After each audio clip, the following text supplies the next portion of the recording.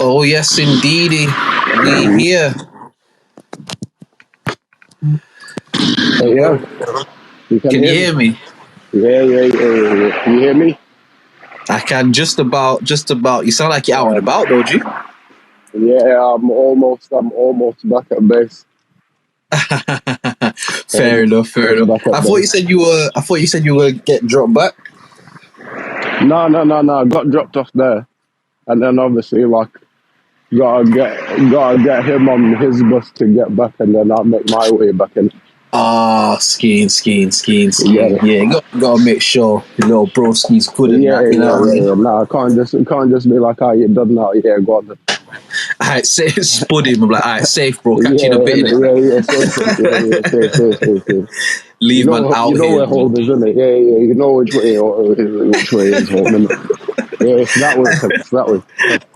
And that's the fucked up part where you ask man a question, you never let them answer. It's like, yeah, you know where you're going, innit? Yeah. He ain't even gonna answer it. I know he knows where he's going. I don't even know where we were at that. Clear for that. You're good anyway, though. But again, yeah, man. Yeah. Good, man. Good. Just had some waves of good news, man. And also, we love to hear that. Yeah, just I was watching these youths playing, fam. Yeah, nah. I say every week, fam. It was going off, yeah? Lad, there was a kid, yeah, I started calling him portable barbecue, fam. Every time he touched the ball, somebody getting cooked, fam. It was mad. One youth got crossed over so hard, yeah, that he just laid on the ground for a few minutes, looking at the ceiling of the gym, fam, just fucking contemplating life, fam. Swear and he got down. back up. Yeah, fam, it was a mad trip, fam. Man got that crisscross jump, fam. Like, fam, listen, yeah, he was cooking, man. There was a guy that he spun him around, fam. Man was baffled, fam. Said, how the fuck, what? Looking for man, he's not even there no more, fam.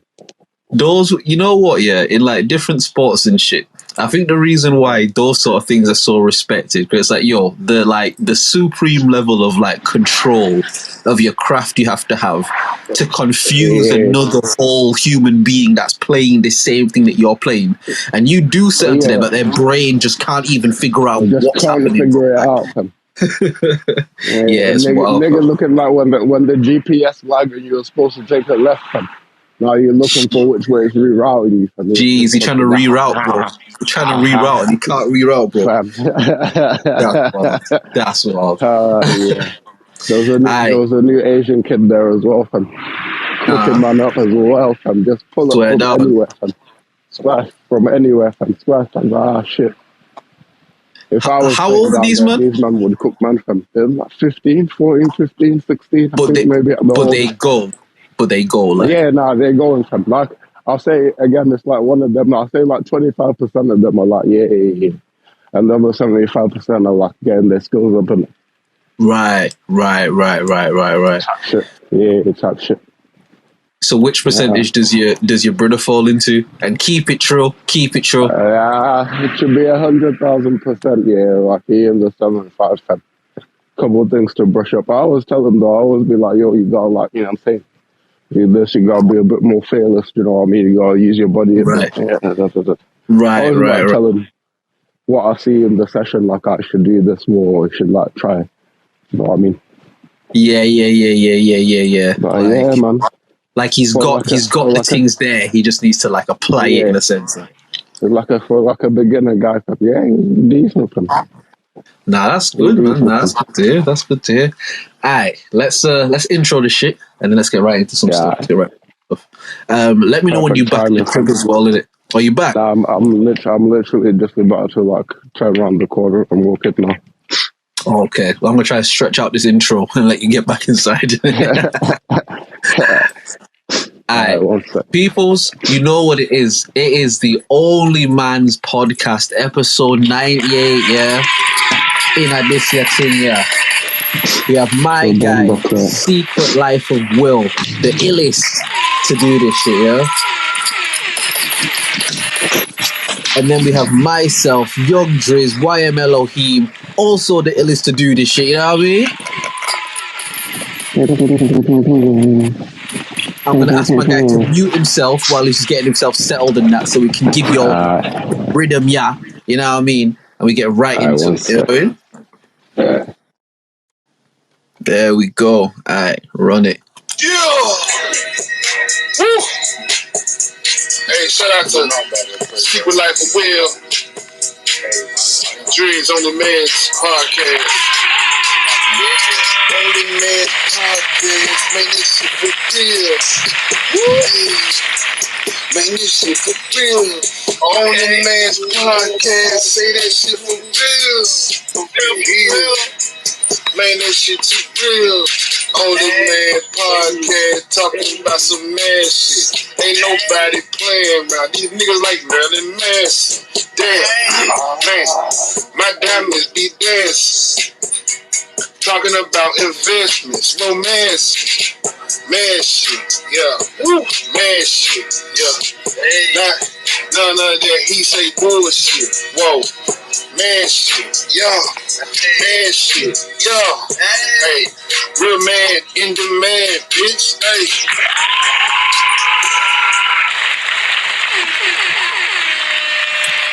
Hey. You know that man shit. None of that he say bullshit, yeah? It's the OnlyMans podcast, episode 98. Make sure if you listen on the stereo app, you hit the link right at the top, you go to the YouTube page, you subscribe. If you listen on YouTube, we tell you all each and every week, listen, there's 2 episodes left until 100, you know. I told you shit gonna start changing up in this motherfucker here. You're gonna start changing. You know what I mean? Yeah, I'm saying. So make sure, while you can, go subscribe to that YouTube page, go and listen to all of the content, man, the episodes we got up there. You know what I mean? To be fair, in the future, we might have looked to upload some of the older shits. You know what I mean? We can give you all a real backstory on like where this shit came from. You know what I mean? But from the beginning. From the beginning. You know what I mean? Like, but we'll get there. We'll get there. You know what I mean? But nah, we here again another week. Grateful for life, you know what I mean? Grateful to speak to my guy. Grateful to have this platform that we've built, chopping it up, you know what I mean? Got subscribers on the tube, motherfuckers that listen to the shit, you know what I mean? Out of thin air, bro. Just created something out of thin air and made it pop, you know what I mean? I was looking into like podcasts and shit, and it takes most podcasts like 4 to 5 years to become like properly established, like where they're properly established type shit, not like this quick money type of thing, like where they have you know what I mean? So it's like we're making good roads. We're making good roads, I'd say. Listen, man, it's episode 98. You know what I mean? If there's 56 weeks in a year, do you get what I mean? That's like what, a year and a bit we've done. No promo. You know what I mean? No promo and shit. 104 would be 2 years. Do you get what I mean? Well, so we just under 2 years. We just under 2. But now, man, it's we definitely gonna start trying putting some things into action. You know what I mean? Get a bit more of the things that.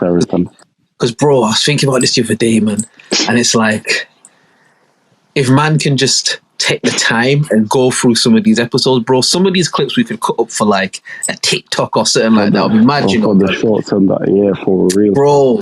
Some of the shots we could get out of these episodes would be crazy, though. Like, absolutely crazy, bro.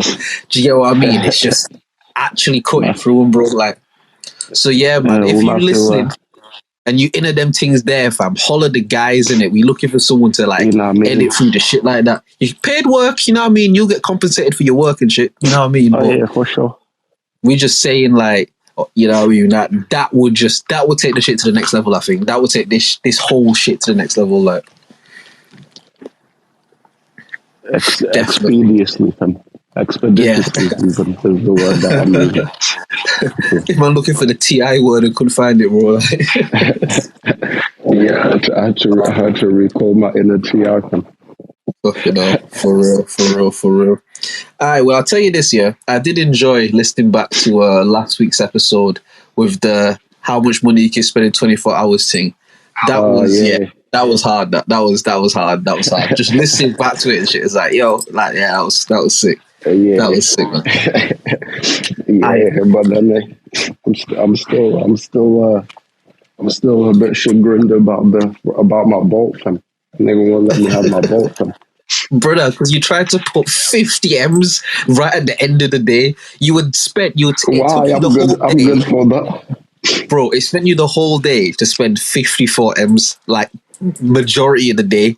Right at the end, bro, this nigga's like, yeah, 50 M's there, bro, just double that in it. Like, I was like, yeah, 50 M's, Yeah, but bro. like, fucking, I did the same thing with like Brandon and my cousin Deem in it, because we went, like, the three of us went somewhere to like just scout video locations and shit. So while we were driving and that, I was explaining to them, I was like, yeah, you know, me and Will was doing this thing, and I was like going through it. So I did it with them in it. Yeah, that's sick, bro. So I'm giving that one out for free. That's a free gem. Like, if you ever just want to, like, a way to start conversation, or, you know what I mean, a thing like that, just use that one, bro, because once you get into it, bro, and you have to be the referee if you do it. You know what I mean? You have to be like, all right, this and this can't be done. Keep You know what I everyone mean? inside the rules and shit. But yeah, no, that's an ill one. Like, I found, like, anyone you do that with, it just engages them. You know what I mean? So that's a free one out there. But what I did want to do, because we do it every episode, we'll talk, and then we'll be hours in, and then you'll be like, right, you know what? I actually did have some stuff, you know, but we'll get to it next week. But we never get to it next week.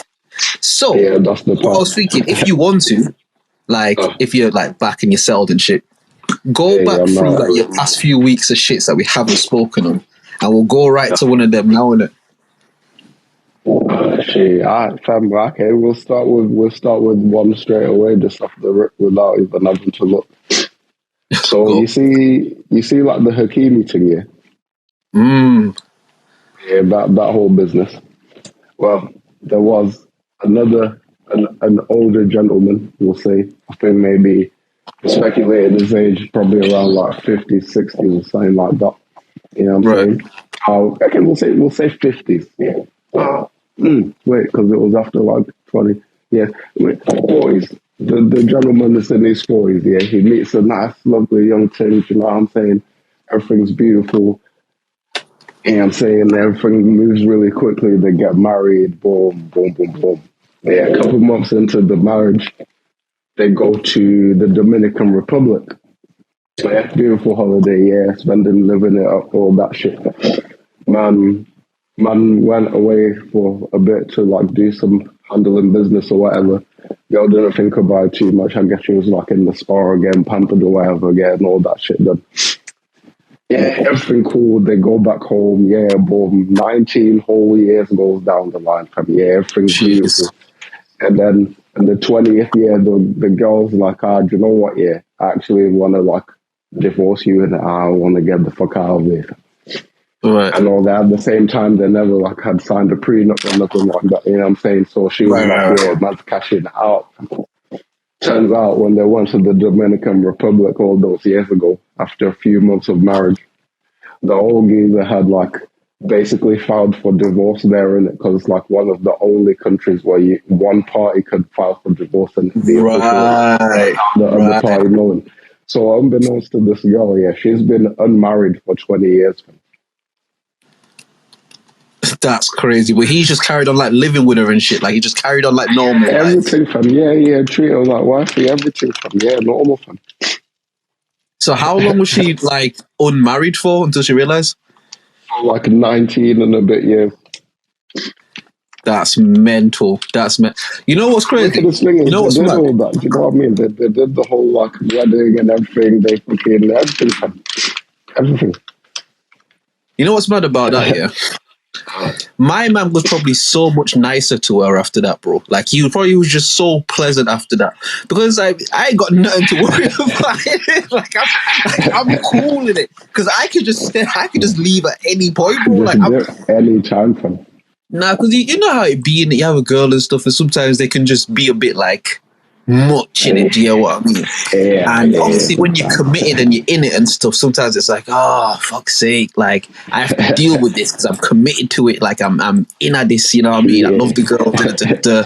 But like in that situation, like when they start talking they shit and you know what I mean, he probably just sat back and just sipped his gin a little bit. You know what I mean? It's like, yeah, you know what, you're right, baby, right. Say nothing, you're right in it. You You're know, right. yeah, for real, for real. I Man, never thought from of that day, he just stopped arguing. She would go to all her girlfriends like, "Oh my god, he's just, oh my god, he's just see, we communicate so much better So now. You know, we don't nice. argue anymore." Yeah. Do you know what his explanation was? It Well, was like, as soon as we got married, I just knew that at some point, she gonna dip out. And we didn't obviously do the prenup thing, so I was like, do you know what? Yeah, fuck that. Let me cancel this shit right now, fam. Cancel this listen, subscription, everything. it's you or it's me in it, like, yo. Yeah. But see, this is the thing about this is men in it. This is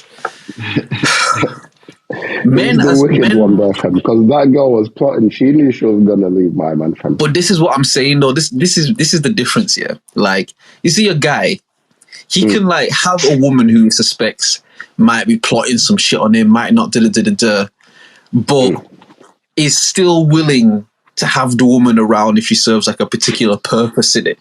Like, this nigga know this bitch could do some funky shit at some point, which is why he did this shit.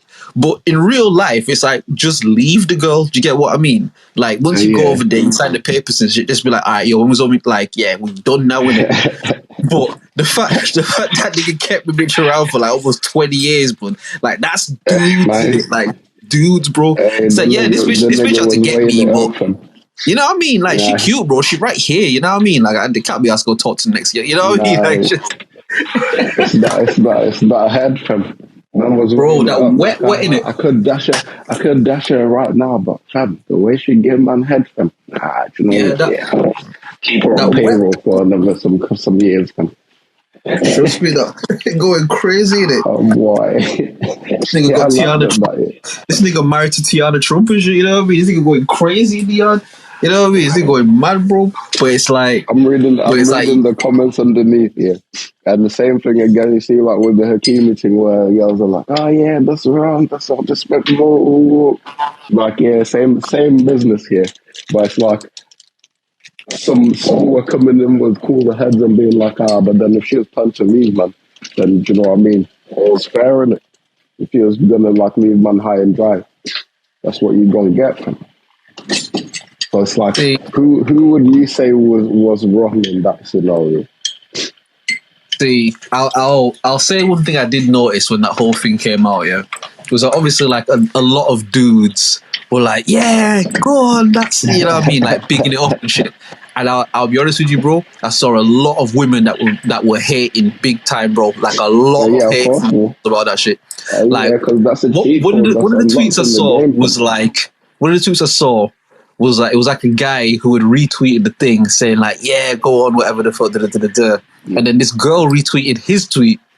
And she's like, "Oh my god, look how excited that men get about other men's money." It's like, nah, that's hate. That is hate. Nah, that's hate, fam. Like, that's pure hate, fam. Yeah, I was like, nah, that's hate, fam. But think let about niggas just be happy about it, bro. But girls like, Go on. Do you know what's even more wicked about that move there? Yeah, it clearly shows that like it's. Obviously, like you see how you can set up like LLCs and trusts and all that shit. Yeah. In that agreement, because it's a business agreement, innit? If you're default on the thing and you personally don't own anything, bro, there's nothing to take in it. That's it. You get it. Another thing that I saw. I want to get back to what you're saying here, but I want to tell you just how much hate and shade I saw a lot of women throwing here. Another one was, "Oh well, the reason that she's leaving him is because he's accused of rape and trigger warning, sorry, and so all the men that are celebrating him just did," and it's like, okay, so it's like, all right, let me go look at this now. Let me go find information because new information has been presented. Let me go see. You know what the whole thing is, yeah. And again, let me just say for anyone listening, trigger warning, and I'm not trying to be offensive. And yeah, like the disclaimer is this is an entertainment podcast, in it. Like, it's entertainment. You get me? So be entertained or switched off. The whole thing with that shit, yeah, was basically his wife must have been doing her own, like she's traveling, whatever the fuck, and he's got like a whole other bitch in there, and it like a whole other gal there, and he's doing his thing. His wife must have caught them or so. I don't know if she caught them in the act or if she like found out afterward. I don't know, but she's caught the shit in it.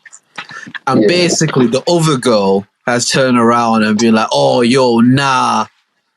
Like, I didn't even want to do that type shit. You know what I mean? Like, to this man's house. That shot is turned around and been like, oh, nah, like, I'm not a home wrecker because actually he did this. Do you get what I mean? Bro, now again, I want to say that's like if I invited you to my crib and we having like pork belly or something, and then you eat it, and then afterwards you'd be like, I didn't really want to eat the pork belly. You know what I'm saying? I think, oh man, sabotage, man. It's like, nah, I'm the invite. I told you, like, yeah, we having pork belly, my guy. You trying to come down or what? And he was like, yeah, I'll come down. Have some pork belly with y'all niggas. Now, we have to be sensitive here, or at least understanding, because we are two guys talking about this, innit? So it can sound crazy. I do know, and Will also knows, that can happen, meaning a girl can willingly go to a dude's house and shit turn left. That can happen. And we don't want to make it sound like we're trying to say that's not something that can happen. We're not doing that. What we're trying to say is everything was fine until his wife found out. And then when his wife found out, all of a sudden now it was this.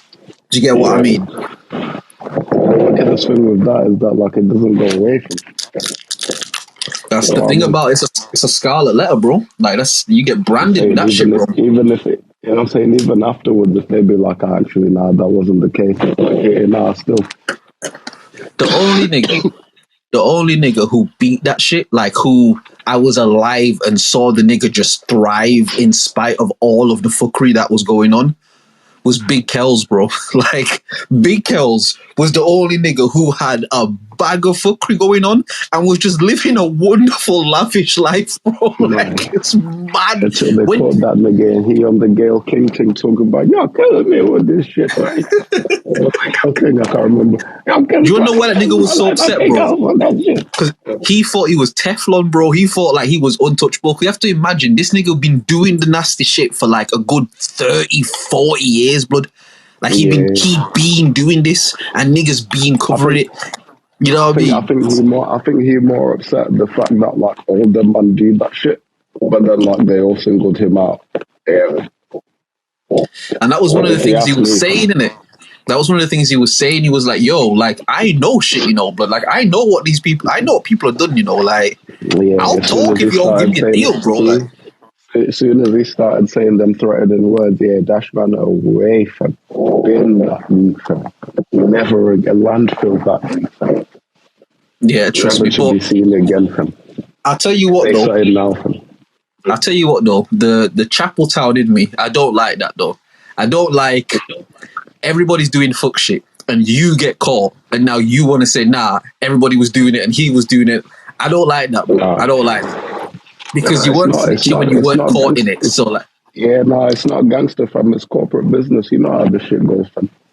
Nah, not even on a gangsterism thing. Not even on a gangsterism thing. I just mean like, you know how I mean when I'm saying that. Yeah. It's not. Yeah, you know what I mean. It's not that thing, fam. It's not like these men that got each other's backs, fam. Like, I'm talking like niggas have like a high moral compass in it. Like niggas been doing all this nasty shit. I'm talking like I'm talking like this nigga's an honourable dude, did it? Like,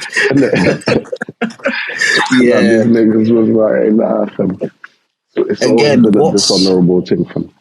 What's mad about just how things go these days? It's like even flipping that Jonathon Majors, like even that whole thing. If you've seen that at all, like some bits like For anyone who doesn't know, happening to it now, isn't it? For anyone who doesn't know, Jonathon Majors is an actor. He was the guy in Creed 3 who wasn't Michael B. Jordan. He was the other black dude. And I'm not saying that to rub him out, innit? I'm not saying that to rub him out.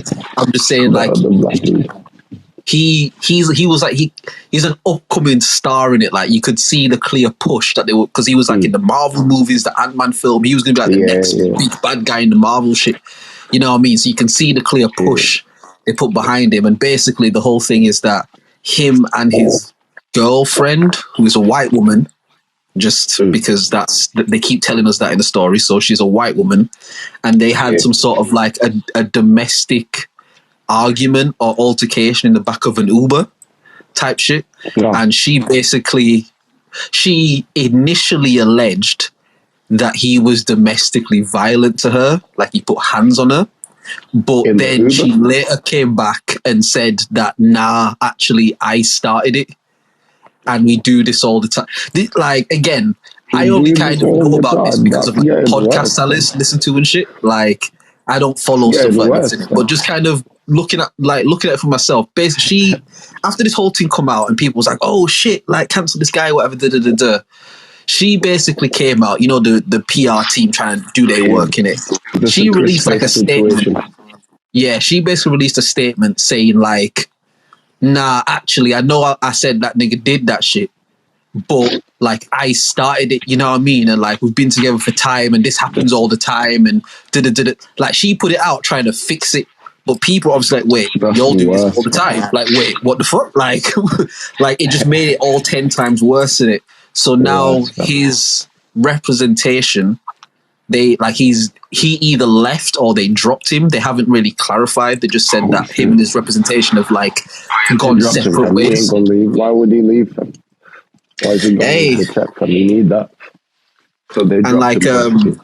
The thing again that sort of can be taken from it is like, it's not like the Marvel sort of studios dropped him or these movie studios. It's like his people who get paid off of his success.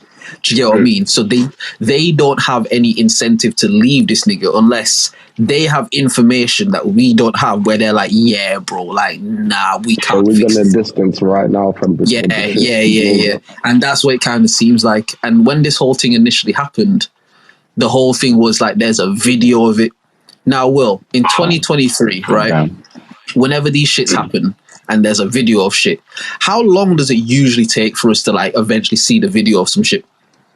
Like just a day, maybe two, maybe at a stretch, maybe 3 days, an absolute max stretch. This shit happened almost a month ago, and from when it happened, they said there was video. And we still ain't seen nothing. And I'm not saying that we need to see nothing. I'm not saying it like the fucking entitled audience person. I'm not saying that.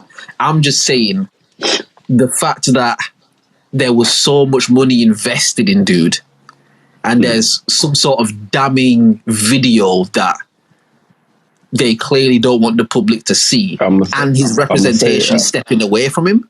Like it all kind of looks away. You know what I mean?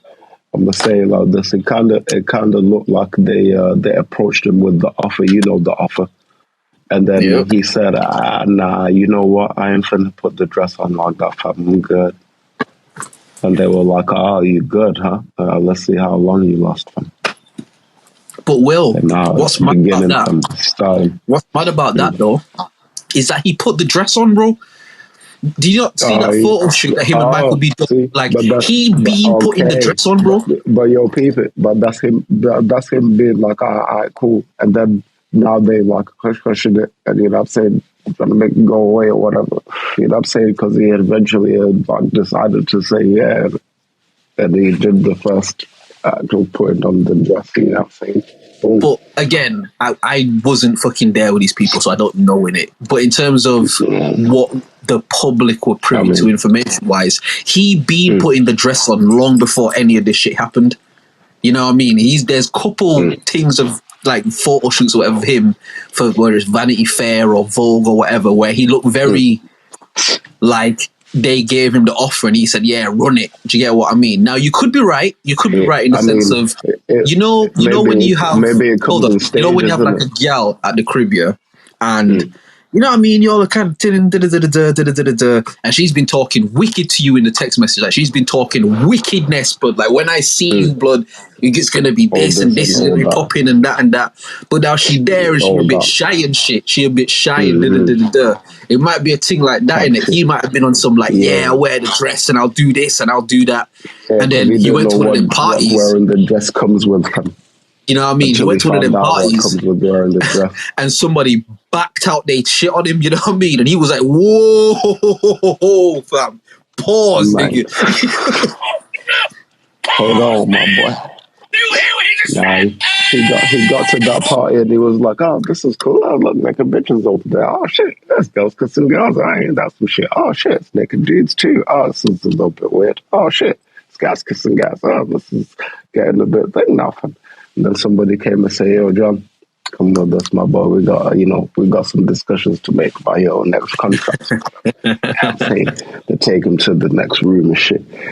And you know, he's walking down the hallway. As they're walking into the room, though, bro. As they're walking into the room, the rooms in the hallway doors are open and so there's just things happening now. People fucking dying. That's some shit. No, that's what I'm saying. I'm adding to your story, innit? I'm saying as they walk into the room and shit, they're talking to him like, yeah, you know, we got you this Marvel gig, and we got these plans for you and this and that. It's silent from the sounds of.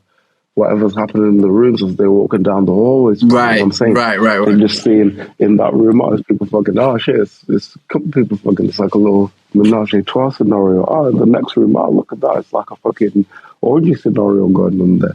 Oh, look, it's an orgy of all girls. Oh, I can get with that, you know what I'm saying? Oh, look, it's an orgy of all guys. Oh, hey, whoa, this is kind of going a bit thin.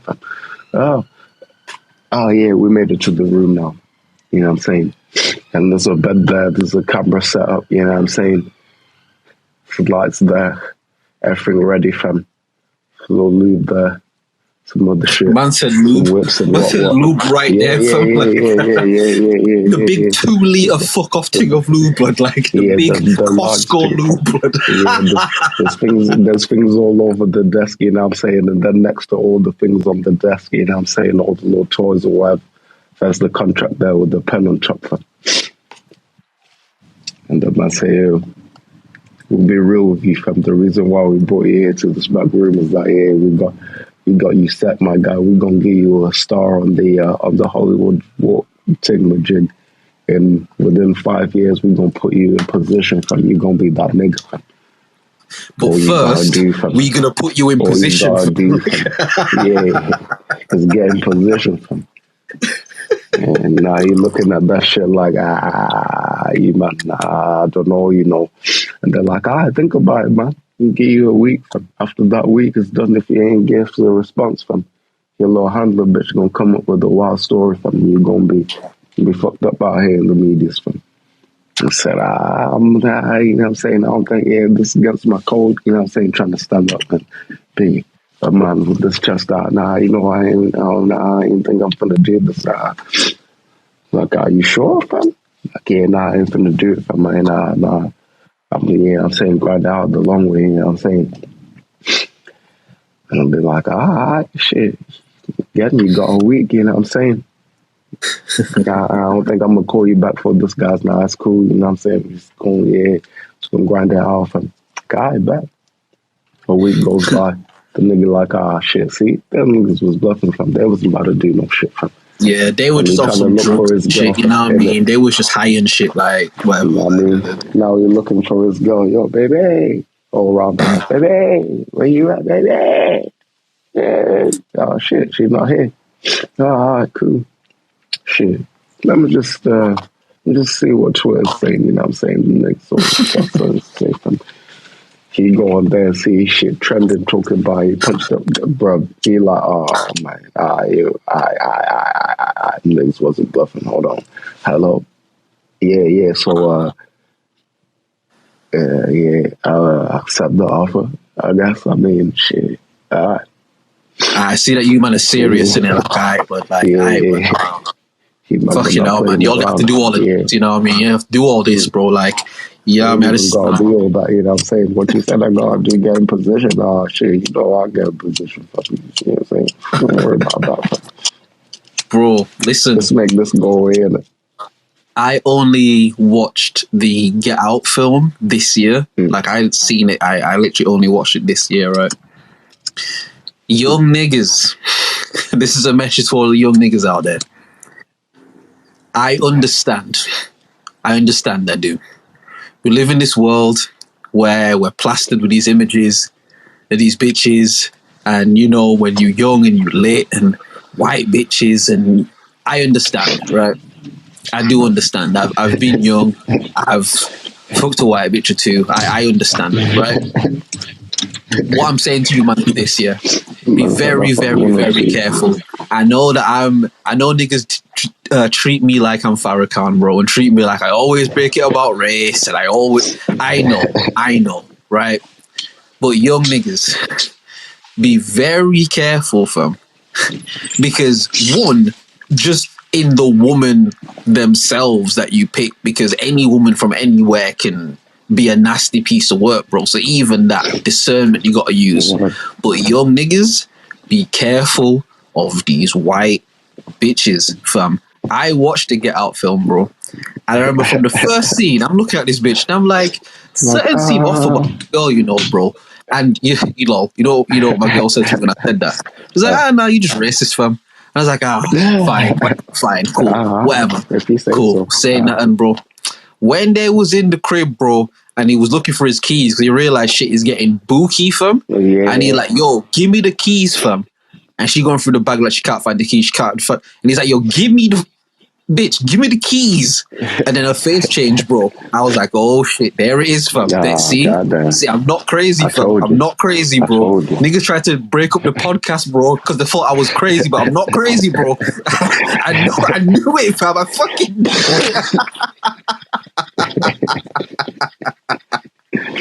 it. Listen, man, them. I understand if you want to slide in it. I understand that we live in this world where, as a man, we're taught that our bodies physically don't have that much value sexually, and we give it away freely because we don't value it. I do understand in it, and I empathize. But just be very careful, man. Be very, very, very careful, man. These streets don't love nobody, dog. They don't love nobody. These girls don't cook no more. They shame women that want to be housekeepers. You know what I mean? Any women that want to hold those traditional values and shit, they shame the dog shit out of them. Nah. Treat them like they lesser bitches. They got word for that shit, fam. What's up? That's how deep it is. Pick me, innit? Fam. Yeah, they got a word for that. Pick me's, fam. And don't get it twisted. Don't get it twisted. There are definitely gal out there who are pick me's. Like, don't get it fucked up. Like, there are definitely gal out there who strive for that like validation, like male validation shit. That's definitely a thing. But they just throw that on anybody who says, like, any woman who says, like, nah, girls are kind of moving crazy, you know? Like, nah, pick me shit, this shit. Yeah, it's fucked, man. It's crazy, bro. Nah, it's wild times, man. Yeah, man. Very wild times, man. So, man, them, listen, you heard Hakimi's story, you heard Jonathon Majors' story, the nigga that Will brought up that divorced the bitch when they went, you know what I mean? Like, listen, be very careful, man. Be very, very careful, man. Yeah, a smart man learns from his mistakes, but a wise man learns from the mistakes of others, bro. You know what I mean? Like, yeah, fam. Just be very careful out there, man. Them. I know it can be tempting, you know what I mean? Things running around and, you know what I mean? They look sweet and nice and it's like fruit off the tree in it. You just want to pick as many as you can get because they all just look so tantalizing and stuff. But be careful, dog. All of that shit is edible, fam. You eat some of that shit, bro, and it's gonna fuck you up. Yeah, and you know what you're gonna say afterwards? You're gonna be like, blood, I wish I didn't eat this fucking fruit. I wish I didn't have this, bro. Because it's not worth all of this that I'm going through. It's not worth all of this, but belly mash up, shitting down the house. You know what I mean? Freaking nausea and all this sort of stuff. Like, blood, I didn't even eat the whole fruit, bro. I had like 3 bites and I'm fucked up, bro. It wasn't even worth it. So, man, them, just be careful, dog. Like, we all got dicks in it. I get it. I do. I get it, believe me. But I'm telling y'all, man, it's a cold world out there, fam. And I do not mean the fans of Jermaine, fam. Like, it's a cold world, my nigga. Like, man. And goddamn, Yeah, you get fucked up over that child support shit too, fam. God, Brother, child support. man. I'm going back to Hakimi, bro. When they throw that big R at you, fam, like, especially in our culture and shit, like, when they throw that big R at you, bro, it don't even matter if you did the shit or not. Like, you got that against your name, bro. For You know what I real. mean? Like, your name equity has dropped, like, yeah, it's You don't know how to in crazy. these streets, fam. Done, bro. Done, bro. You know what I mean? And it's just, yeah, it's a definitely fair warnings to the young G's out there. To the young G's out there, man. Don't put yourself in no fucking position. And even if we're gonna take the woman who accused Hakimi of shit, even if we're gonna take that position, yeah, young ladies as well, like, yo, don't just be out here in niggas' houses and shit, dog. Like, don't just be. For real. I'm not trying to victim blame. I'm not trying to do none of that shit. I'm just saying everyone should do the utmost to be careful to not put themselves in bad scenarios. Do you get what I mean? Because, yeah, like, as a woman, dog, don't just go into niggas' houses if this is not somebody that you have some sort of established understanding, safeguarding with. Like, you know what I mean? Because it's uncomfortable, it's a cold world, fam. Like, people aren't always who they seem to be, fam. You know what I mean? Niggas talk on the internet, twos, they think they got some little relationship and that, and you're meeting person, bro, and then people could be whole different people, bro. Like, it's just, everyone just be careful, man. Everyone just be fucking careful, bro. Like, these streets don't love anybody, fam. They don't love anybody. Yeah, it's scary out there, fam. Like, again, obviously, I'm in a relationship, in it. Like, woman I love, I'm gonna marry you one day. In fact, round of applause for beautiful Petty. Round of applause, yeah. You get me? But, like, even like prior years in our relationship, where man was still trying to figure my way around all of that programming that we have in it, and those biological things that make you just want to throw your dick into the street, and you know what I mean? And I've always been someone who has, like, stood on the principle, like, I don't cheat in it. Like, that's just, I don't do it. Not because, oh, I love you so much and I wouldn't ever look at another, not just on my own principle. Like, that's not something I would do in it. Yeah. But again, being younger and stuff, you know how people love to play with fire and shit, and I'm gassing it more than it is, but, like, toe close to the line, let's say. And obviously you'd get that kind of response from your girl, you know what I mean? She thinks that you out here doing all sorts of shit. And I used to always say to her, like, you know what it is, yeah? Honestly, taking away the fact that I just don't cheat or step on it and like that, taking that out of it, there's no one piece of pussy that's worth all the fallout that comes behind it. Do you get what I mean? Like, we've built a life together and shit. You know what I mean? Like, we looking at properties, like, we have, like, a real established foundation. We've been through real life shit together, like, world changing shit together, like, good and bad. Like, we here in it, and there's no one piece of pussy anywhere that's worth jeopardizing that for. Yeah. Do you know what I mean? Because, well, imagine you fucking take the step, the audacity, like, you know what? I'm gonna fucking cheat on my girl. I'm gonna do it. And you slide on some next thing and it's dead. Yeah. You just feel like an asshole in it. Like, you just feel like a dickhead in it. Like, you're like, blood, fuck's sake, bro. I might have just fucked up my life for this one dead piece of thing. Like, for this, blood, for fucking this, bro. And it's the same thing, like I just said with the fruit. If I had known it was going to be this, I wouldn't go nowhere near it type shit. And it's like, the thing I was trying to explain is like, yo, even if the thing is amazing, it's bad and da-da-da-da-da, I'm the type of nigga, like, once I get my shit off, once I'm doing the fire in the booth and the beat runs out, like, I'm good in it. Like, I got all my bars off, I got all my shit off, fam. Charlie hit the horns, like, we did it. Do you get what I mean? I'm good. Like, I don't need to do another fire in the booth right now. In fact, I don't want to do another fire in the booth right now. I want to go home. I want to chill. I want to feel good about that and relax in it. I'm good.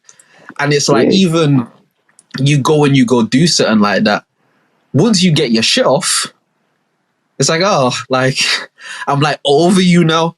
Do you get what I mean? It's like, I'm over it now type shit. And it's like, it's never worth destroying like a deep established thing for just one piece or one moment of gas. Do you get what I mean? Like I've always looked at it in that kind of way. Like, you know what I mean? It's for real. Because again, I don't ever want to come from a position where I'm trying to like that. What was that nigga name? Derek Jason? What was that Derek name? Jackson. Him. I'm not trying to come across like my man in it, where this nigga's talking like no real man should ever. Nah, bro. I'm saying I get it.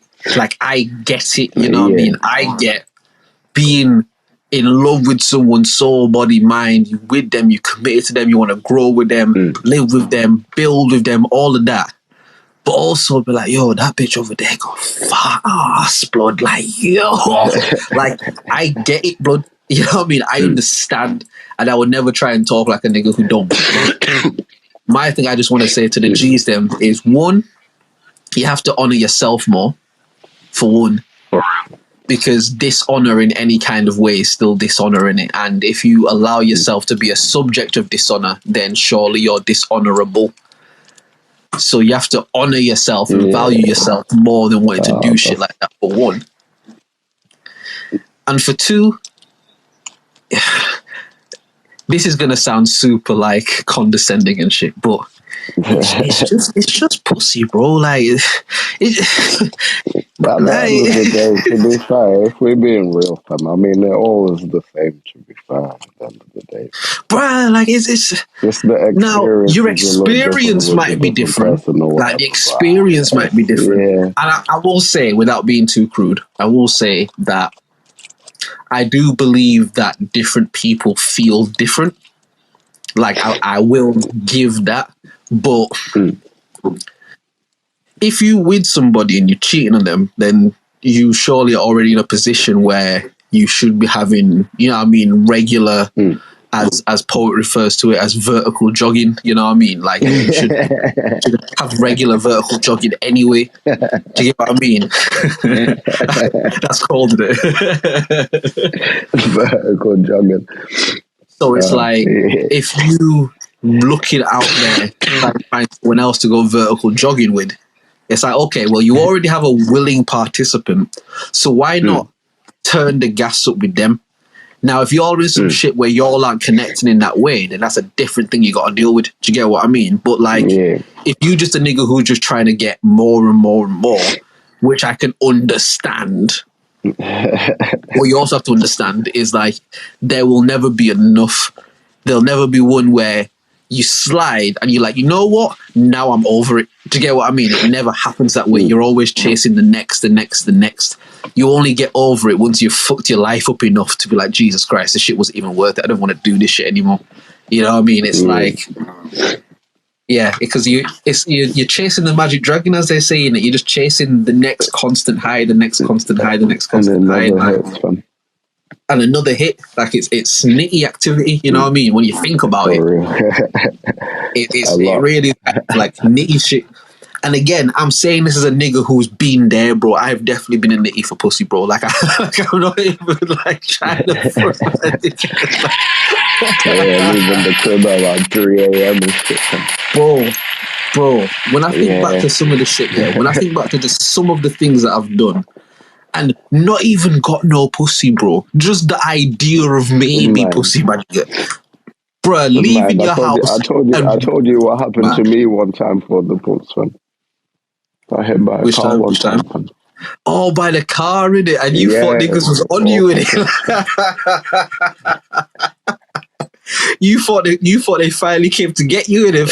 Man, I was like, I'm out of here, dog. But then I was like, nah, I can't go out like that. Hold on, dog. Let me see what I can do, fam. Oh, flipping it. Listen, if you don't know what we was talking about, we're not going to go over it again. Go back and listen to the previous episode. He tells the whole story in it. Like, you know what I'm saying? But yeah, long story short, after that whole shit, the cab came. I still went from. Bro, because like pussy in it, fam, like girl in it, like it's just like, bro, like medicine. The dumbest thing of it, the dumbest thing of it is I couldn't do nothing nice because like it fucked up my knees and shit, fucked up my hip like badly, you know. So I'm just going there like on the off chance that, you know what I'm saying, I might get my shit off, but it's like, bro, you're not gonna be able to get your shit off. No, bro, you hurt, fam. You in pain, bro. You need to go A&E, my nigga. Like, you trying to get boxed, bro. But that box adrenaline, fam, nah. I was about to step in the ring, fam. The adrenaline. Box adrenaline will definitely do it, bro. Like, box that you've not boxed before, adrenaline will definitely, like, get it. Oh, no, I had boxed this box before, but yeah. Oh, you had? Okay. Oh, yeah. But you wanted to box again, bro. Like Floyd Mayweather. I was on call all day, all week. Man said on call like a nurse. I was ready for a fight. Yo, you was a night nurse, championship round. Huh? You was a night nurse in it, fam. That's sick, bro. Night nurse, day nurse, morning nurse, yeah. Afternoon nurse. Whichever nurse you need, I'm day up, fam. Yeah, fam. Oh, bloody hell. Bloody hell. Yeah, you see what I mean, fam? Nitty behaviors, fam. But it is doing it, because that's what nitties do for they hitting it. They'll do anything, bro, like... Yeah, fam. I remember one time I left the crib at like 5 a.m. because I had timed it that like by the time I get sure I finish work and do that, fam. All that, fam. all that. Hey, the activities, fam. Bro, I remember flipping this one time, and this is like when back when I lived in Leeds and shit, and I got a job when I was like in 6-4 minutes. I was like 16, and I got like a job. It was like a decent job. Like I told you, the T-Mobile thing in it. It was, for that age and like just the time of life and shit. Like I was alright in it. But the people at the job that I like fucked with, they were all older than me. Do you get what I mean? So there's this one brother. Shout out my guy Levi. Shout out Levi. He like is black brother in it. So if I'm like 16, 17 at the time, he's maybe like 22, 23 kind of age in it. Like he's young, but he's older than me, sort of shit. Yeah. And like even like the gal and shit that we used to like fuck with and that, they're all older than me. I'm kind of like the little brother of the group, the baby of the group. That's the better way to put it. I'm the baby of the group in it. But I'm like, they fuck with me in that, but I'm the baby in it. So I remember one time, some of the girl like had a house party and shit, and obviously like they'll come through. So I was like, yeah, cool, roll through with Levi and them. And obviously you can see like the man them starting to like get in formation, innit? Like the match is starting, bro. Like mark your man. You know what I mean? This is man marking, bro. Like, you know what I mean? Everyone's marking their players and shit.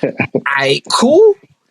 I'm thinking, I'm waiting for the manager to give me like, who do you want me to mark, bro? And it's yo, mad. Like, I think like we got all 11 players on the pitch, you know, bro. Like, nah, I think like, nah, just chilling it. Like, yeah, we're gonna, when like just warm up on the side, innit? We're gonna like when, bro, we're gonna get you. Bro, we're gonna get you on in this game, fam. Like, yeah, you'll be showing a lot of, you know what I mean, good stuff in training. Like, you're coming from the youth team. We're gonna get you on in this game, innit? Match is going on. I'm seeing niggas do all sorts of shit on this pitch, bro. Passing and moving, fam. Division, flair, skill moves, niggas scoring, assisting, possession play, like take a tackle football. Like, I'm seeing man hit patterns, bro. You know what I mean? Barcelona in their prime shit. You know what I mean? High pressure business, fam. I'm here. I'm waiting. Because again, not like it was specifically done like this, but like the man to woman ratio, like the girl that I would fucked with, it's like there's not really a lot of them around, but there's paintings around, but most of the man are already on them, innit? Yeah, it's already bro. happening. Let's say in this metaphor, the game gets to like 85 minutes. I'm like, nah, fuck that. I'm coming on, bro. Nah, I'm coming on, bro. Like, nah, because these niggas told me they was bringing you to the game, and they keep telling me warming up, but it's 85 minutes. I've been warming up for 85 minutes. Like, nah, bro, I'm not doing no more stretches. I'm playing in it. I don't give a fuck. Aye, no one's coming off. Then we just got 12 players on the pitch. Fuck it, bro. I'm going on in it. My nigga. There's like maybe 5 of us in the room in it. It's 3 dudes, 2 girls. And again, you can feel that kind of tension in the he's laughing already because he knows.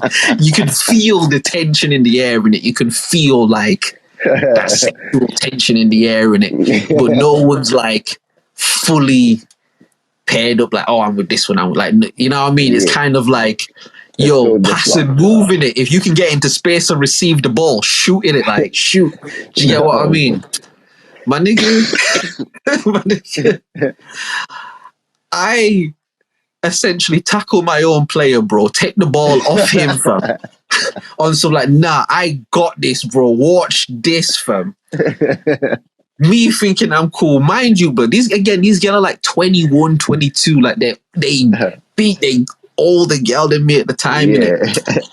Me with my 16-year-old game, trying like, oh, yo, so like, nah, I think you look really nice in it. Like, yeah, like I think you're really piffing that. You get me? Like,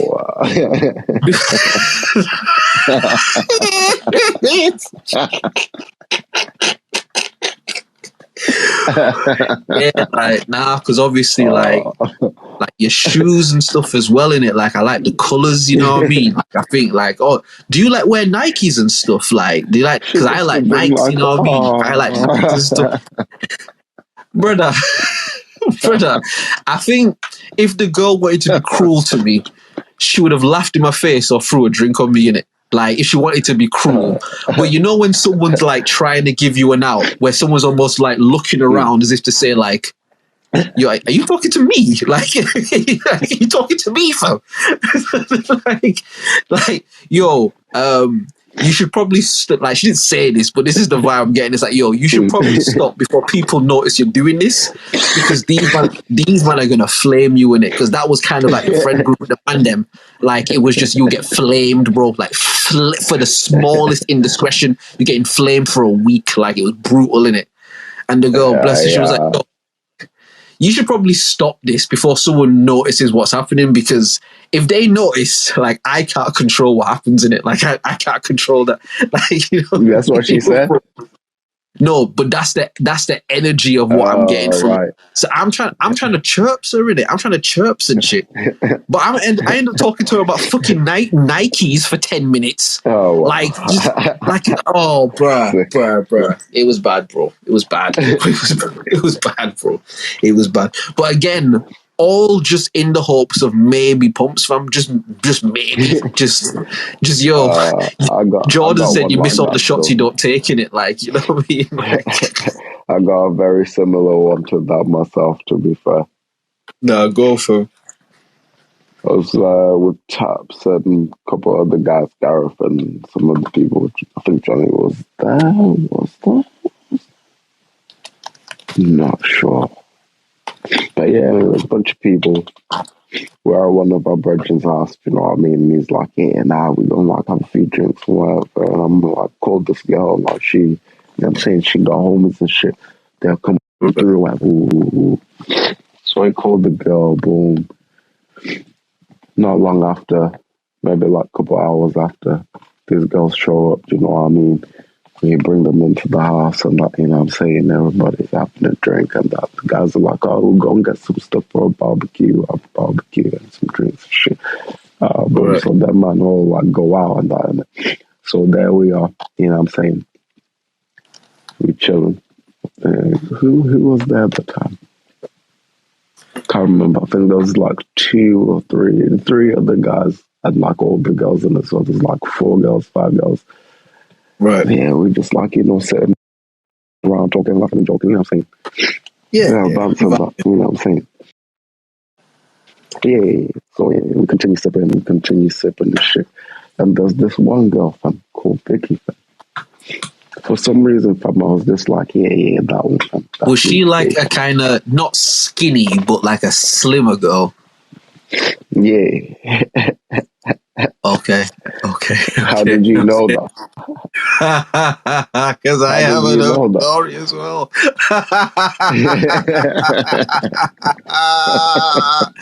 Nah, carry on, bro. Carry on, bro. So yeah. So I'm like, yeah, that one, fam.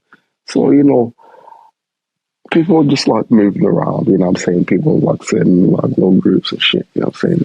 Putting the shares up, and then there's some people in the kitchen or whatever. So Is this this at girl Drummond? goes to the kitchen. Nah. This is like way back. It was like 16s, 15s, 17s, 17, 16, Oh, 17. okay.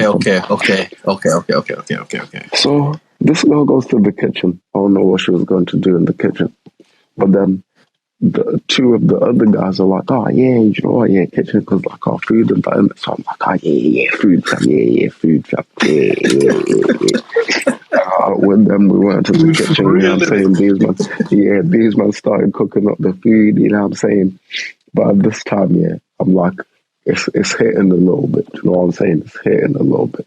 Right, because you're young as well, innit? Like, you're young as well. You know what I mean? Yeah, so we're talking now. Like, she's like, I don't know, she's like looking in the fridge or trying to get something. I'm like talking to him, sitting on the table in the kitchen. And yeah, boom, she come over, she grabs it, and she come over and sit down at the table. So I'm like, oh, yeah, nah, man, sitting down, fam. Yeah, it's all going good, you know what I'm saying? Smoothing, but it's like, it's nothing that's like, oh, yeah, this is the intent, you know what I'm saying? It's a bit like flirty, but then there's not like the, you know what I'm saying? Yeah. Because you're not in like you still young in it. You're not an assassin like that. Yeah, do you know what I mean? Yeah. Like, to me, at that point, I'm like, yeah, we're building it up. Do you know what I mean? Building it up. Yeah, you know what I'm saying? It's gonna lock in a second. Can I ask you if at this point had you chopped already or had you not chopped yet? Not this person, just in general. Just in general. No. Okay. I hadn't before. So you trying to look to see how you can make this kind of work. Yeah, Okay. I'm trying to see the angle where I can just like be like, yeah, let me chop it. Van Nistelrooy, it's poacher in it. Like, let me just see where the ball pops up and I'm scoring. Like, yeah, I hear you, fam. I hear you. Carry on, sorry. So boom.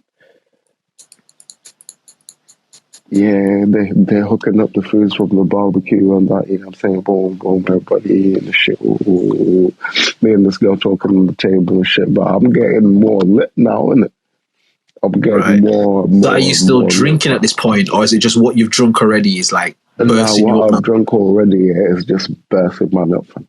And then in true me fashion, fam, near the peak of this one hitting me, I was like, yeah, let me grab another one. And you want another one? Like, yeah. Of course.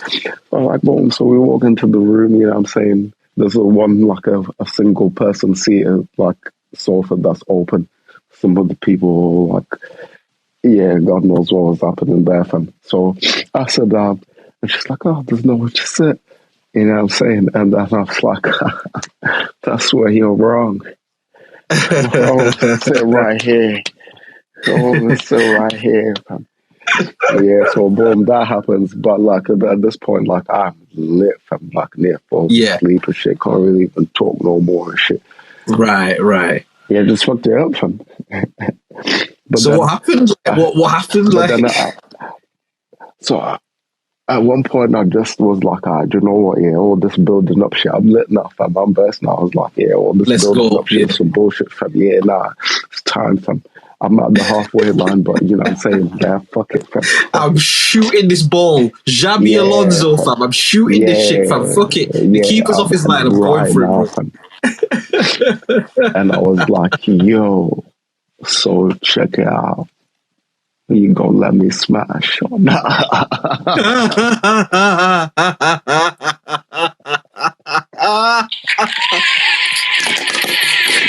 That was but it was more sled, more of a going smash. Nah. And she said, huh? I said,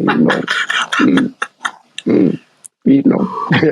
But in my head, yeah, I'm being You're smooth. saying it, yeah. I'm saying it, like in my head, it's going off, and I'm not Like you understanding the bumping up, response that I'm getting back here, fam. Because I'm saying we were just here, fam. We were like, like what's the problem, bro? Like, yeah. Yeah, me thinking I'm killing it, fam. Yeah. Nah. And them man flamed, man, fam. They did roast, man, fam. Oh yeah, no, they would have to, bro. Your boys are supposed to do, fam. The next day, fam, we were all like waking up and shit, and they were like, is that you? Yeah, shit, is that you? Yeah. Nah, they roasted, man, fam. And then they had another party, and that same girl came, yeah. And I was like, yo, shit, I'm sorry about last time. I don't even know what the fuck. Like, yeah, I was fucking, yeah. She was like, that's cool. Still didn't get, yeah, because that was like a cancelled opportunity, fam. Yeah. Your subscription got cancelled, didn't it? The application denied, fam. Yeah, trust me, you gotta apply for another 6 months type shit, like, you know what I mean? Like, yeah. The 10 months, you know what I mean? Like, yeah. Okay, bro. All in pursuit, fam. Yeah, I thought it made me more brave, fam. No, it did. It just made you less coordinated, you know what I mean? But nah. Okay, let's do it. Okay, I'm gonna say just jump out there in it. But now, one common theme I've found throughout my life, yeah. Whenever I've gone out of my way or made like the intention of trying to be like Mr. Bitches, like like whenever I've tried to do that, it never goes well. Like it just it never lands. But when I'm just doing my thing, when I'm just not even like on that type of energy, like on you, bro, do you get what I mean? Like just people just become like make themselves available type shit. And again, I'm talking retrospectively, you know what I mean? I'm talking about now, but like just like like motherfuckers were just like, oh shit, like oh look, a bitch, just like, you know, like Pokemon. A wild Charmander just appeared. Like, oh shit, a bitch who gives neck just appeared. Like, do you want to use a Pokeball? Do you want to battle them? A wild Keisha. Oh my god, that's so rare. A wild Keisha was found. Use Pokeball. Wild Keisha has been captured. Wild Keisha's information has been added to the Pokedex. Trust me, go in the description. Wild Keisha, known to throw that thing around. If you catch a Keisha in the wild, just you're a lucky man. Trust me, you're just walking through the Pokemon grass, bro, and a wild Keisha just jump out. Like, oh shit, a Keisha, bro. I ain't got one of these, fam. Oh shit, catch them. You know what I mean? Man got an Ashley, man got an Aisha, but they ain't no Keisha, bro. Man said, shit, there's a Jenny next to it, fam. Wow. Bro, it's a brown Jenny, fam. I seen a brown, wow. Yeah, fucking that's a rare one. I might have used the Ultra Ball for this one, you know what I mean? Fucking hell. But like, whenever I've tried to do like the Mr. Gallus thing, it's just never gone that way. It's never gone that way. Do you get what I mean? Yeah, no, when you try, it just doesn't, fun. Yeah, legit. Yeah. When you try, it just doesn't, fun. Yeah, there's been times when the air's just been thrown in my direction. It's like, it's like, shit, it'll be rude to, you know what I'm saying? It's like, oh shit, pussy. Like, no, you know what I mean? You know when someone throws something to you, but you're not expecting it, you like try and catch it, like, oh shit, pussy, fam, oh shit. Like, fucking, I was holding a drink, bro. Like, warn me if you're gonna throw this shit at me, bro. Like, what the fuck? Like, I had shit in my hands, man. What the fuck? Like that. Motherfucker, you just dashing pussy at me, bro. What the fuck? Like, just getting it handed to me and wrapped up in a bowl. I'm like, here you go, bro. Oh shit, trust me. Oh shit, this is nice. Oh yeah. Trust me. trust me. Like, oh, you know what? I wasn't even expecting this today. Thank you so much. Like, yeah, shit crazy, bro. Yeah, and it's always the times, fam. It's always the times when you're just like, you know what? I'm gonna just go out because the homies is going out. You know what I'm saying? We'll just I'm not even like on that. I'm not even on it like that. Yeah, I've definitely gone out like as the guy who's not even really wanting to be out, but I'm gonna go out to make sure that all you man are blessing it, like, because I know that you man might get a bit ting. So it's like, all right, cool, and then you go out, bro, and it's like, oh shit, pussy, like, oh fucking, put my drink down, all right, what's it? Like, hold on.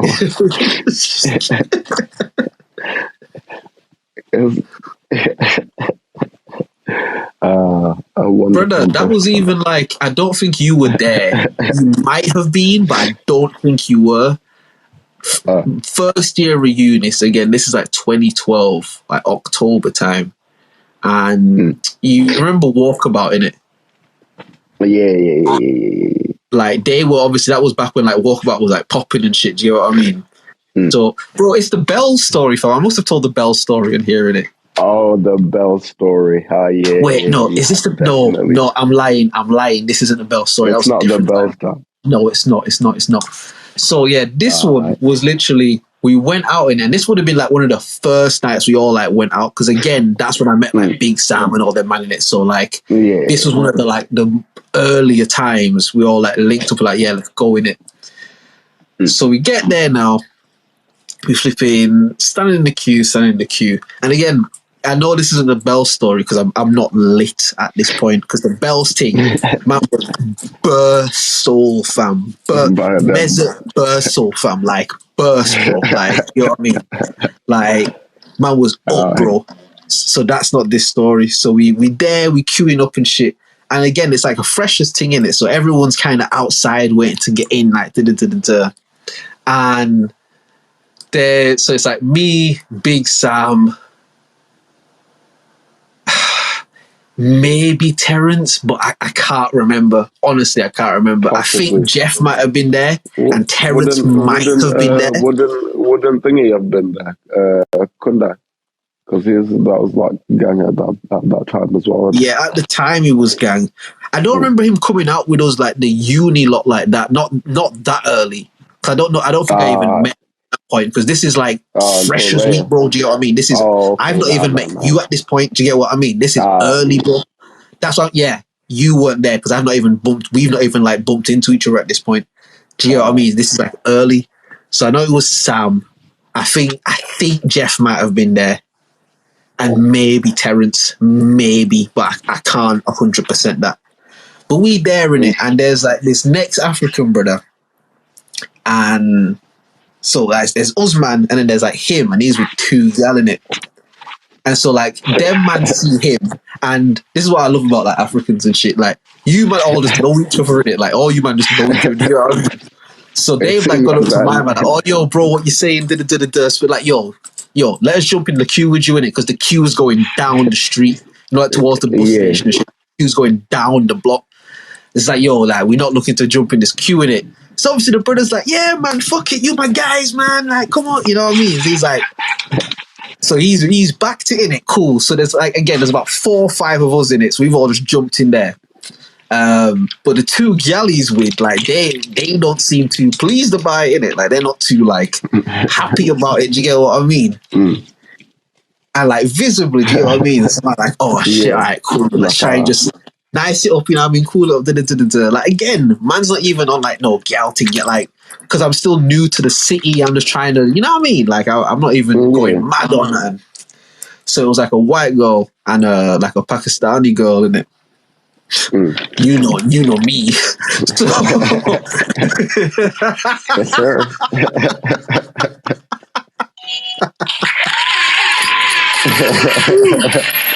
So obviously we're talking and shit. It's like, all right, let's just try and go make like peace with them and go make friends.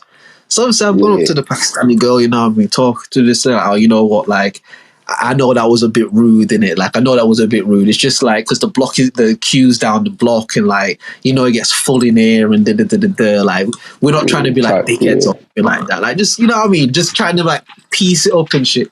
And you can see like the girl kind of smiling and shit, but she's still trying to be a bit mad. But you know what I mean? But it's like, alright, cool. Like, it's alright, innit? Like, you smile. It's like, you know, them was you're like, yo, you can smile. Like, it's cool, innit? Like, it's alright. We're not that bad. You know what I mean? Like, we alright. Do you get me? And like, catching the vibe, whatever. Cool. So we're in the queue. We get inside now.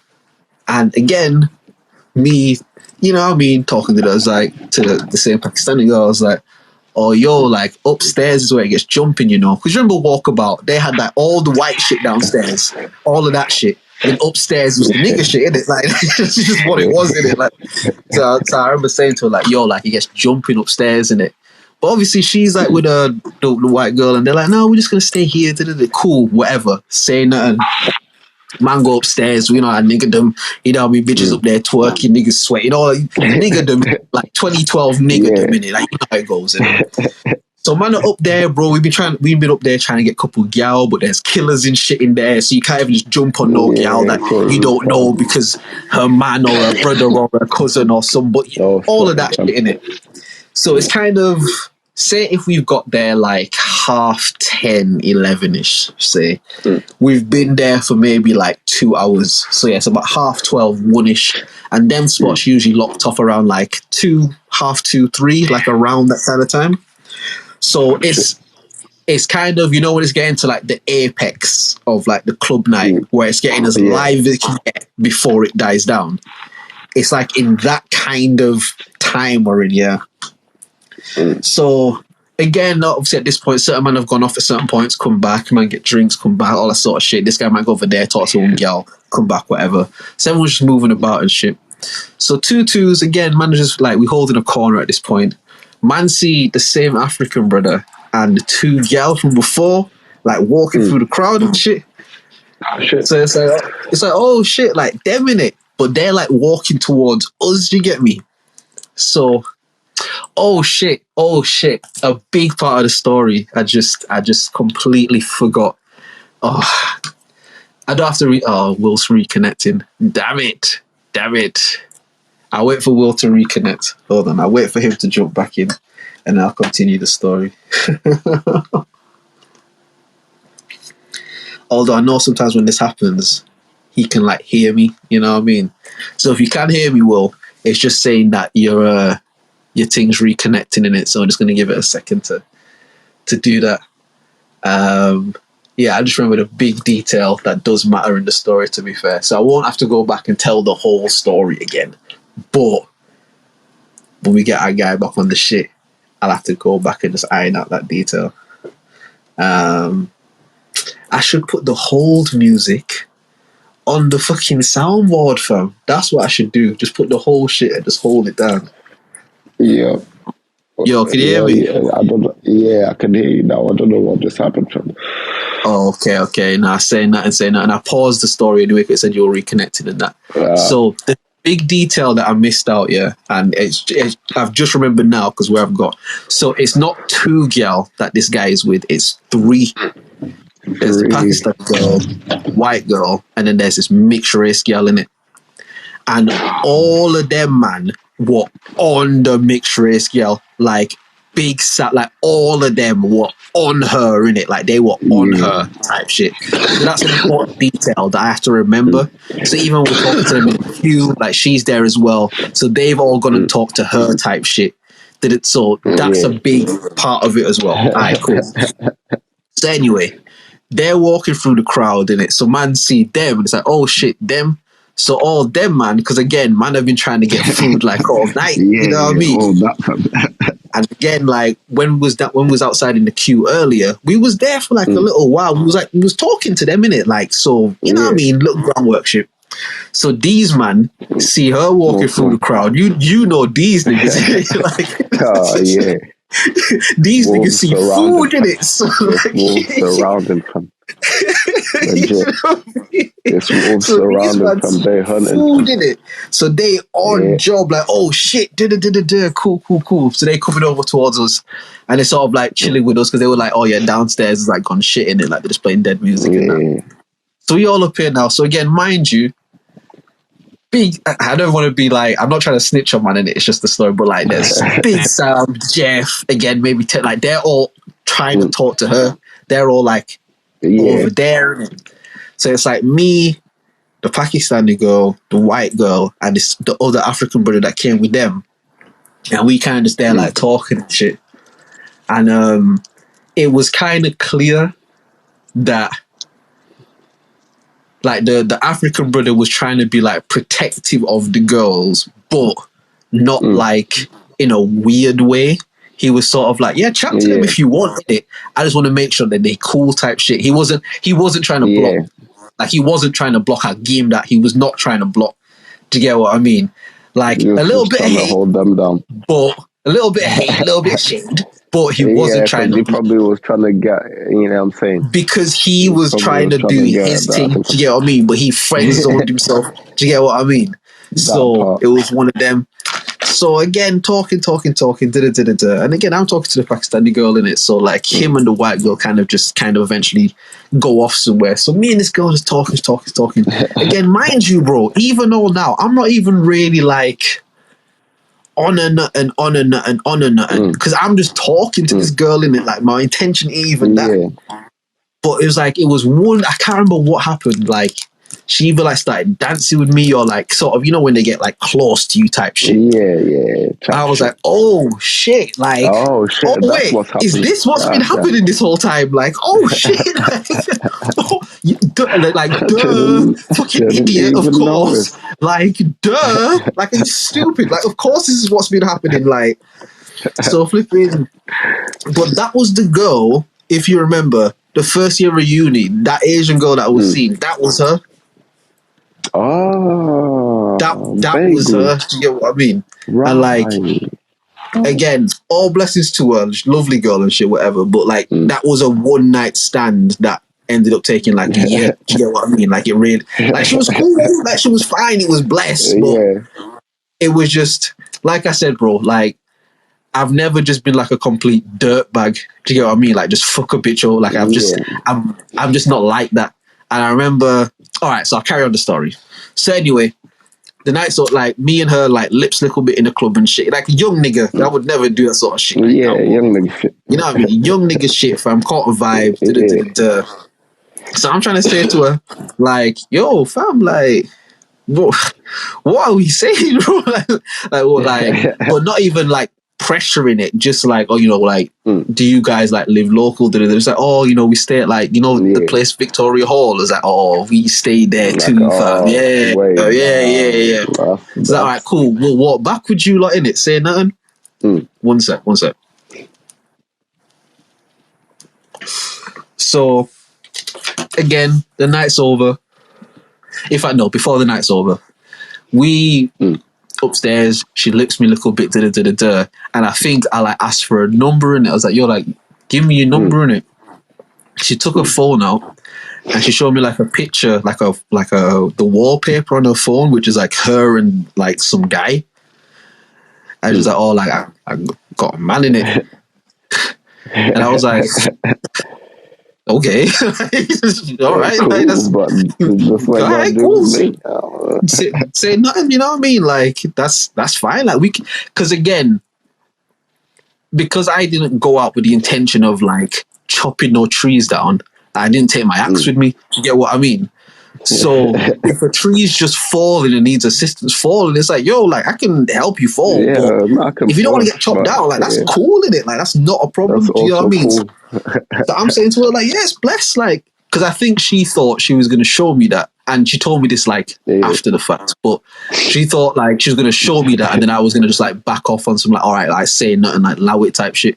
But, like, I was like, yeah, not cool, say nothing. Like, we even got to do nothing like that. Like, we just catching a vibe in it. Like, it's just a vibe. Like, I'm saying, like, I'm not even trying to, like, stress it, even if you're not trying to do nothing. Like, it's cool in it.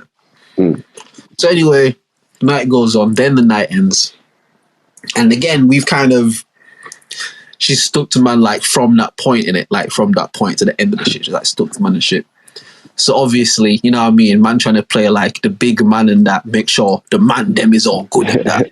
I'm like, yeah, you know what, go away outside and I gotta make sure my G's is all good and that, you know what I mean? I don't know, if something went left, I wasn't gonna do anything about it. If one of them killers in there did say to one of them niggas, like, I would have tried to back him, but you know what I mean? But I'm talking all that shit to her, like, yeah, you know what I mean? Because obviously, like, yeah, it's like street niggas and shit in there, you know what I mean? So I just gotta make sure my guys, you know what I mean? Trying to sound like fucking Michael Corleone or something. You know what I mean? Like, but fucking get my guys out safe. Yeah, you know what I mean? Just gotta make sure the G, like, because obviously there's bare man in there, you know what I mean? And like, man, them are some like dickhead thing, you know what I mean? So obviously if shit goes off, I just gotta be about, you know what I mean? Like, men are so stupid, man. But, so yeah, basically the outside. And again, reminder, these man are still on this mixed race girl, but she's loving it though. Do you know what I mean? Like, she's loving it. Yeah. So she's kind of like going along with the whole thing. And like, not that they turned it into a joke, but you know how like them man are funny in it. So they kind of made it like a funny thing type shit. So it's like, yeah, we're trying to get at you, but it's funny in it, like type shit. So we outside. And they're like, oh, yo, like, which way you heading in it? It's like, yeah, we going. All right, cool. We'll walk back with Joe. They're walking back. We go back to the kitchen, B2K fam. We go back to the kitchen. The kitchen that I met Will in, ironically. Air horns for that. Yeah.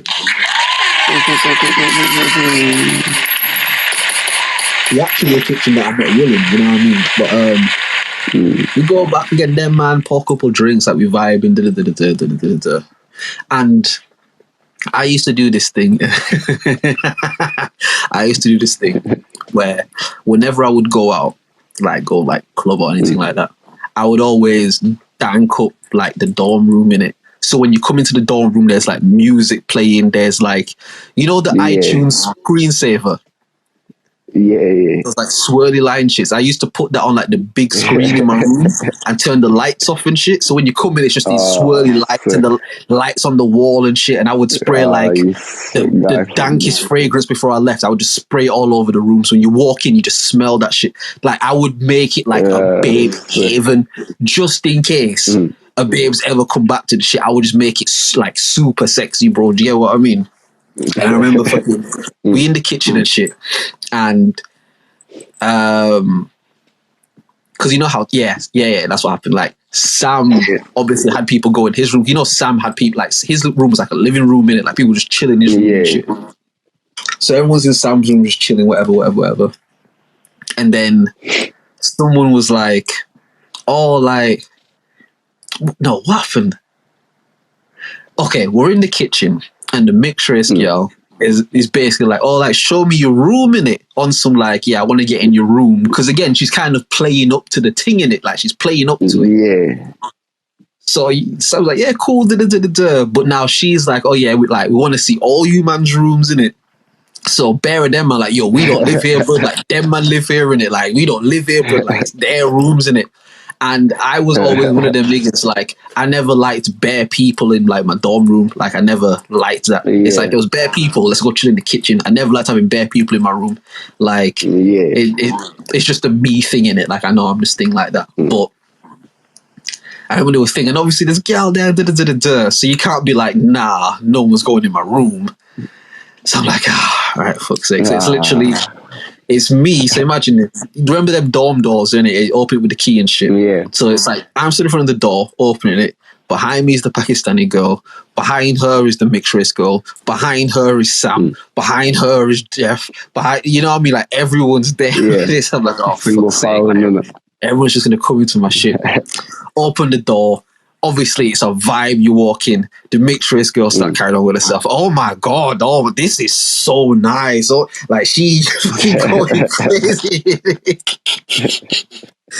And again, I'm not even on her. Like I've not been on her the whole night in it. Like I'm on the Pakistani one in it. Like, do you know what I mean? So I'm just sort of like, yo, man, like, yo, what the fuck, man? Y'all are ruining the ambience and the shit. You know what I mean? Like, the smell is gonna go into the fucking corridor. You know what I mean? You're gonna turn the lights on. It's gonna lose its magic and shit. Like the ambience, fam. So, man, are grinning it, bearing it. fucking, again, we end up, because again, politely, I kind of got people out of the room, and it's kind of like, all right, you've seen everything, this is it, like, let's go back into the kitchen type shit. Yeah, that's all there is. Let's go. Yeah. We go back into the kitchen, again, a couple more drinks, laughs, jokes, whatever,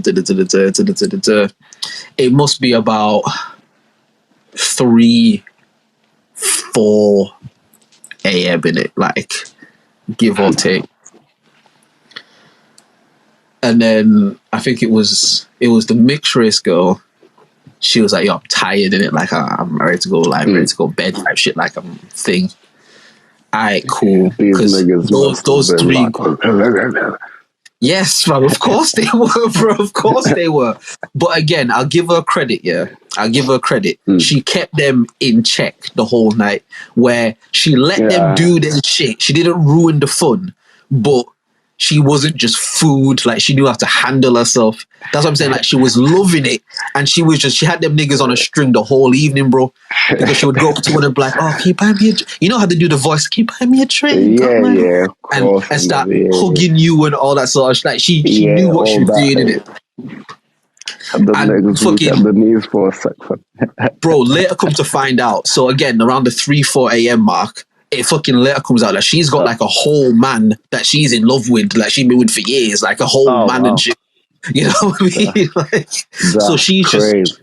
She built like that, innit? Like, she built like that. Do you get what I mean? Oh, that's crazy. So we say to the girl, like, yo, all right, we'll walk you lot back to yours, in it, like it's late and shit. Walk. You know what I mean? Obviously, man is still trying to whatever, but think cool. Yeah, bro. So obviously, because everyone's going, I go across as well. I'm talking to Pakistani, we call. So we go into theirs, and again, people kind of like head to like the kitchen, innit? As people head into the kitchen, so again, everyone's like in front of me and this Pakistani girl, and everyone's in front of us. So everyone's walking to the kitchen, and I'm walking to the kitchen, innit? As I'm walking to the kitchen, I just kind of feel like a pull, like on my arm. So I'm like, what the fuck? And like, she didn't like say shush, but she was trying to be like subtle in it. And she's like, yo, like just come in here, innit? Like just come in here, sort of shit. I was like, oh, mad thing, live, alright. Fucking yeah. say nothing, innit? I was just gonna go in the kitchen like a dickhead, bro, but cool, say nothing, fine. Go into the room, you know what I mean? And again, honestly, not even like that, but we like sat and just talked for maybe like an hour or so. Because again, bro, I'm not built like that at this point. Like I'm you know what I mean? I'm fresh meat in the game. Man grew up in a church, and I'm fresh meat in the game at this point. I'm fresh meat in the game.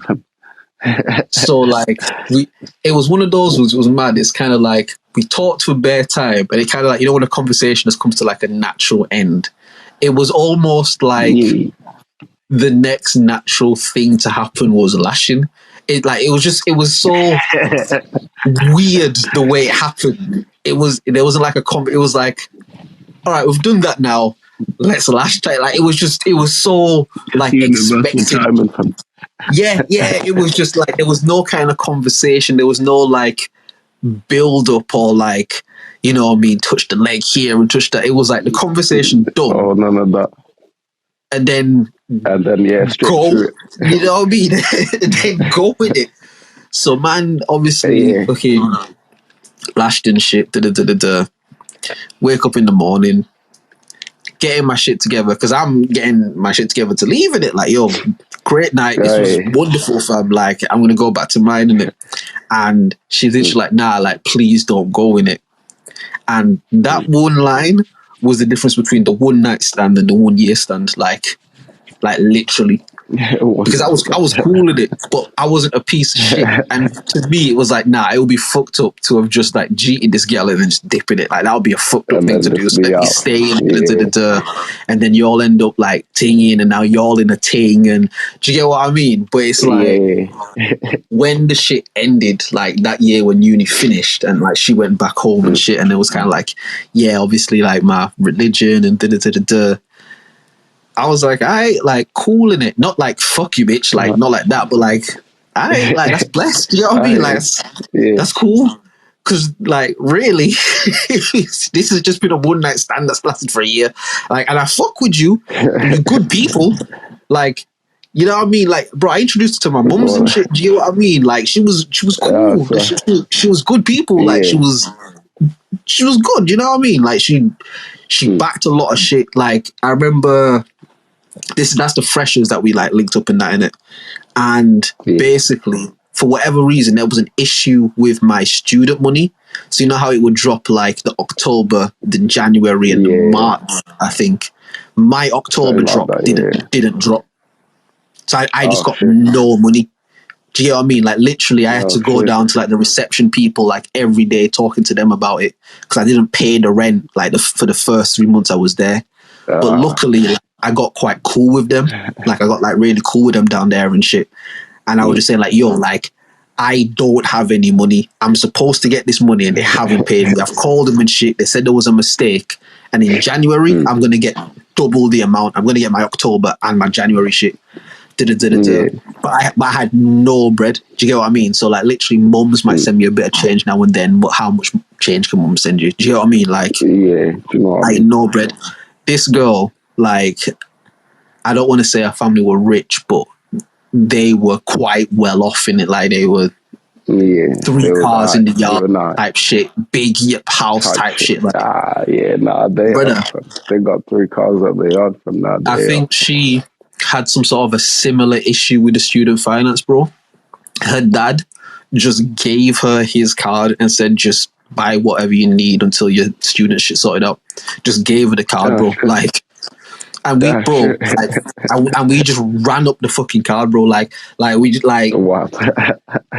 Okay, let me not say that. That sounds crazy. Like, we didn't take make it sound like y'all run through the Gucci store and shit. Yeah, that's what I made it sound like, innit? That's what I meant. We didn't do that, but we did a lot of spending that we didn't need to do on the shit. You know what I mean? Like, takeaways and shit all the time and all takeaways, fucking travel, or yo, let's just go here for the day type shit. Let's go there for the day type shit. Let's go do this. Just because there's this, and like, literally, bro, she never, that I was aware of, asked like, yo, like, how much money is on this? And because this ain't my money, I ain't got no right to ask nothing about it. Like, I'm just a nigga getting the benefits, so I'm not gonna ask anything about it. You know what I mean? Like, yeah, you know what I mean? If I start asking too many questions and shit, you know what I'm saying? You know what I mean? And like, again, say times when man will like go to that big house and go shopping and shit. Certain times she might just be like, oh, I'm just gonna stop here, I can't be bothered. She'll just give me the card, here's the pin, like, buy what you need to buy in it, like, type shit. Bruh. Do you know what I mean? So even with what I'm saying, I don't want to make it sound like I'm trying to rub the girl. Like, she was cool in it. It's just me and her were just not supposed to be like that. Like, you know what I mean? But like, you know what? Funnily enough, that girl actually messaged me maybe like 3 or 4 months ago, like randomly. And bear in mind, I know I've got into this, so I'll just get into it. So obviously, I live with my girl now, and we've been together for like quite a while. And you know the studio here, in it. There's like the studio stuff in here, but then there's the printing shit in here. There's like paperwork in here. There's like a lot of shit in here, in it. So like, we try to just go through shit and just clear things out. And so I shorty now, she's going through the things, and she finds like a picture of this old girl in it. Like, there's a picture of her. Like, I think she just give me this picture. Yeah, like a proper like picture. And it's nothing. It's not like a crazy pic on it, and it's like just her in like a sock. But the context is, I'd always said, like, from the time that me and her broke up, bro, like, I never really heard anything from the girl after that. There was like a few months after we sort of broke up and shit, I would see her like at uni or whatever. But then after I stopped seeing her, like maybe 2013, I never saw or heard from the girl after that point ever. Do you know what I mean? And my mum, bless her heart, she put Owen was like, yeah, you know how some of them Muslims is crazy in it. Like, they probably killed the girl and put her on the floorboards in it. Like, oh my god. Yo, Eid Mubarak to all the Muslims as well, bro. Why? You know what I mean? Happy Eid to all the Muslims out there. You know me? But like, my mum said it jokingly in it, But I just remember that kind of always just stuck with me. And I was like, rah, like, I wonder what the fuck actually ever happened to her, but like, when I tell you, from the point I stopped hearing from you, I never heard from this girl again. No social media shit. No, you know when you can go on WhatsApp and like you can see, like if you've got like a number saved, you can see like the status or whatever. Like, you can nothing, see, bro. like, Like just nothing in it. It's like, rah, like, I really hope something didn't happen to her, you know, but like, because I remember I was talking to my girl now about it. I was talking to her and I was saying like, yo, if I like found out that something happened to her, I would feel fucked up about that, you know. Like I would feel really fucked up about that because she was cool in it. Like she was cool. So this isn't like no exclusive shit. My girl know everybody. Don't try and snake me and shit. Like you know it. Boom. We in bed one day, and I have this thing where like I'll go through my contacts and I'll just like delete contacts that I just don't really like need anymore. You know, sometimes you just got like random numbers saved that you're never gonna call and shit. Yeah. Everyone going through, and I see the fucking thing, and I was like, oh shit, like, look, babe, like this girl in it, and fucking, I'm like showing her the thing, and I think my finger accidentally hit the FaceTime button. So I was like, oh shit. Like, and you know, with FaceTime, even if you bang it straight away, the notification comes up in it. Yeah, it's still going to come again, up like, yo. Not even like that. But throughout the years previous, I've tried to just like text this girl or like whatever, just, you know what I mean? To make sure that someone just like, lifetime shit. I've never heard nothing back. So that happened. And it was, I'm not even trying to make it sound thing. It was genuinely an accident. Like my finger genuinely just accidentally hit the shit and called in it, so I banged it straight away. And again, thinking, oh well, I've not heard nothing from this person. Like it's probably just a dead number or something, and like nothing's gonna happen type shit. Yeah. My brother, within like 20 minutes or so, man got a message like, "Oh, how are you? You all right? Like long time no see. How's everything with you? Like I recently got married and I'm having a bit like." This bitch just start telling me her life, bro. And I'm like, yo, because I'm just there like, yo, babe, like, this bitch just texts me, you know, fam. I've not heard from this bitch for like 10 years. Like, bro, like, she's just texting me and telling me about her life. Like, what the fuck, bro? Like, do you get what I mean? Because again, because my girl, like, when she had found a picture in the stuff, because I speak to her about, like, again, I'm not a liar and I speak to my girl about all this sort of shit. And so this is not like some, oh my God, you've got a picture of this girl shit. She like, she'll tease me and it's like, oh, you're still in love, ain't you? Like, oh, Andre. Like, she'll be saying to the girl, like, oh, Andre, kiss me. Like, she taking the piss out of me. And she's obviously like, so you're gonna like keep the picture? And I was like, yeah, I'm gonna keep it. I was like, oh, because you're still in love with her, innit? It was like, nah, because I don't know if this bitch is alive or dead or not. Like, I don't know, innit? And just something in my spirit is just like, I don't know, innit? So don't dash the picture because I just don't know, innit? She make fun of me, cool. This bitch texted me and shit, telling me about her life. And at first, I'm responding like, oh, yo, mad, like, how are you, whatever, But then after a while, you know, like when someone's messaging you, like I legitimately don't have anything to talk to you about. Like I don't have any conversation for you. Like I'm just happy to fucking see that you're alive. You know what I mean? Like I thought they chopped you up and served you to the piece. You know what I mean? Like you know what I mean? She's telling me she got married and they're expecting a this and a that, and I was like, oh, like good for like that's good, man. I'm happy to hear that. And that's like one of them, innit? Wow, that's crazy. literally. I think it was like the next day and shit.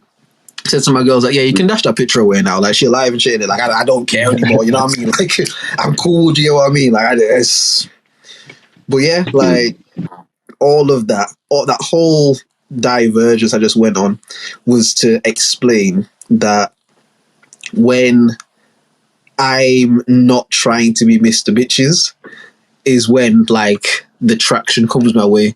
Now, if I went out that club night when we met them trying to be Mr. Gyal, like I don't know if you've ever seen The Office. Like I don't know if you've ever watched The American Office with Steve Carell. Oh man. If you've not seen it, you won't get the reference. But basically he's just like he's a bad man, just a nutter.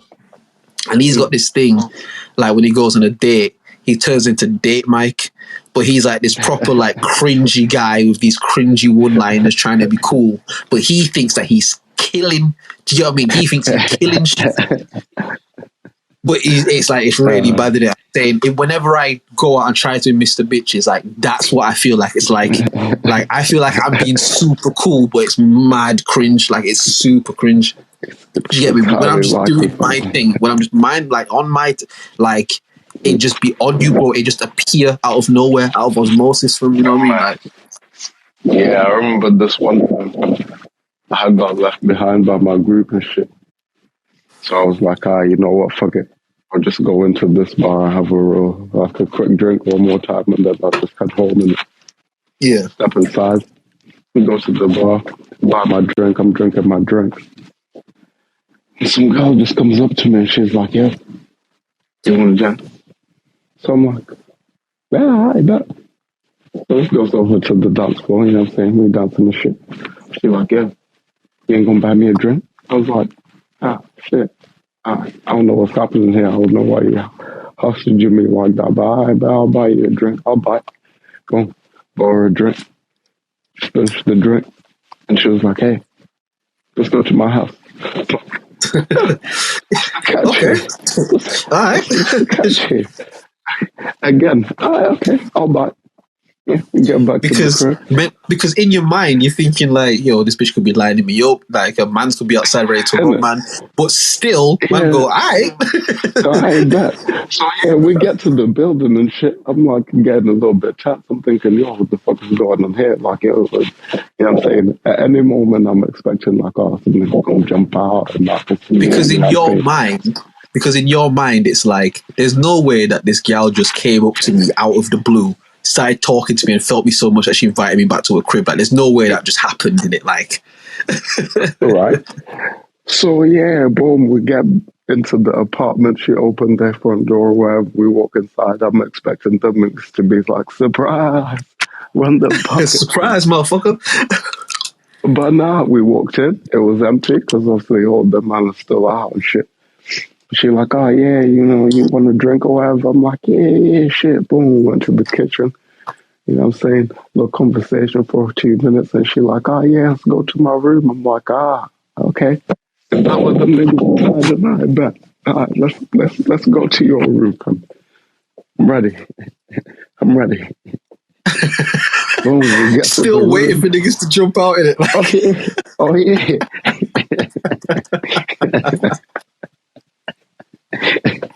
You know what I'm saying? I'm shrugging my shoulders and shit, warming up, you know what I'm saying? Throw the hands and shit. Yeah, I'm ready, let's go. Boom, we get to the room. Oh shit, it's nice, fam. You know what I'm saying? It's a candle burning and shit, you know what I'm saying? It's a little music playing and shit. Because she had like, went and like sorted out or whatever, set it up and all that shit. Yeah, she was nice, fam. Boom. We get there, you know what I'm saying?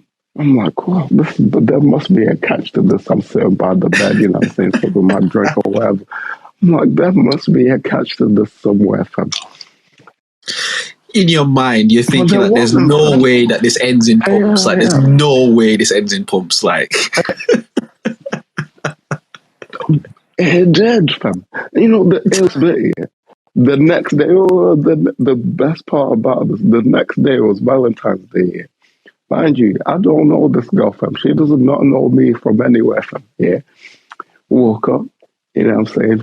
Full Valentine's Day treatment as if I was like, oh, come on, the world's greatest man or something. You know what I'm saying? Okay. Scratching my head. I think I can diagnose this one. I definitely think I can diagnose this one. I'm scratching my head thinking, what the heck? Bro, I walked all the way back to my house here just thinking, what the heck? Got to my house. Like, what the heck? Like, what just happened? Fam, I told my flatmates and they were like, what? Nah, that's not, nah. And I was like, where you think I'm coming from? And they were like, shit, all right. That's crazy, fam. Yeah, that's mad. I think the wickedest thing about it is like maybe like a week later, because I had got a number and all that shit, you know what I'm saying? Yeah. A week later, I was like, yeah, let me see if that's still in play. Like, you know what I'm saying? Yeah, nah, it got, nah, didn't go through from I can definitely diagnose this. Shorty recently broke up with her man. Like, how recent I don't know, but she was feeling that shit. It was Valentine's, and she was like, "Fuck that, bro. I'm having a man. I'm having a man on Valentine's, bro. Fuck that. Wow, Ain't no way I've I'm never buy myself on Valentine's, bro. Like, I'm having a man on Valentine's Day, bro. And you just I bit a have roll, bro. never thought of that, fam. Yeah, bro. You said Valentine's was the next day, bro. You think girls aren't aware of shit like that? Yeah. Oh, And then you walk up to the full treatment, like thought. that's not something that you just everything, fam. you don't just wake up and think I'm gonna do that. You have to have that shit prepared in your yard already. Do you get what I mean? Man, I was bro. I was like a little baby deer from being circled by a lioness. Like, she picked you up in it, fam. You didn't pick her up, bro. She picked you up in it, man. And again in that same city, another scenario like that, fam. We went out as one of these fucking like student nights or whatever. And it's one of those like exclusive event kind of things, like you gotta have the t-shirt or whatever. So boom, we got the t-shirts, you know what I'm saying? We inside the place or whatever. Some shit happens, and then everyone's like, nah, this is bullshit. We're going to like a next place, and on the way to the next place, some like this like Jamaican girl, she came up to me and she was like, where y'all going? I'm like, you know what I'm saying, roll with you guys, because I'm bring some of my friends because you guys seem cool or whatever. So I'm like, this is a bit weird, but I them, yeah, come with, bring your friends, it'll be cool. Went to the next place, bought her a drink or whatever, talking shit, you know what I'm saying? Not even like on the Mackin ones, I'm just like, look at these guys. Just talking, look at those people. Type shit. And then finished my drink, and I was like, hey, you want another drink? She's like, yeah, boom, went, got another drink, got myself another drink, you know what I'm saying? We're like halfway through that shit. And she just goes, yo, look, I'm gonna just be like, boom, we should go to mine, innit? So I'm like, nah, mine's closer still. Oh, shit.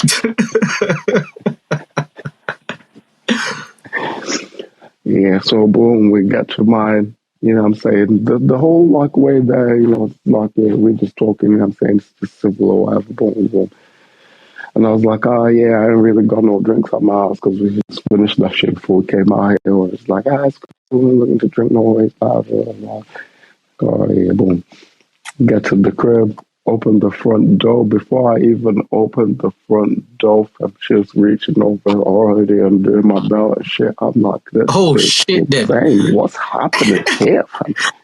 This is crazy. We walked inside, boom, like just straight away, fam. And then just so it's like 4ish, 5 a.m. now. These lot all like start coming back and shit. And she like, yo, man, like taking me to mines, and I was like, I don't know. And she was like, I'll make you breakfast, whatever. So I'm like, breakfast, shit, again. I like this. I get used to this. Is this what happened? Right. Right. And then so boom, we goes over to hers, but then I brought my shit in it because I'm like, if we're going to do breakfast or whatever, might as well like chill out for a bit before I got like head out to go uni. Yeah, needless to say, I didn't end up going that day, fam.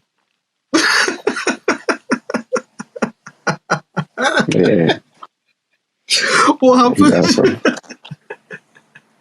More of the same, fam. Just more of the same, fam. Oh, man. Until like the evening, fam. Until you're always tired, bro. It's like, bro. Bro was like, but I ain't got nothing more to give you, fam. Like, you took all my essence, by G. Like, you got it, bro. you winning it, like left, fam. TKO, fam. TKO, throwing the white flag, bro. I ain't got nothing else for you. For real, fam. And them days, when you young, bro, like, you know what I mean? It's like a new thing like that. You gonna drill for as long as you can drill, just because you're like, yo, I don't know when I'm next ever gonna drill like this in it. Like, so like Man, let me go off in eat it, here, like fam. Let me 96 eat bars here, of fam. revenge in it. Like, you go off, you know what I mean? Like, you know what I mean? Fam. That was like sets back in the day, bro. And you would just keep spitting until the nigga, like, until the beat ran out or someone Until forced you off the neck. until somebody You know? jumped in and said, yo, check. Trust me. You know, Until the nigga, you because just that's kept like the going, like, signal, bro. innit? Like, yeah, trust That's me. the And signal, when you've innit? spat for long enough, bro, when check. you've been spitting for like 10 minutes straight or something like that, and someone goes, yo, you're like, yeah, you got it, fam. Yeah, you got it, bro. Like, because I was going to start spitting, you know what I mean? I was going to start going back 4 years of bars, like, you know what I mean? Like, I've had to go back into some shit, you know what I mean? Like, Man. Nah, fucking but hell. yeah, when you're not searching, fam, that's when it hit. Bro, That's it's when it hit mad. the craziest, fam. And it's like, I remember my girl had said this to me once, innit? Because she used to get super, like, ting about, like, me talking to girls and shit. And I would be like, yo, like, I'm just talking. Like, it's not even a mad thing. And obviously, she didn't say it like this, but it's like, my nigga, like, I'm a girl that you just talk to, bro. Like, when you talk, like, it's a different thing. Like, your thing is separate. It was like she was cussing me, bigging me up at the same time. It was fucked up. It's like you don't get it, but like the way that you talk and like girls are into that. Like that's a thing, and they're gonna try and get as much of that as possible because I was that bitch once. You know what I mean? Like I was the girl who was doing that once. So like, nah, you know what I mean? It's like that's the fucked up thing. It's like that's what I always say. It's like when you're not trying to do all of that, bro, it's almost like they won't leave you alone, bro. It's like, blood, like you also go fuck sake, fam. Like I'm a Like, person, yo, you know, what the bro. hell? Damn it. Do you get what I mean? Like I'm not just a piece of meat, you know, fam. I'm not me. Should be You know eaten what I at mean? your disposal. God damn. Do you get me? I mean, listen, I got the meat for you, bro, but don't treat me like that. Like, don't treat me how I'm trying to treat you. You know what I mean? What the And fuck? Like, I'm not saying no, but I'm just saying, dinner would be nice. You know what I'm saying? yeah, you know what I mean? I'm just You know what I saying, mean? like, say hi or certain shit, bro. Like, I'm Right. unlocking the door, bitch. Like, and that's how brazen girl can be, you know, fam. Because, Will, again, flip that the other way around, bro. The Jamaican girl, you going back and shit, she opening the door, bro, and you just start peeling off, bro. You're going to jail. Yeah, that same day, fam. You're going That to same jail, day, blood. fam. You know what I mean? But they just have the freedom to assault us, bro. Like, just the freedom, bro. They just be like, yeah, Yeah, like, I mean, we've talked about this before, innit? With the Riz thing, fam. Because we got blood. Riz our way in, fam. They just go straight for the jugular with that shit, fam. No art, fam. Bro. It's mad. Like, it's mad. And again, but it's partially our fault though, bro, because we the dickheads, when they don't put no reason to their shit, when they go like, oh, come back to mine, we the dickheads that go like, all right. But you know why though? Nah. But you know why though? The difference is to you, yeah. You don't go around being offered pumps all day, every day, 24/7, every day of your life. Listen, absolutely. Every opportunity right. you have, you carved it out yourself. You know what I mean? Got it out of the mud, from the halfway line, fam. You did that, fam. You led that charge, fam. From the baseline, you led the charge, fam. You know what I'm saying? But for them, it's like, yeah, nah. They ain't even got to do it. They just back But that's them what away I'm from saying. it. They don't even like need Riz. Do you get what I mean? That's what I'm saying, bro. Because man will eat any food that's put in front of them. Like most man will like, if you put food in front of man, they're gonna nyam it because it's there. Do you get what I mean? More chance. Like because they just food. All they ever have to be is food. Like I don't need you to make me laugh. Yeah. I heard the funniest joke. A guy was saying like the difference between men and women and shit is like you can meet like a bad bitch who don't speak the same language as you. She'll speak a lick of the shit that you speak. But man, then will still be looking like that. So, like, I don't care if she can speak or not. She's bad in it. Like, it don't matter. Food. Do you get what I mean? Like, it's food, bro. Like, men's list of priorities when it comes to just food is very small. Do you get what I mean? Yeah. Willingness, availability, and does the food look good? I tell you the truth, bro. Sometimes even if the food don't even look that good, sometimes like, even if it it's free food, isn't it? Like, free, bro. hey, Usually I have to cook the shit by myself. I have to go buy food. I mean? Like, yo, it's free food, isn't it? Like, if somebody gave you a steak bake on the street, fam, then we're doing a promotion for Greg's. Here's a steak bake. Have that. Shit. I won't have back gone in them myself, days, but well, bro, it's like, them uni day living. I'm like, yeah, let me hold that, bro. Yeah, They were doing something like that in Birmingham one time. I remember they were giving out loaves of bread. It was the stupidest thing ever. But me and my ignorant self, bro, and I was with my little sister at the time as well. Man, we must have doubled back on that shit. Got about like 7 loaves of bread, bro, thinking that we got off, bro. We got that off. You know what I mean? So now you're sitting on the train with loaves of bread. Like, what the fuck? Nah, but we were so gassed we didn't even care, bro. Like, we were so gassed, like ignorant shit. You know what I mean? Just ignorant shit. Just sat on the train with loaves of bread, ignorant, just looking at people in their face. Like, but like bread in it. Like, I remember, like, Freshers Week, Domino's did a similar thing, like outside, like our little square of where the accommodations were, and they were giving out like leaflets where if you take it into the store, you can get like one of them little personal pizzas for like 50p, but like it's one per customer, I guess, per transaction, and right, boom, cool. I go there to that store, I grab like, like, you know, a nice little handful, you know what I'm saying? Because I'm like, I'm gonna take this to town, fam. Yeah. And then I go back to the group, and I see these men have all got like you know what I'm saying, their shit looking like a novel, fam. I said, wait a second, you can do that? And they're like, yeah. And also they were giving out like an actual, like a small pizza, and they had like one of them little, like a couple of them little oven things like running. So they could give people like 10 pizzas at a time or some shit. So I went back, I joined the queue again. Boom. Got another one of them little pizzas. Got another even bigger handful of them things, fam. Yeah, bro. Went back to the thing. I saw these men had been back and got a third piece. I said, hold on a sec now. Wait a minute now. So I went and joined the queue again. This one was looking at me like, wait, you've been here. You've even got pizza grease on your face. You've been here. Fam. Nah, bro. I just moved there. I just moved there. I'm new to the city.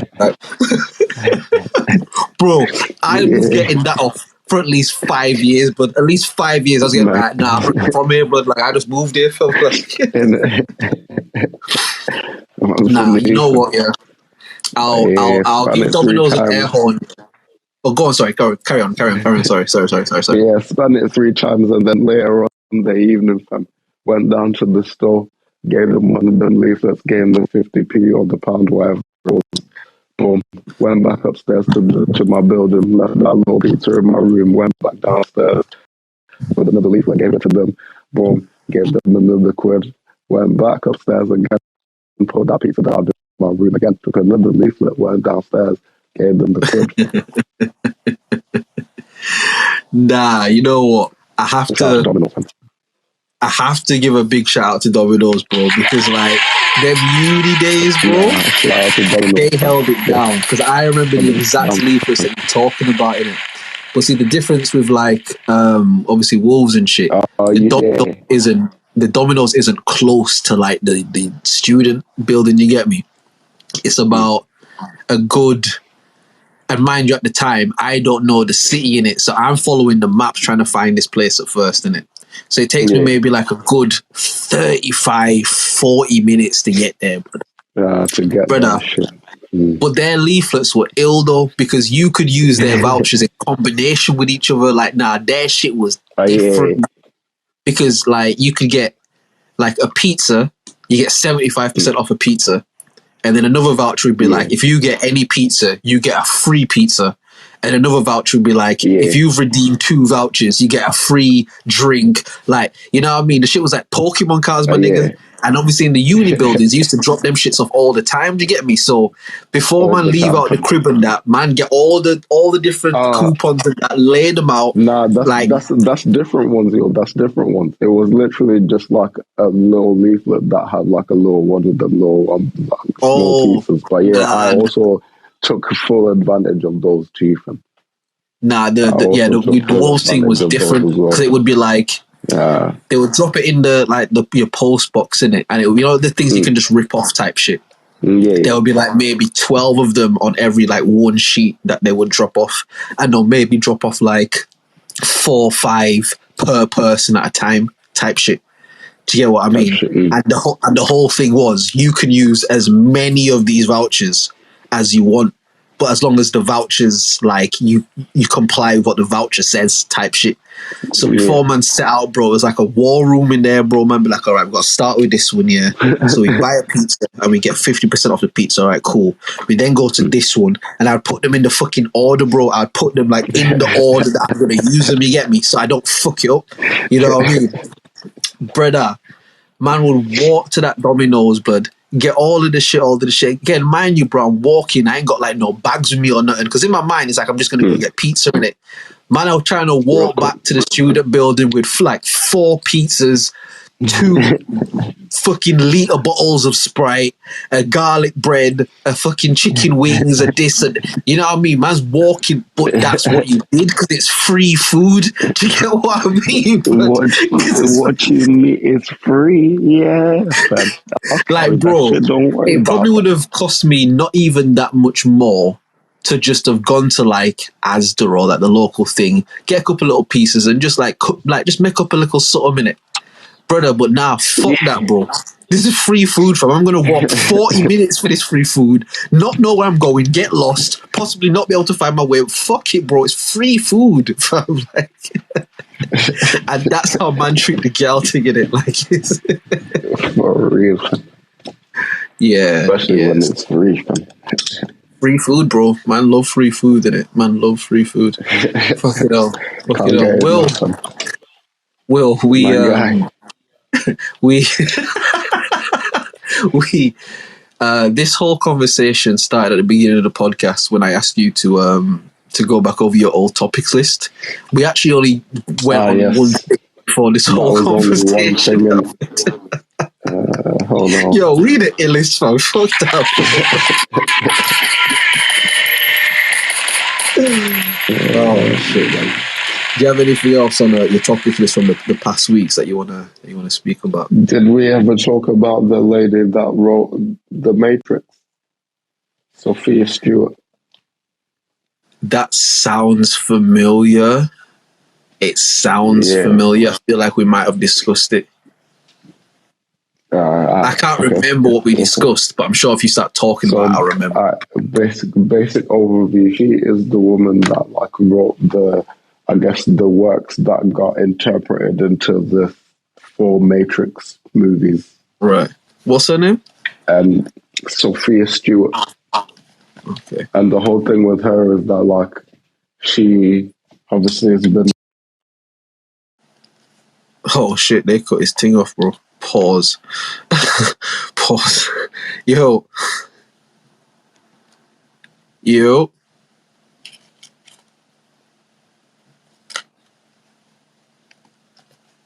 He can't hear me, fam. Or I can't hear him at least.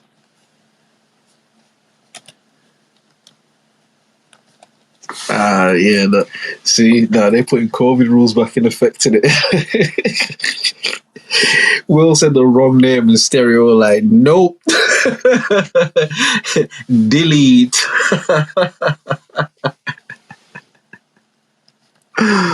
Oh shit, man.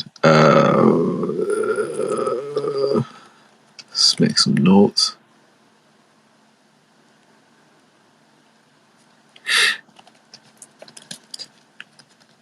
He's really not like coming back. Like usually when he drops out, he'll drop out for like a minute or so. I seen you go on mute. I did see you go on mute just then. But if you talking, bro, there's nothing coming through. Like there's nothing coming through at all. Nah. Again, we recording on the stereo app right now. Like, and if you're on the app, you can see like the icons of the people talking while the conversation's going on, and like it's good because even while my guy's talking now, while I'm talking, it's like his sort of mouth is moving, sort of in rhythm with like the conversation and shit. Will's icon guy is just looking at me, but like he just staring and moving the head side to side, but like there's no speech coming out of it at all from like. Yeah, I can see that you've gone on mute again. I can see you've gone on mute again. Yeah, I'm not. Again, if push comes to shove, bro, drop off the ting. Pause. Jesus Christ. Pause, nigga! Pause, man! Did you hear what he just said? Drop off the call, and then I'll try and add you back into it if it doesn't connect in it. It's come off of mute. No. Oh, the suspense. Nah, Stereo's ill, bro. Stereo definitely has a list of words or phrases that when you say them, they lock your shit off. Like, definitely, bro. Because again, if you go back and listen to the COVID episodes that we were doing shit from COVID, like, you'll be able to see, like, whenever we'll start talking about that shit. Oh, Yo, and he's back. fam. Fam. Got put in stereo jail for a sec, man. Bro, fam.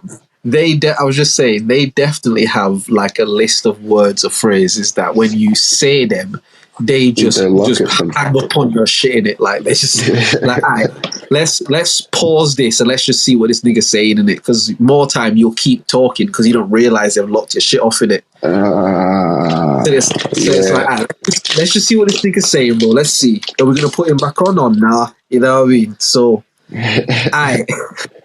We'll try this one more time, yeah. We'll try this one more time. So basically, yeah. So this lady says that the Terminator movies, yeah, are basically like in the future, or not in the past of the Matrix thing, yeah, and the machines. Basically, John Connor is Neo in the Matrix, basically, in essence. Right, okay. And then the machines try to go back and kill John Connor because there's the prophecy of that there'll be somebody born that will like destroy the system, basically. Destroy Skynet. But then Skynet, obviously, because they sent a person like back in time in the Terminator movies, and it's, I guess, implied that they succeeded. They took over everything, and then humans turned into the Matrix, basically. Right.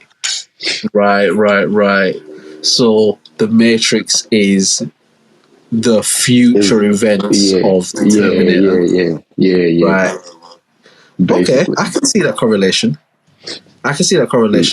The only part that confused me. So go on, sorry. She also wrote I think she wrote like a set of 3 books, and the first one I think is what they made the Matrix, and then the second one is what they made the Terminator, and then there's like another same. But like basically, obviously, all of them got bust down into like different movies and shit. So it's like she wrote the original like source material, I guess, for like them stories. Okay. So it was actually kind of written essentially in the same like cinematic universe. Yeah. Right. Well, not cinematic, but the same world essentially, and then obviously the business of movies and cinema gets involved, and then it turns into many things. Right. Things. I mean, I can definitely see that though, because obviously the whole thing in the Terminator is like humans fight against the machines. The machines, yeah. And the the Matrix is the same thing, except it's set in a world where the machines have won already. You know what I mean? And like again, Neo's the prophecy in it, so he's like the future, the one that's going to take down. The one that they're waiting for. Yeah, that correlates. That definitely correlates. Like, yeah, and the whole like John Connor being JC, because JC is Jesus Christ and the Savior, man. Yeah. And then Neo is the one, again, the Savior, man. You know the Christ imagery in it, like, there's a lot of Christ imagery in the Matrix, like even how he essentially has to like sacrifice Terminator himself essentially to save the people. But there's a lot of films and like a lot of stories that are built off that, like that kind of character arc, though, that like Messiah thing in it, like even like the Lion, the Witch, and the Wardrobe type shit. Like even that is the lion nigger in that Aslan. Like again, as a kid, like I remember you got me that book in it, and it's mad. I never read the book my mum got me, but we ended up like reading it in school and shit. But Aslan is basically Jesus Christ. Like he has to sacrifice himself to save like the people so that they don't get killed. So he lets himself get killed. Like it's literally like the Jesus story in it. Like, and like there's a lot of those things. But I think those stories are the ones that just stick through time. Like I think human beings are just kind of like hardwired towards those sort of things. Like there's just something in us that connects to.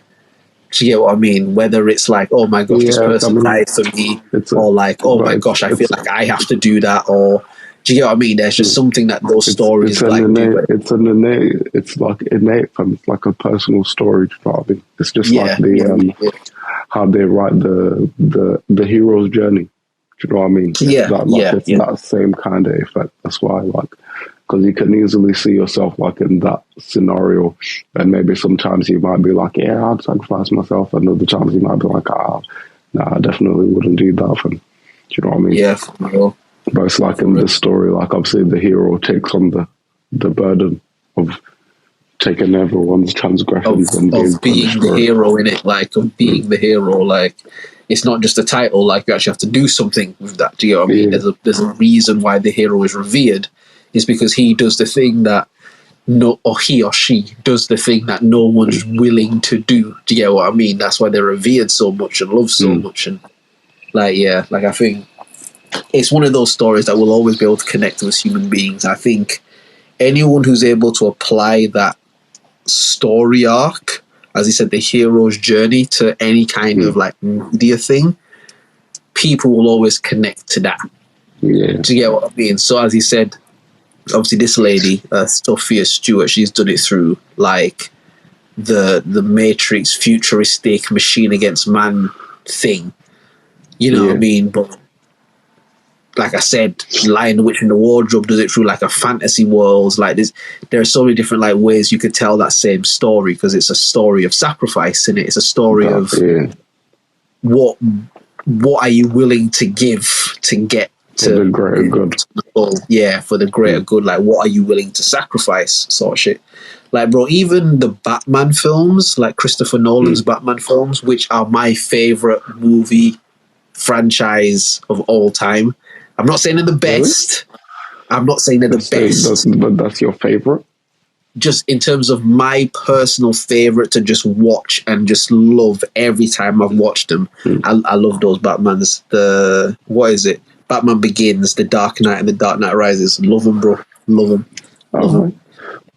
Because, not to nerd out quickly, but you have to remember, Batman is an age-old thing in it. Like Batman being about, and every other incarnation of Batman, whether on TV or in movies, there was always kind of like a jokey, wacky shenanigans type of element to it. I don't know if you remember the Batman film that had George Clooney in it, like in the late 90s and shit, with Arnold Schwarzenegger, Mr. Freeze, and what's her name? Uma Thurman?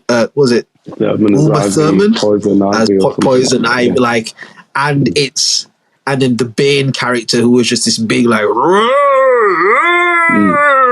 like all of the Batman films, even what's the nigga's name, man? I can't remember his name. But if you just look at all the history of the Batman films, all the way back to motherfucking Adam West, all of the Batman shits have like a wacky, jokey, kid-friendly element to them.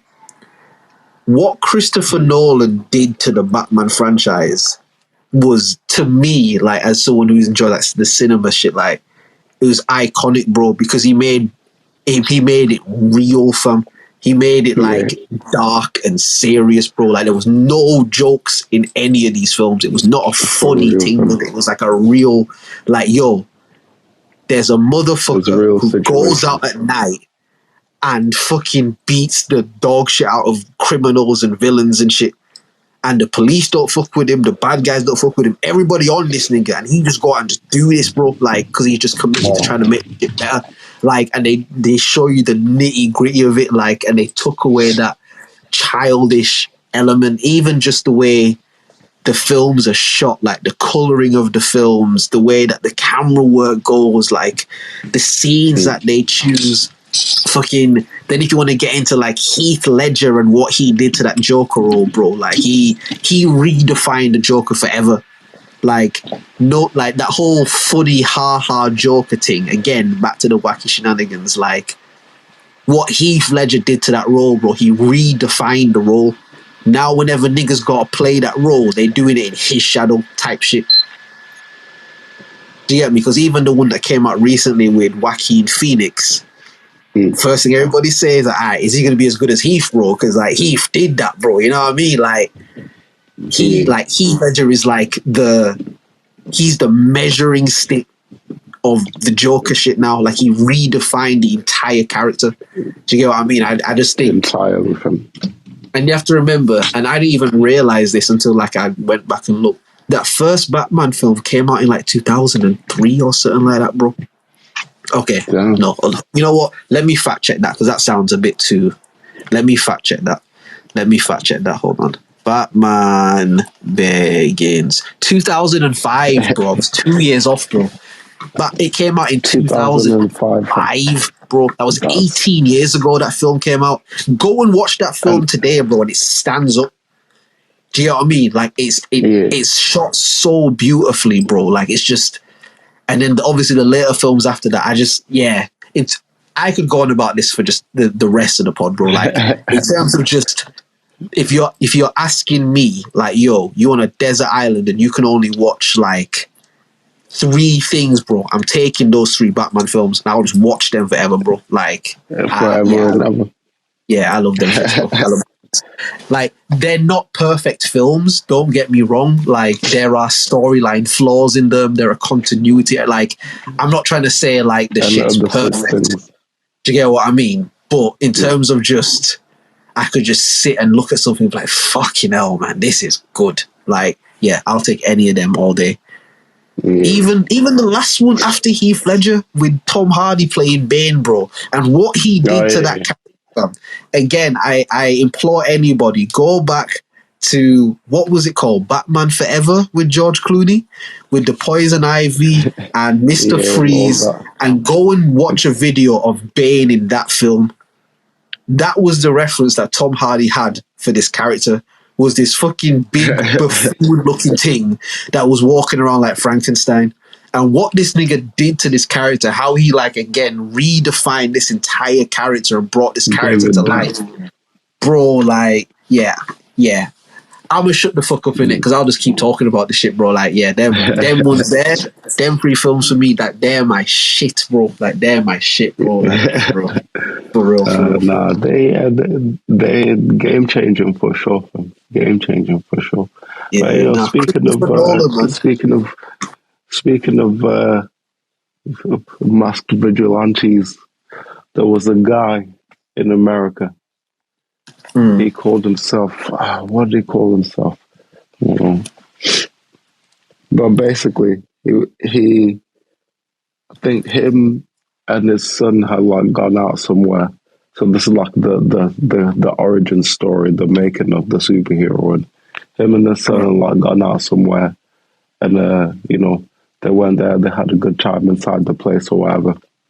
Get back to the car, and the windows are smashed up and shit in it. So some people had like stolen some shit. But then the kid hurt himself in the glass in it. So that just like made his blood boil. It's like, some bullshit. So yeah, he went around and waited at the car park to see if they'd come back again.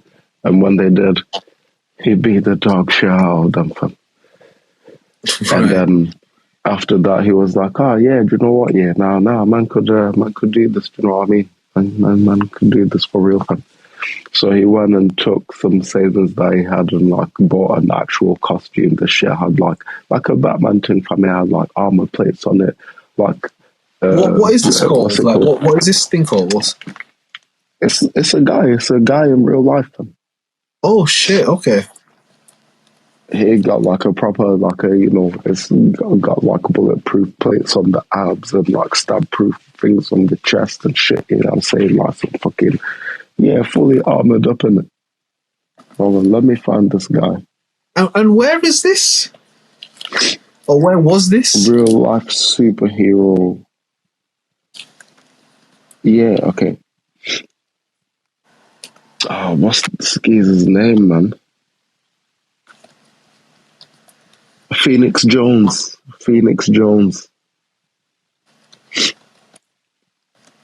Yeah, so like, yeah, this guy, he got like a full type in, yeah, Phoenix Jones. Hold on. Phoenix Jones. She's got like it's like black and gold, the mask and shit.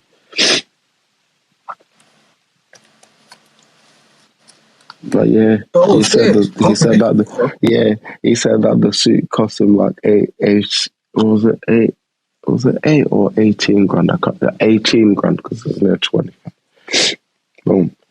And then obviously he started going around and like stopping people doing shit and like, you know, helping people out and all that kind of shit. You know, vigilante shit, normal vigilante shit, fam.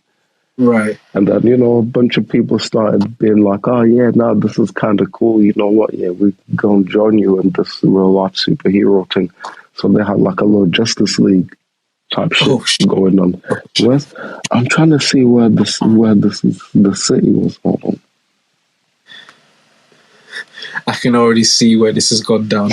I can already see where this has gone wrong. When other niggas like, yeah, now we gonna do it too, fam. Like, oh, nah. But then they had this thing where like they'd go by like these specific set of rules whereby like basically they stay on the right side of the law in it, so they'll never like start a thing. Even if there was like breaking up a thing, they'd like never like fight anyone like straight away. They'll like wait for them to hit them first type shit, and like other shit they had like body cams on all the time, you know what I'm saying? Right, okay. So boom, all that's happening, and then obviously kind of get in trouble with the police and shit. Washington, it's saying Washington. Yeah. Boom. And then at the after the hearing when the shit got thrown out by the judge, because I was like, the judge was like, yeah, get that shit the fuck out of here.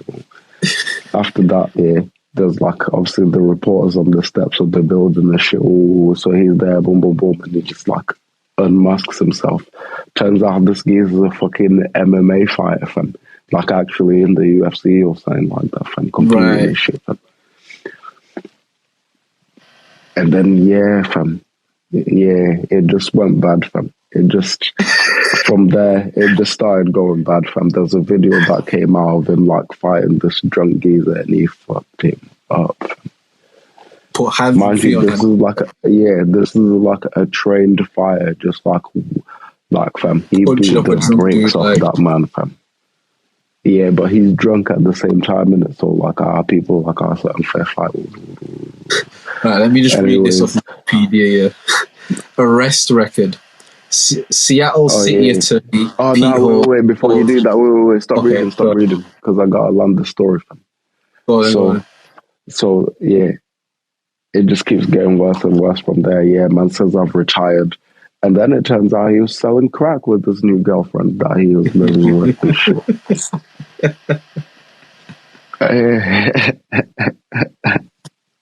Now you can continue to read if you want. Seattle City Attorney Pete Holmes has called Jones, who is the real-life superhero, a deeply misguided individual. In October 2011, Jones was arrested for investigation of assault after using pepper spray to break up an alleged fight. He spent approximately 7 hours in jail before posting $3,800 bail. No charges were filed, and the case was dropped later that month. Jones appeared in court wearing a black and grey striped shirt over his super suit. Hold on. Jones appeared in court wearing a black and grey striped shirt over his super suit in October 13th, 2011. So he put a suit on over the superhero costume. Yeah. That's an ill nigga, bro. That's an ill nigga, fam. Yeah, let him get it off, bro. Like, you have to be a different type of person to go to court, fam, in a superhero outfit and bang that out. Like, that's wild. That's wild. He got it off them. A court officer asked Jones to remove his mask. He complied, putting the mask back on after the hearing. Jones then spoke with reporters and removed his mask again to reveal his identity as Ben Fodor. Fodor stated that he would continue patrolling the city. So this nigga went to court in his superhero outfit with a mask on and a suit over the suit. He got into court. The guy said, "Yo, brother, can you take the mask off, bro?" He took the mask off, went through the court hearing, put the mask back on, then went outside and took the mask off again. This is a sick nigga. This is a sick nigga, bro. So he put the mask on to walk outside, to take it off and reveal himself again. That's an ill nigga. Yeah, nah. Leave him alone. He would continue patrolling the city. All right, so he's quoted as stating, "I will continue to patrol with my team, probably tonight," which is October 13th, 2011. In addition to being Phoenix Jones, I am also Ben Fodor, father and brother. I am just like everybody else. The only difference is I try to stop crime in my neighborhood and everywhere else. I think I have to look toward the future and see what I can do to help the city. Okay?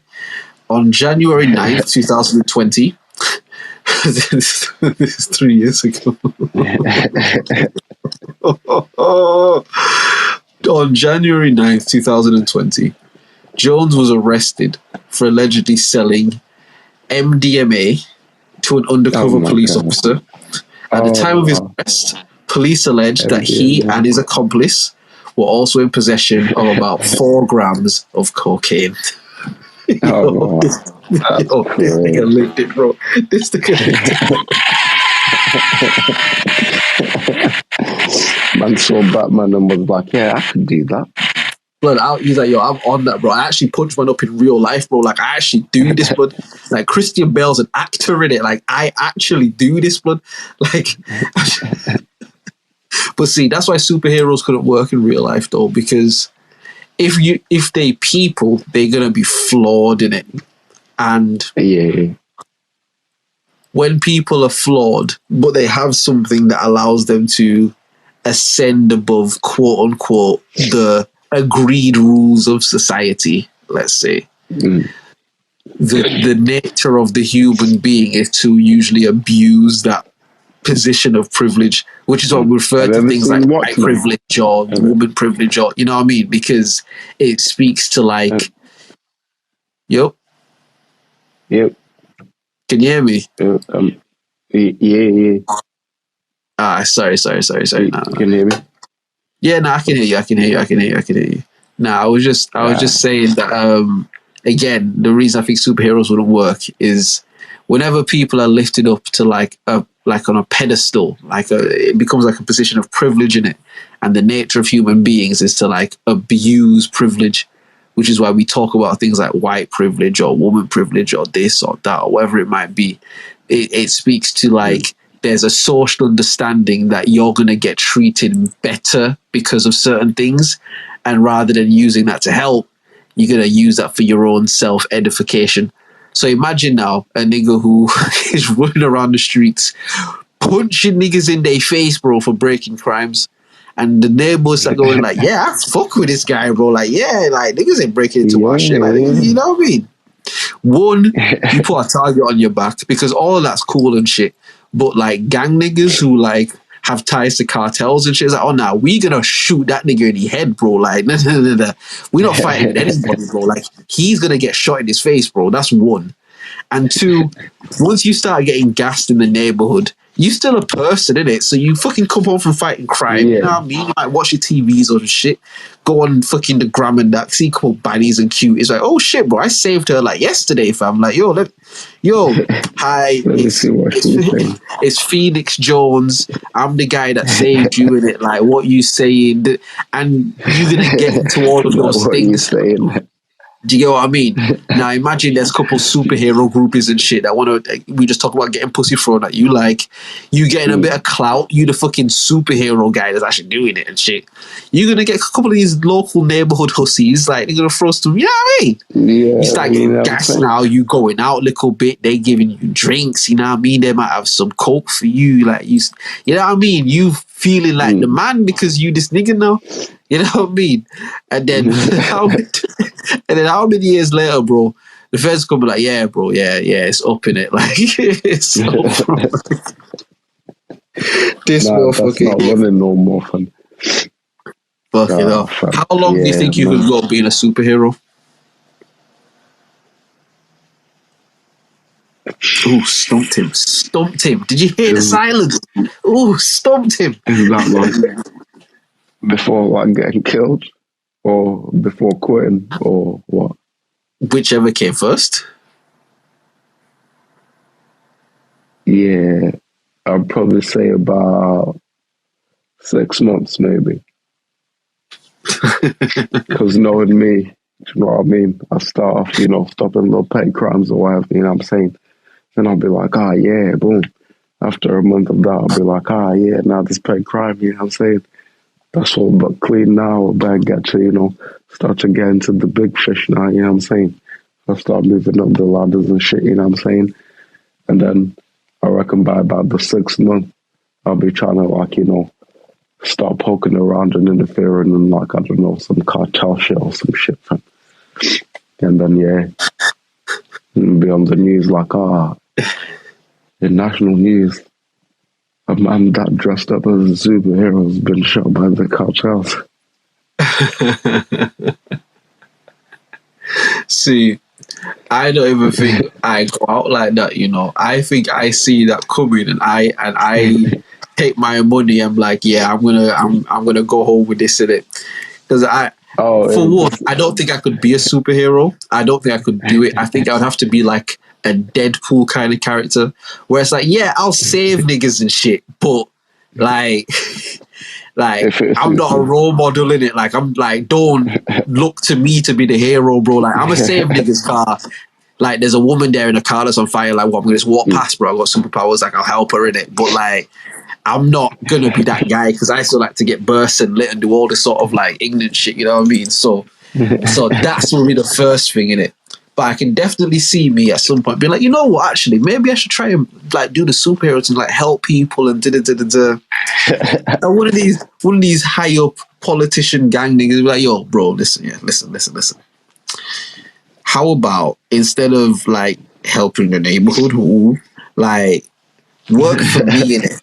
Work for me, bro. We get you some bread and shit, you know what I mean? We do da. And at first, man, be like, nah, fuck that, you know what I mean? I'm gonna stab my people, huh? Yeah. Alright, bro, say nothing. Tutu's blood, stories start coming out about man in the news, bitches that you never met in your life start making accusations about you, blood. Like, you get the Jonathon Majors, blood, you know what I mean? Like, you get the Jonathon. That's when you got called and be like, all right, bro, like, yo, is that officer on the table, fam? Like, yeah, but it's 40% less now, in it, like, because like he was on a mad thing in it, because we got to clean you up and shit now again, you know, we got to make people love you again, like, that's crazy. So yeah, bro, like, bro, And I can see it being a thing like, yo, I'm not gonna lie, yeah. If I go against these niggas, bro, these motherfuckers is gonna shoot me, bro. Like, I have superpowers, bro, but they gonna aim a satellite or something at my blood clot, fam. Like, bro, how about I just take my money, go find me like a regular chick who like super dick and shit, and just like, you know what I mean? Like, I'm alright in it. Like, just live my life, man, have like a rapper's career in it. Like, come be about for 5-6 years and dip in it. Like, do the ludicrous, but like, I'm out of here and I'm never coming back. But yeah, like, it's too much pressure to superhero shit. Way too much pressure, bro. Because you gotta be like a perfect role model and shit. You know what I mean? Like, man, and you gotta be there on time from every time. Bro. Damn, man. I can't imagine life for mom. Imagine, bro, there's some old lady getting robbed and shit, and you show up 10 minutes late, bitch on the floor lying, broken leg, bro. Like, you know what I mean? Like, you the shittest hero in the world, bro. Like, you know what I mean? Don't be say this guy. You have to be there, like, not even just on time, like early almost, but you have to be there, jump out. You know what I mean? It happens, fam. That's a lot of miles that you put on your whip, bro. Like, on your super whip, fam. You know what I mean? Like, even if you're flying around, bro, I feel like niggas can't just fly all day. They'd be like running all day. I feel like flying would take like some energy in it. Like, I don't feel like niggas could just fly around. It's not just like you relax and think, fam. Yeah, because you're doing something in it. Like, you're mobile doing something. Like, at some point, you probably got to sit down for a second. Imagine you get to one tussle too many, bro, and one of them motherfuckers catches you, bro. Now you got a bad knee, fam. So now you're a superhero with a bad knee, and then the underground, like the bad guys start spreading the world, like, yo, you know that nigga right knee, blood. Kick that pussy in his right knee, fam. If he ever come to you, but the right one, bro. Hit that nigga in his shit, fam. And now everybody fucking is building weapons to fuck up your knee and shit, because that's your own. You know what I mean? It just becomes long, bro. It just becomes long stuff, you know what I mean? Man building all sorts of fucking laser cannons and hammers and shit that are all designed to destroy the right kneecap and fucking all these Dr. Evils and shit, all this shit, bro. Like, yeah, left-handed boots and shit.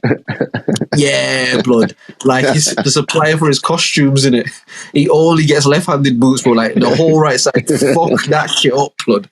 Fuck up that whole right side, because that nigga's knee is ready to give way, bro. And once you can't stand up, what are you gonna be now? The superhero in a wheelchair? Like what?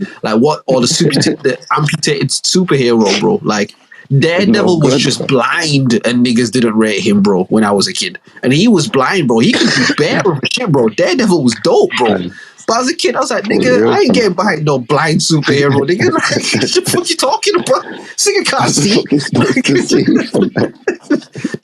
Nigga, all of that superhero shit is cool, but bro, I'm already gone, bro. Like, I walked past you, you know it was me, fam. You can't see nothing, bro. I don't care, fam. Fuck that. You know what I mean? And he was dank. So imagine the one need fucking superhero guy. Do you know what I mean? Like, hobbling around. And it'll probably make you fly crooked as well. And if you can fly like Superman, if you got a bad knee, that's probably gonna make you fly crooked in it. The flying will be ice. The landing, they'll fuck you up. Man got to prepare to land for 20 minutes, bro. Man got to get himself ready for 20 minutes in the air just to try and hit the ground, bro. To slow down, because if I hit the ground at anything more than 10 miles per hour, bro, this knee is not going to have it. Like, you know, because you have to think, flying, that might not be fast, but like on foot, 10 miles per hour is fucking, that's sprinting, bro. That's like Usain Bolt sprinting, bro. Like, you can't hit the ground at that and like run at that pace, like, you know what I mean? No, so you're saying that like half speed from.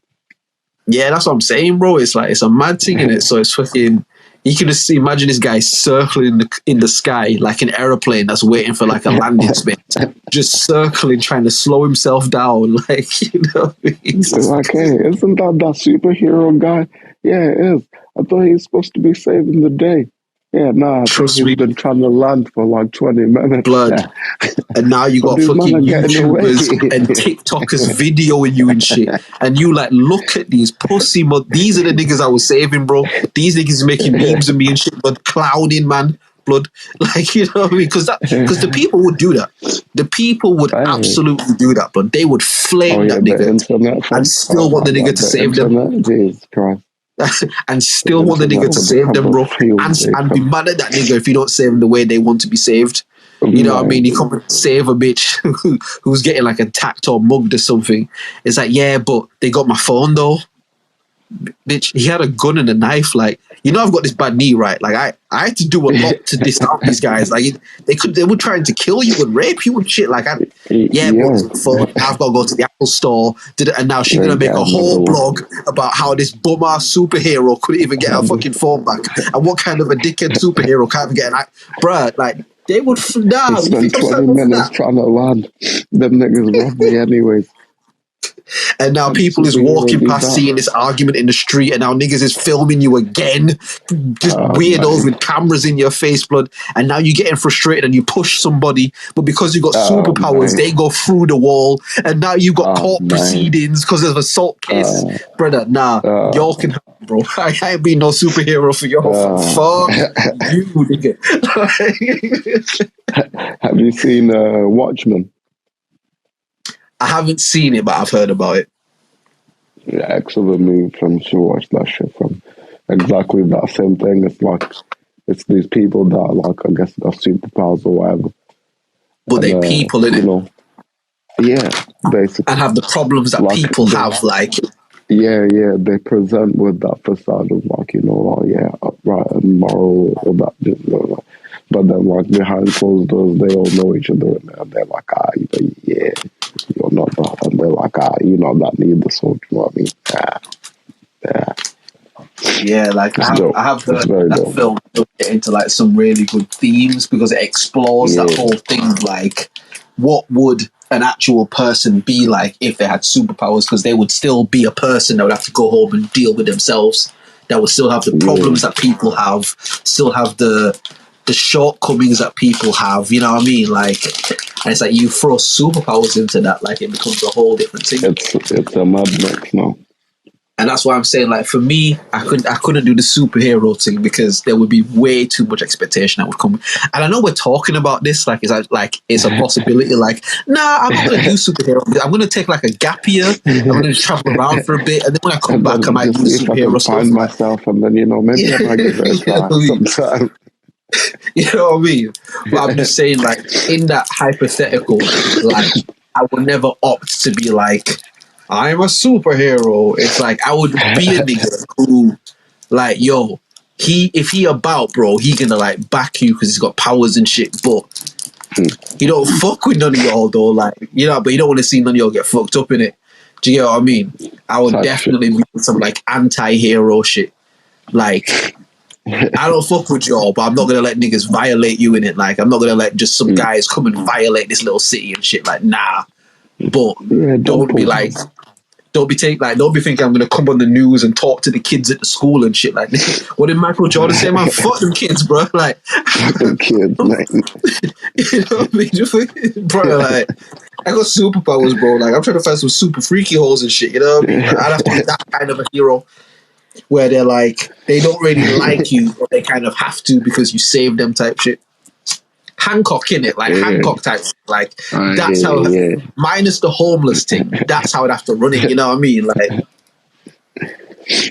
was he homeless? How are you going to be a superhero and you're homeless, fam? That's impossible, fam. Rob a bank or something, you know what I'm saying? But that was the whole thing, though, in it. Like, in the film, it was because he had superpowers, the whole thing was like, he didn't really care for, like, any of the shit that just regular people care for, because, like, to him, it's like, I can just take the shit whenever I want it. Do you know what I mean? Like, if I want to just go rob a bank, there's nothing that you can, like, I can take it, you know what I mean? So I don't really need anything. Anything I need, I'll just go and get it type shit. Like, I think that's supposed to be the theme of the film. But if you remember, like, when the guy tried to clean him up and make him all superhero, that's when he started getting fucked up and punched in the face and shit and violated, you know what I mean? When he tried to make him all and shaved him up and clean shave and this, and you know what I mean? When he was like the homeless bummy guy, the niggas couldn't fuck with him, bro. You know what I mean? He was unfuckwittable, bro. Like, that's another great film, Hancock. Now, bro, you see Will Smith, man, He's got some good ones under his belt, you know. Yeah, some very good ones though. Some very, very, very good ones. And I tell you, man, I think I said it on the last podcast, but I tell you, bro, I watched that Aladdin shit. Of all the films, it was that fucking Aladdin shit that made me like, nah, I like Will Smith, bro. Fuck that. Like, of all the films, bro, it was that one. I just watched it. I just enjoyed what that nigga did, bro. Because again, I won't lie. Obviously, the last couple years, Will Smith hasn't been covered the most favorably. Let's say, like I'm sure a lot of people, it's just a bit like, I've had enough of Will Smith shenanigans and all of that shit. So like watching this, and just saying like, oh, yo, this nigga was dope, fam. Like he was the guy, bro. He was the guy. And it's funny that we're talking about this whole thing of like trying to have a hero image. He spoke about that like in like interviews he's done in recent years and shit. Like obviously when that whole Jada shit and, you know, just the whole thing of Will Smith kind of came down in people's eyes and shit. Like he did speak about that and say, you know, his career, he's been very calculated for like the majority of his career, like how he would present in public and the things he would do, and because, you know, how he was perceived was really important and shit.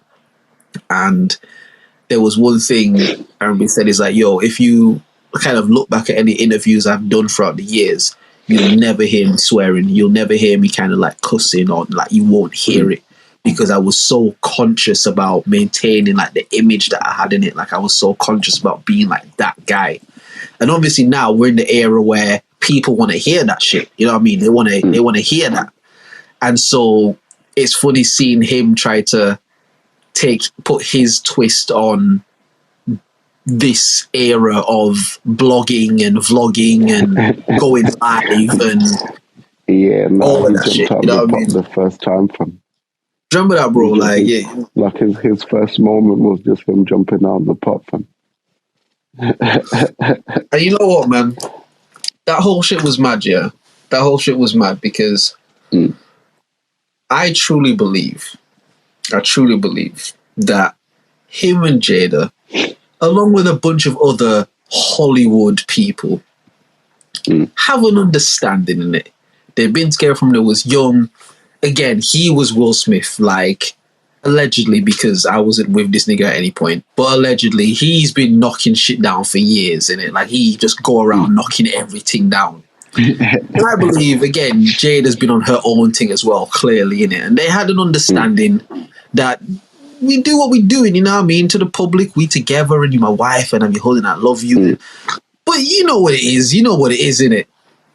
And so when Jada decides she wanna get into the content game and red table talk and all of this shit and this is why everybody, again, another warning for everybody, not just the young niggas but everybody, fam. You see these broadcasts, podcasts, media. We live in a time now where everybody has the opportunity to have a voice. Everybody has the opportunity to say something and have it be heard. And a lot of people, because we in this climate, people do it just so people will hear and see them. But in doing that, a lot of times, you'll be saying a lot of shit, bro. You'll be divulging a lot of information. And sometimes you'll tell way too much, dog. You tell way too much to try and get these views and these likes and all this sort of shit. The reason this podcast works is because me and Will is actually people's in it. Like, we actually brethren to have had these types of conversations for years and years and years and years and years. This, again, we said at the beginning of the pod, no promo, no this, no that, just our vibes and love and shit. We doing our thing. Do you get what I mean? So when we tell stories, this is brethrens talking to brethrens. Like some of the shit that I will say to you on this broadcast, I wouldn't just go and say to people. But it's because I trust you and I trust that this is our broadcast that we've built. It's like, yeah, we can do this here in its safe space shit.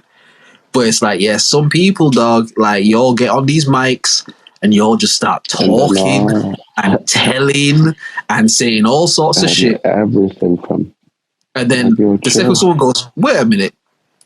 Did she just say that she was beating her son friend in the house, and wait.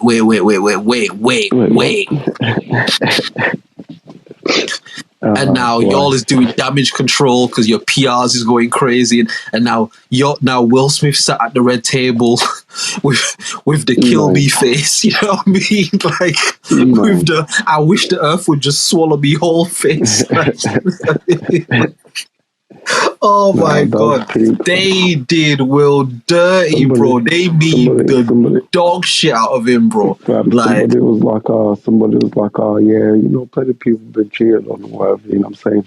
But none of them people have ever been interviewed by the person that cheated on them, you know what I'm saying? On TV, right? Because it's like, yeah, I was sucking somebody's dick in the other room. How did you feel about that? Bro. Like, and then now she stops to let you talk. Do you know what I mean? And again, like I said, yeah, I truly believe that Will knew that Jada was doing her thing because he's been doing his thing in it. Like, that's what these Hollywood people do, bro. They fucking it. Like, all these parties that we talk about, like, it's Hollywood shit. That's what they do. They fucking it. That's what they do, bro.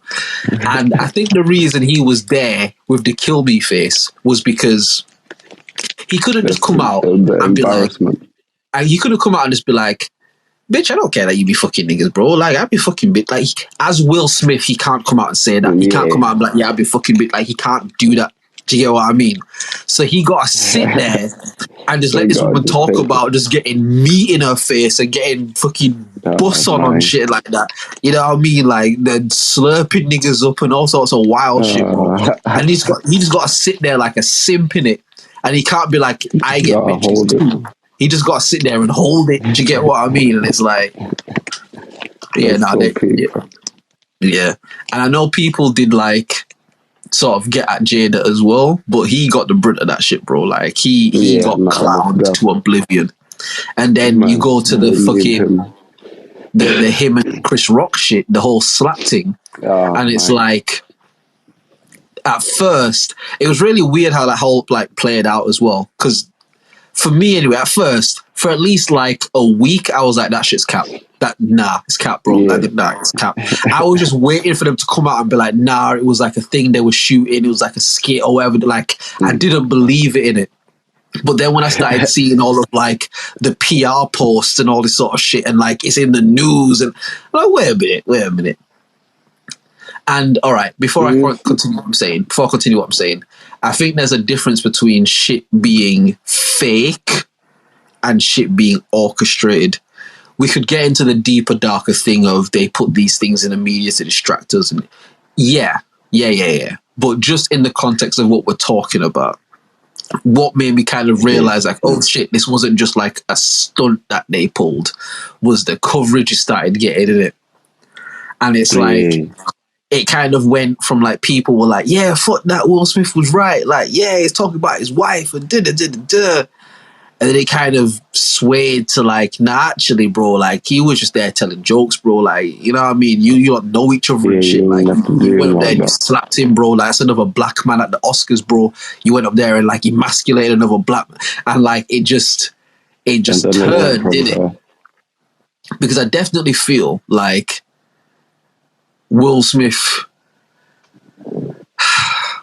hip-hop culture, if you want to call it that, is so prevalent, but at the same time, it's never fully acknowledged outside of itself. Meaning, Denzel Washington isn't going to get an award from one of these white institutions and go up there and big up hip-hop. Like, he's not going to do that. He's not a rapper. He's not like... But in a lot of Denzel's roles that we've seen, we know that Denzel know that shit. Like, he from that shit. He speak that shit. He get that shit. Even if he's an actor, to call on that shit in the way that he does, like, you have to have been around that to some degree. You know what I mean? You have to ingratiate in that to some degree. Like, again, we spoke about Training Day a couple episodes ago. Like, when you watch that shit, it's like, you can't just play that role. You have to have grown up and seen that shit around you to really tap into that kind of a, you know what I mean? For real. But 'Cause, yeah, with hip hop, it's like it will never be acknowledged outside of itself. And I really think that the slap that Will Smith did, I do feel like he kind of did that for like the hip hop culture to be like, yeah, nah, that nigga slap that nigga, bro, like, because that's what hip hop promotes, innit? Like niggas try violate you, you put hands on them, innit? Like don't let no one chat shit to you, like all that kind of bravado shit. And I do feel like there was it backfired though, fam. because again, he's spoken before about how calculated he is with shit. Like he's spoken on that many times. Like he's very calculated in it. And I do feel there was definitely like a, yo, if I slap this nigga, bro, niggas are gonna respect that. Like niggas are gonna rate me in it if I just go up there and slap this nigga, bro. Like niggas are gonna rate me in it. And again, it's like you said, like it just backfired. Like it just became like a whole other thing. You know what I mean? Like yeah, it's wild. Just like that, fam. But that whole family is. It's like, I was gonna say because it's just like, but then who was it? Somebody previous was also making jokes and shit about the whole thing, but he didn't. He ain't said nothing. 50 Cent, bro, if you watch the actual clip, that shit, man. Yeah. Like if you actually watch the clip of the Chris Rock shit, when Chris Rock's telling the joke, bro, and it cuts to Will Smith, he's laughing, bro. Like he's laughing at the shit. You know what I mean? Yeah, you know, like he laughing like, how this nigga did that. Do you know what I mean? Like he laughing. You know what I mean? And I know that people can edit shit to make shit look like shit. I know. I'm not stupid. I get that. But the way that it's like he laughing and shit, it look point to Jada. She don't really look too happy about it. It goes back to Chris Rock, and then when the next time you see Will Smith, he's not laughing, bro. Do you get what I mean? Like he's just not laughing. Very serious. You know what I mean? And he's walking up on the thing, and it's like, huh? What? And it's like, again, I'll be honest with you, like the slap looks like how AI sounded when it first started trying to like replicate songs. You know, it's like, okay, I can see how you've copied this artist's voice, but it still sounds like a robot. Like that's what the slap looked like to me. It's like he kind of like did this kind of like macho man walk up to him like, whoa, rah, rah, rah. And then he like stood there, and then like he raised his hand like kind of slowly, and then did like this slap, but then like held his hand on the other side for like 2-3 seconds, and then walked back. It's like it almost looks like the video is in like 0.5 speed, but the slap is in like 1.5 speed. Like it's just, if you just watch it, it just looks weird. That's why for time I didn't think it was real, because it's like this. I've seen niggas get slapped before and it's never looked like this. Do you get what I mean? That dramatic, fam. Maybe he's making a point, you know what I mean? Proving a point, like, hey man, I told you, fam. Keep my wife's name out your motherfucking mouth. I'll be honest with you though, because Chris Rock released a stand-up not too long ago in it, and like he kind of addressed the thing with Netflix. Like, you can't do that now. It's just it was cat, bro. Like, I'll be honest with you, it's too it late. was shit. And I'll say this: if it was fire, it wouldn't have been too late. And the example that I'll give you is when Chip responded to Bugsy. You have to remember, Chip responded like 5 months later. You have to go back to that time, like.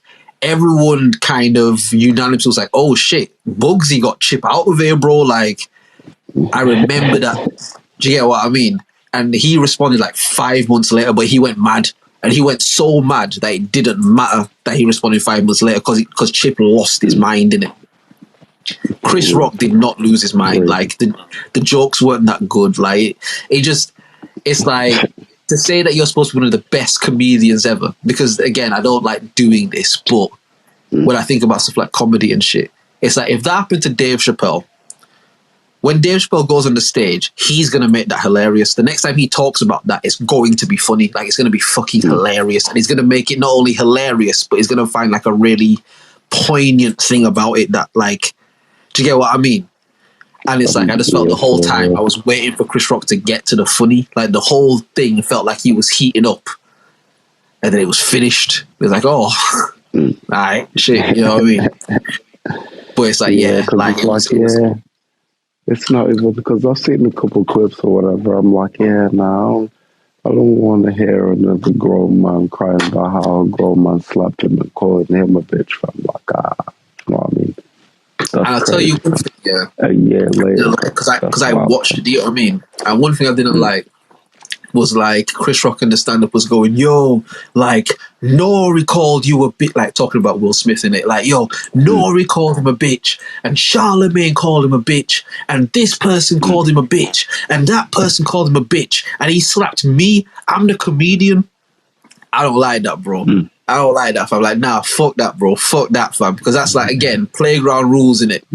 Man said the one that nigga over there might be able to ban me up, and that nigga over there might be able to ban me up, but you can't ban me up, rude boy. I don't give a fuck what them might like. You can't ban me up.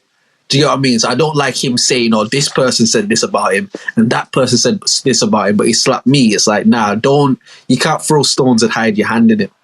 Because even though man's telling jokes or whatever, people have the right to take those jokes however they take them. Do you get what I mean? Like, that's just kind of what that is. So don't like make the joke and I'll be like, oh, I'm just a comedian. I'm just like, nah, that's air, bro. That's air, bro. Just making jokes, you know. Nah, I thought that was whack, fam. I was like, I ain't gonna watch that shit, fam. That's not whack, fam. Nah. Oh shit, we got a voice now. Even one of the Wayans brothers, can't remember which one it is. Marlon, in it. Marlon, yeah. I was like, that's kicking a man in his balls while he's down, fam. Don't do that, bro. Fellow comedian, do you know what I mean? Chill out, fam. Don't do it like that. And it's like, the shit's not even funny enough for you to do that. It's like, if you're going to kick this nigga's back in because the joke was just that hilarious, bro, sometimes you got to break eggs to make an omelette. I get it. You know what I mean? But it's like, the shit's not even funny enough for you to do it. It just kind of sounds like, it comes across like opportunistic. You know what I mean? It's like, you don't see a nigga down and you're not just trying to get your shit off because a nigga down. Like, let me get to these voice notes. One sec. But you know what, man? Hey, Chris Rock, from the beginning, handled it like, I mean, he is a pro. He's a real man about it, if you will. You know, he didn't have to go to like India to find himself, you know, like Will Smith did. But yeah, I was surprised when he's like, it still hurts. You know what I mean? Like, did it hurt? It still hurts. Because that slap to me looked, I don't know, man. You see those slapping contests where the dudes knock each other out. Brother, have you seen those shits? Will, have you seen those shits? Yeah. Have you seen them shits? Like the thing that, I think, what's the guy that owns it, that runs the UFC? What's his name? Dana White. I think he's like sponsored it or bought into it or something. I see some clips like on Instagram sometimes or YouTube. Them niggas be slapping the dog shit out of each other, bro. Have you seen them shits? Yeah, KOs and shit, fam. Bro, again, niggas always say that I make things racial and but that's some white people shit, dog. Like, they be slapping the shit out of each other, bro. Like, that's an extreme sport, bro. Like you have to be a different type of human being to sign up to just get clapped in the face, bro, and stand there and hold it. Like, nah, that shit's psychotic, fam. Like, that shit. I wonder what's in it for them. Like, what's the prize, fam? You know, it's probably like prize money or something. There'll be some sort of prize money attached, and you know what I mean? Like, UFC type of shit. For like 50 bags, just would you not get slapped in the face for 50 bags? See, when you say slapped in the face, yeah, it makes it sound like happy slapping from like we were in high school and stuff, like, you know, happy slaps. Like a slap championship slap. I'm gonna be honest with you, yeah. I'm gonna be honest with you. I think it's a gamble. I think saying for 50 racks, I'll take one of these claps from one of these niggas that do this. Because if he slaps your brain into the fucking nether realm, Like, the 50 racks doesn't even matter, bro. Do you get what I mean? If I'm a vegetable in hospital for the rest of my life because he slapped my brain into the wall, like, the 50 racks doesn't even matter, bro, because these men are slapping the shit out of each other, bro. Like it's not a joke, bro. Like, it's, brother. Niggas putting chalk on their palms and shit. Brother, but it's the way the chalk dust just floats in the air afterwards. Like, bruh, the shit is crazy.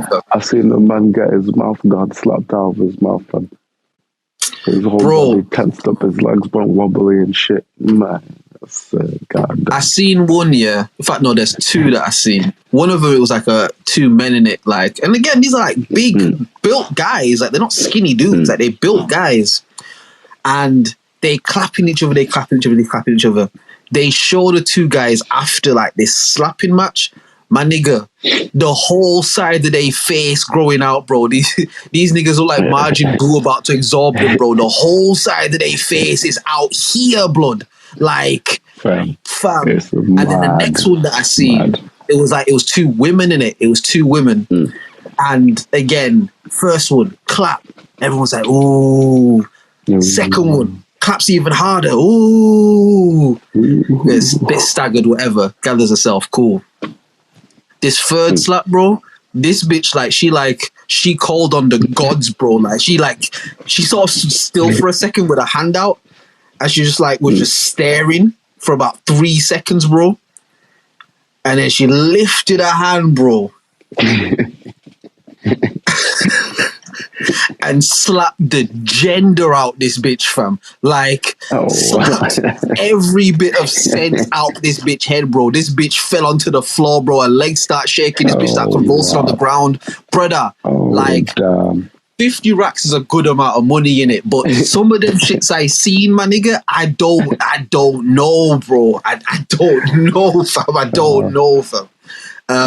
Well, if it's like, if it's like a skinny guy, he's not like overly massive, you know what I mean? Just like regular size, but he's still a pro, though. He still do this thing, fam. Let me think about it. We've got some voice notes. Let me think about it, yeah. Let me think about it. I want to give you a real answer in it. Let me think about it. Yeah. Well, I understand, you know what I'm saying? Like, but that's Hollywood, man. Like, that's a different world. You know what I mean? Chris Rock, like, talk about a softball of a joke, man. That was, you know what I'm saying? Like, he went real easy, and like, that's a different world than the real world, I guess. I mean, that's the real world to them, but like, out here, you take a joke a certain way, but like especially when you're laughing at it, and then all of a sudden you get a look, you get that side eye from her, and then you got to go handle business. For real. Oh, dude, honestly, and there's not very many black dudes in it, but there's one black dude that's like he just takes every slap to the face like it's like he just eats it. And then the other dude's just sweating bullets, waiting for him to slap him to go, because he knocks motherfuckers out. Yo, if you know that guy's name, if you know his name, send it, like, put his name in the voice note in it. I want to search that, because I ain't seen no black dude in this shit. Because again, bro, I'm watching this shit and I'm like, there's no way niggas is signing up for this, bro. There's no, but you get there's some of them black dudes, bro, that they built differently. Like, they built different, bro. And I can imagine a big brolic nigga, like, just absorbing every blow, fam. Like, just taking everything, bro. Like, pause in it, like, just, yeah. Then, I'll be honest with you, fam. Like, I won't say those shits look scarier than like UFC cage fights, because those look terrifying as well. But at least in a UFC cage fight, you can use every part of your body to try and protect yourself. And if the referee sees that you're getting done bad, he's going to be like, all right, enough in it. Like, the thing with the slapping thing, what's fucking me up when I think about it is standing there and waiting for a motherfucker to slap me while I'm staring at them, and they're gonna slap me, and I can't block the slap, I can't duck, I can't move out of the way. I have to just stand there and get clapped in the face. Like, that's what's... Because I feel like, again, man, I've been in fights before. I've been punched before. Like, it's not getting hit that's the problem. It's the inability to do anything about getting hit. And you saying skinny niggas and shit. I hear what you're saying, a skinny dude and that. But if he do this, bro, then he know how to slap, man. Do you know what I mean? He knows how to slap if he does this. And my brain will not compute, nah, just stand here while this guy slaps you. Just stand here and let him slap you, and then you slap him. Like, my brain, because I know me in it, I'll be stood there, ref will be like, all right, you know the rules? Yeah, cool. The other guy, you know the rules? Yeah, cool. All right, Drizz, you're going to go second. He's going to go first. All right, begin. And I see this guy winding up, putting the chalk on his handle, and I'm looking at him. I'm telling my brain, and I told you this shit before, and I told you my brain is the type of shit, like, if we not happy, bro, we getting the fuck out of here, like, self-preservation shit. My brain at that point is like, nigga, get the fuck out of here, bro. Like, if you let this guy slap you, bro, I can't protect you from anything else. Like, I can't help you think your way out of this if you let him slap me into oblivion. Like, do you get what I mean? Because he's gonna slap the sense out of your brain in it. Like, and if you stand there and let him do it, you're responsible, bro. Do you get what I mean?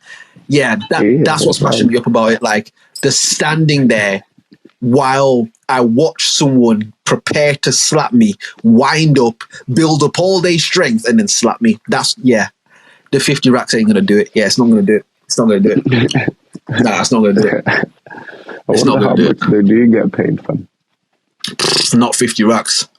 I'm pretty sure it's not 50 racks, bro. Like, but again, I think to go into like that sort of thing, you have to already be kind of tapped though in it. Like, you have to already be, because again, UFC, their man are tapped as well, but there's like a discipline to their tapped, or like a different type of thing. Like, they just want to fight other fighters for the sport of fighting. Like, them niggas ain't trying to kill each other or murder each other. like that fighting community is like, there's a respect among that shit. It's like, it's just the alpha male sort of shit in it.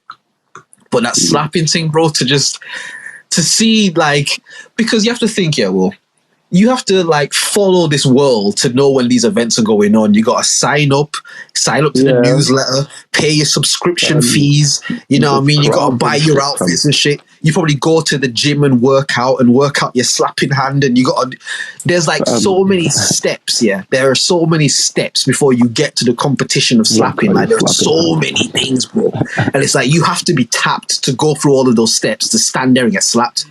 Like, you have to already be tapped to it. Like, you have to already not be okay, bro. Do you know what I mean?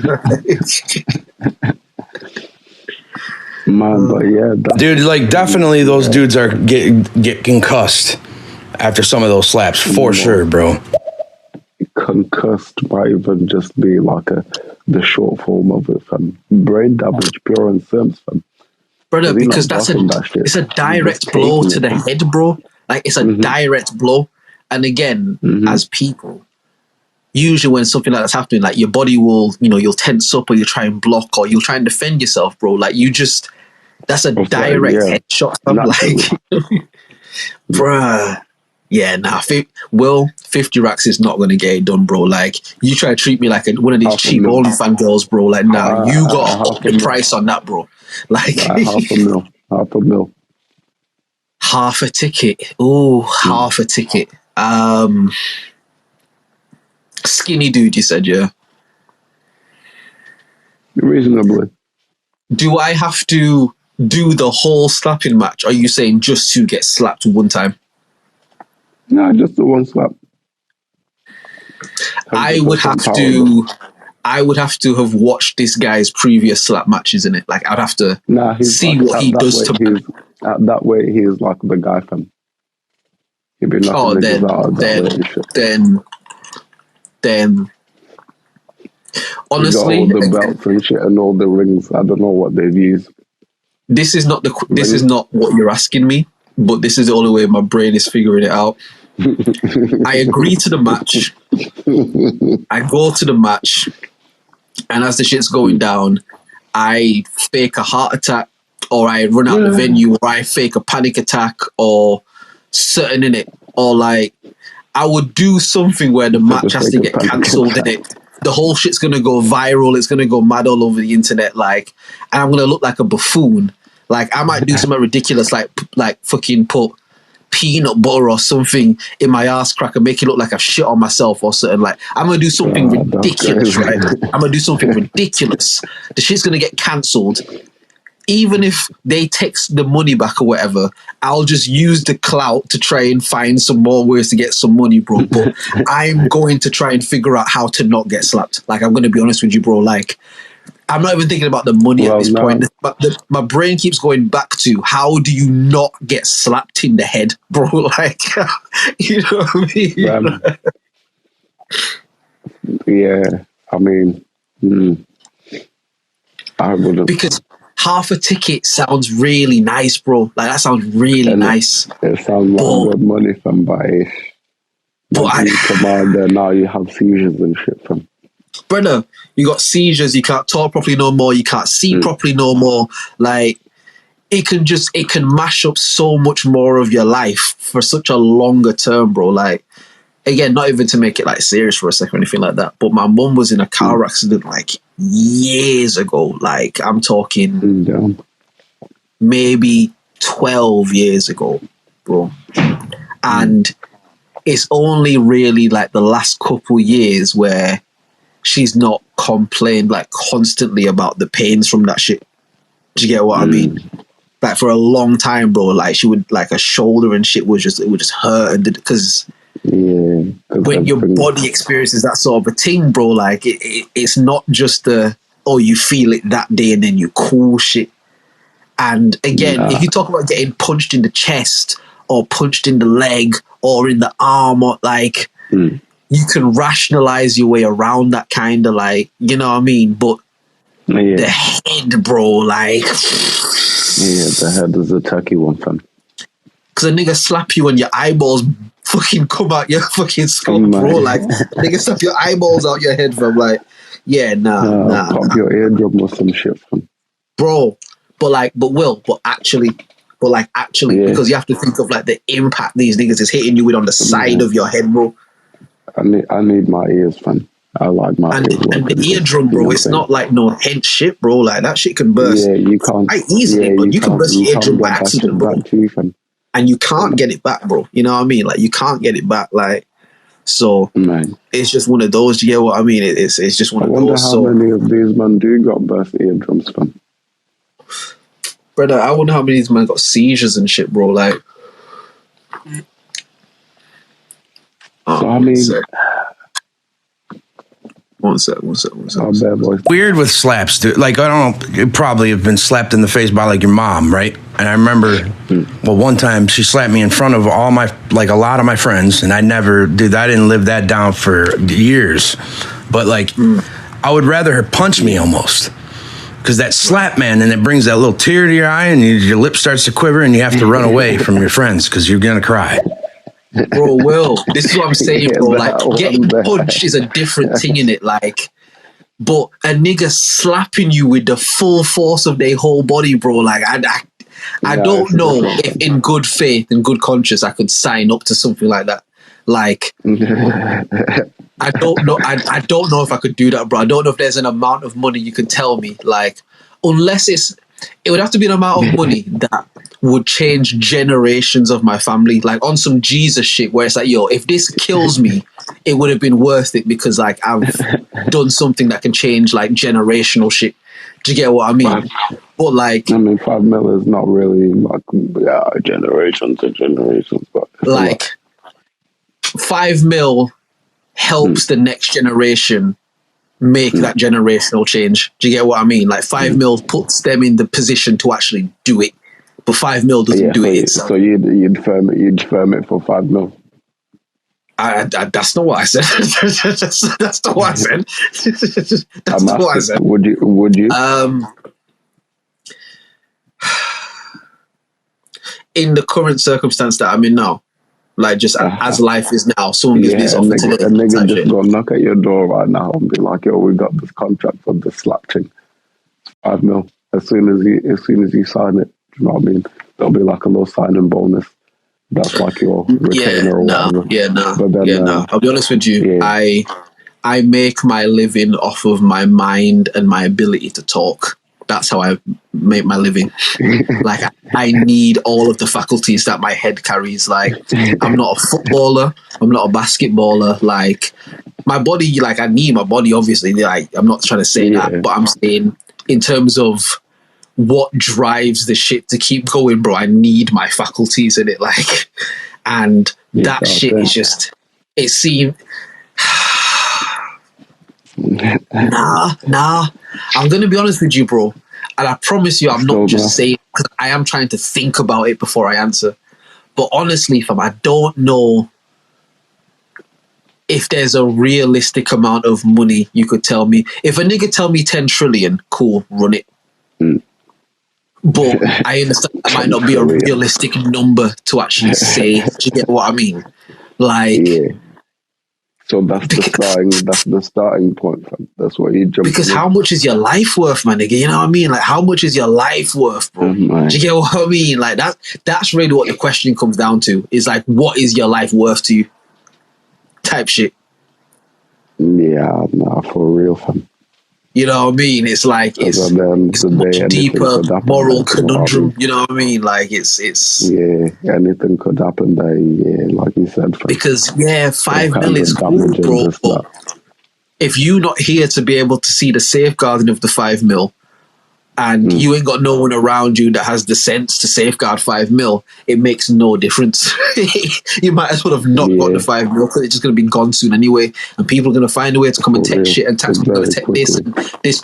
You know what I mean? Like and all that. I don't know, man. Fucking hell, mate. Forgot about him. Do you get what I mean? It's like, 5 mil won't do it. You know, ride the half then. You could do it as like a business event, innit? Like, you could do it like that. What do you mean? But then, no, you would have to either get a charity set up where you're the beneficiary of the charity, and then they just donate that to the charity. Or it would have to be but prize money gets taxed as well, innit?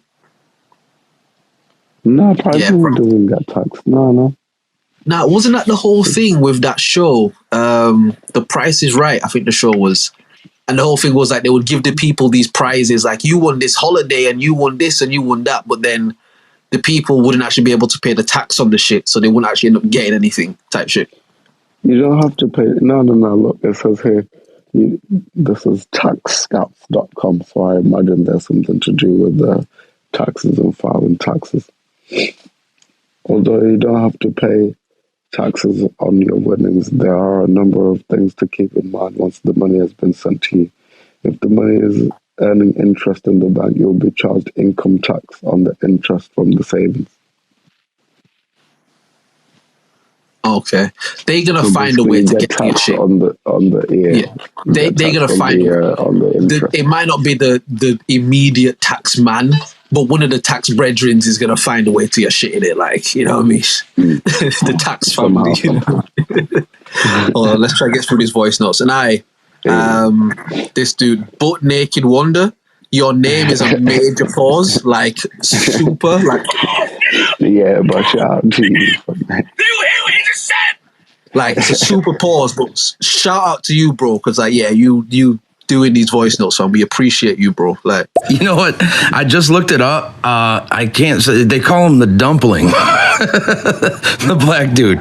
He's like 6'5", dude, 300 plus pounds. But I'm looking at this.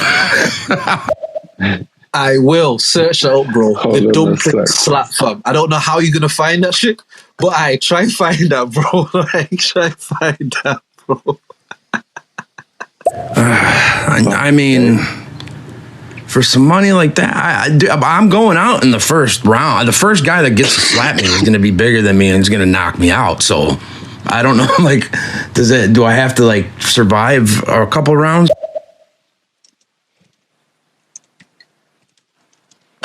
I think. Go on. Some guy. I typed in the dumpling, and then there was like 2 videos, and I noticed that the dumpling guy's like not that guy, but then he was versing a guy called Wagner Zuluzinho, and I was like, oh yeah, that's definitely the black guy. That's So the the black black nigga guy in called it. Wagner Zagna Zuluzinho. Zulu. What's his name? Zuluzinho. Zulu's, yeah, that's him in it. That's him in it. Everyone else is called like Jeff Johnson and Chris Thompson and shit. And then you got Zagna Zulu. Like, yeah, that's him, blood. Like, that's him. Yeah. See if you can view the video in it. Like, tell me if he's firming them shits in it. Yeah, Like, I'm watching it. Hold on. Dude, my luck, I'd fucking have to face the dumpling. The big black dude. Yeah, and he would probably slap my head off of my body. Hey, he does look mad scary, fam. I wouldn't, he looks scary, fam. you know, like a problem, yeah. Yeah. What did you search? I type in Wagner Zuluzinho. Oh my gosh, the way he's smiling, fam. Zulu. What's his name? Zuluzinho. How do you spell the last bit? Like Brazilian Zinho. Oh my goodness, he shook him on the table. My God. God damn. Oh, that's a big motherfucker, bro. Oh, shit. Yeah. Oh, shit. Brother, he's big like, do you remember Farouk from WWF, bro? Oh, sorry. I'm just like, I'm watching it, yeah. Oh my God, fam. That was mad. Fam, I gotta see it now, bro. Aye, Butt Naked Wonder, shout out to you. How you can, fam. And he just held it, fam. He just looked at him and blinked, fam. Nah, this guy, fam, he's saying no. Oh, man. Because this is what I'm saying. These are big dudes, bro. These are dudes, like, if you go into some sort of, like, bar fight with these, man, bro, like, it's going to be long in it. These are big guys, bro. These are not small dudes, bro. Like, hold on. I'm just watching. So I'm watching the Vasily the Dumpling versus Wagner Zuluzinho. Yeah. Oh, and you can see the chalk on his face because he's black in it. You can just see the chalk on the side of his face, bro. Like, and he's just holding it. He just scratched his eye and shit. He's like, yeah, no, I'm cool. Like, yeah, no, I'm cool. But he just dapped the guy, bro. He just dapped him. Like, yeah, no, I'm blessed, fam. I'm good, fam. He just dapped the guy that slapped him, bro. Like, fucking hell. Now he's going to cuff him back. Gosh. Hold on. Oh, he's winding up. Oh, dear Jesus Christ, Lord in heaven. Oh, God, they slow motion it, bro. They slow motion it. Oh, my God, they built... Fucking hell. See, the slap that I just seen, yeah? If that was me, bro, you seen a head with dreads swinging through the air, bro. This shit would look like Scary Movie 3, fam. What's that scene? Where you, like, knock the shit head off, fam? It's just like, bruh. Man's just like, that was right. Bruh. But the way he's slapping this nigga, bro, and although the guy's not moving very much, bro, you seen the impact of the slap, bro, like... Now, fuck that, bro. Your man's is sweating, fam. Your man's is shitting himself. Oh, bro. He's looking like, is it over? Yeah, no, dude, I got into an accident. Lady pulled right out in front of me, dude. This old lady that wasn't supposed to be even driving, and thank God I swerved a little bit. It was wet out, and I hit her front corner panel instead of hitting her in the door. I would have killed her. But I was going like 45, 50, and I was boom, dude. And that whiplash shit, that shit's for real. The next day, I was like, oh, dude, I could barely fucking move. Like between my shoulder blades and up into my neck. I was like, dude, this is fucked up. Yeah, that whiplash thing is not a joke, bro. Like, that whiplash shit is not a joke, fam. Like, yeah, it's not a joke, fam. And again, I don't know how old you are. I'm just gonna call you Wonder in it. I'm gonna call you BN Wonder. I'm not gonna keep calling you butt naked Wonder. I'm not gonna do that, bro. Like, shout out to you with it. Like, you're a G, but I'm not gonna keep calling you that. So you BNW now in it. You BNW. That's what you is, bro. But now, like, you sound like I won't say a young guy, but like not an older dude, you know what I mean? So you're probably still young enough where your body can still like heal and shit. Imagine my dear old mums, bro, like she ain't no athlete or nothing like that. Do you get what I mean? And it's like, yeah, bro, that whiplash, it's not a joke, fam. It's really not a joke, fam. Yeah, nah, whiplash. So imagine, bro, what would you call this shit if Wagner Zuluzinho clapped you? That's not whiplash, bro. That's like slave master lash, you know what I mean? That's not a whip, bro. That's like he throwing the whole bucket of racism. Like, it's not just a whip, bro. Like, you know what I mean? Like, I don't even know what you would call that, bro. Like, that's a brother. They're slapping each other so hard, bro. Like, I know what I'm saying. That's obvious. GBH, fam. What that is, my friend. That's grievous bodily harm. That is, fam.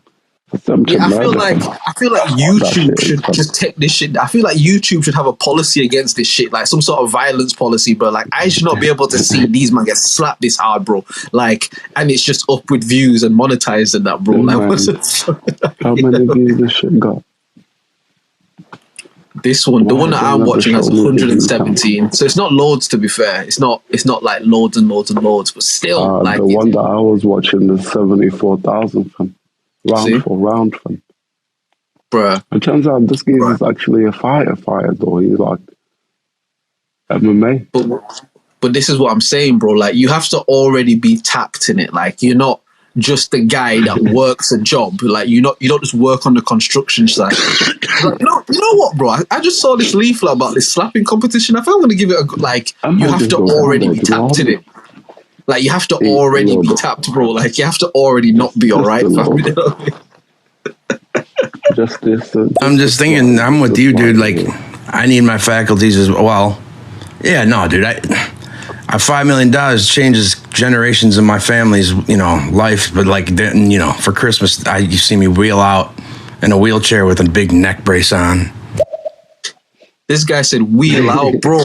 One of these man slap you, bro. You in a hospital bed, fam. You can't move nowhere, bro. Like, you like Harry Osborn's dad in Spider-Man, bro. In the Andrew Garfield Spider-Man.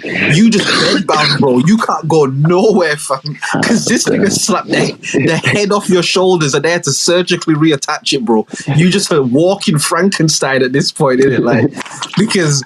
yeah, these men are big giant men built for battle and shit. I'm like more of an academic and an artist and shit. Like, I have a different skill set. That's not my skill set, bro. Like, listen, if I need to knuckle up with somebody, we can do that. That's fine in it. Like, I'll knuckle up. Like, that's cool. Standing there and letting a grown man slap the sense out of my head, bro. Because a man will slap me, I'll just start speaking like Swahili or something, bro. I'll just speak a whole different language, bro. I'll be a whole different person. Man will slap schizophrenia into you, blood.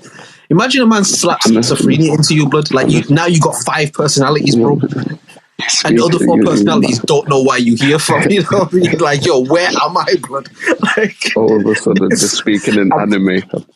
Bro, I'm telling you, fam, man, will slap you into the nether realm, fam. Like, have you seen that meme of you must have seen the Detroit, what's his name?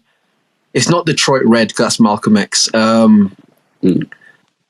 Like Detroit Flame, or the guy who is like a light-skinned sort of dude. It kind of looks like Puerto Rican, maybe black or certain. And he teaches people like self-defense shit, man. Oh, and like, yeah, that guy. Yeah, that guy in it. There's memes of him in it. Like, it's like, all right, you do this, and if someone approaches you with a gun, you do this and do this. And it's the meme is somebody trying to do that in it. Like, they're trying to do that. And then they do the first move, and the next scene, they like in heaven. And like, oh shit, it didn't work, bro. Like, that nigga killed me, fam. Like, you know what I mean? Like, I'm telling you, bro, you'll be watching this guy wind up the slap. You listen to that nigga, fam. You'll be bracing yourself. You'll be like, all right, you know what? actually, you know, like God's on my side, man. You know what I mean? We're gonna get this money. You having this pep talk with yourself, and while you talking, you're like, all right, I'm gonna count to 3. 1, 2, and then you open your eyes. You're like, oh shit, I'm in heaven, bro. Oh shit, that nigga killed me, bro. Oh shit, he slapped my head off my shoulders, bro. Like, oh shit, fam. I didn't even feel it, bro. I didn't even feel it, fam. I'm just here now. Oh, mad thing, innit? Yeah, no. Catching your balance next to Gabriel, like, yeah. Bro. And Gabriel just sat there watching you like, Gabriel's like, yeah, that was crazy, fam, to be honest with you, man. Like, yeah. Like yo, we've got the match report if you want to read what actually happened. Like it's a bit mad. You reading the shit, and he's like, yeah. So you stood there, and someone said it looked like you were counting down from like 3, and then he slapped you, and then your head came off your shoulders, and it splattered into the wall like a tomato. If you want to see it. Like a hot tomato, like hitting a grease pan, you know what I mean? We do actually have the footage because we're heaven and, you know what I mean, the almighty and shit. So if you actually want to see it, that's cool with it, you know what I mean? I might have got in like the action replay speed and shit like, yeah, nah. Bruh. Yeah, nah. 5 mil is not... Bro, man, I've got like the YouTuber commentators in the corner, like, but it's like the angel YouTube commentators, like, oh, you know what, man? As soon as he stood there, I knew he was gonna come to heaven, man. I already placed my bets, like I could see it, man, because he wasn't built for this. You know what I mean, man? Commentating on your shit in heaven YouTube and shit, but like, oh, fuck you know, fuck you know. Oh, my bad. So it's not. He's not the dumb. I thought that he was, because the name is what struck me. The other guy's like Russian or whatever. But yeah, man, his neck's like. It's because, you know what, dude? You gotta probably.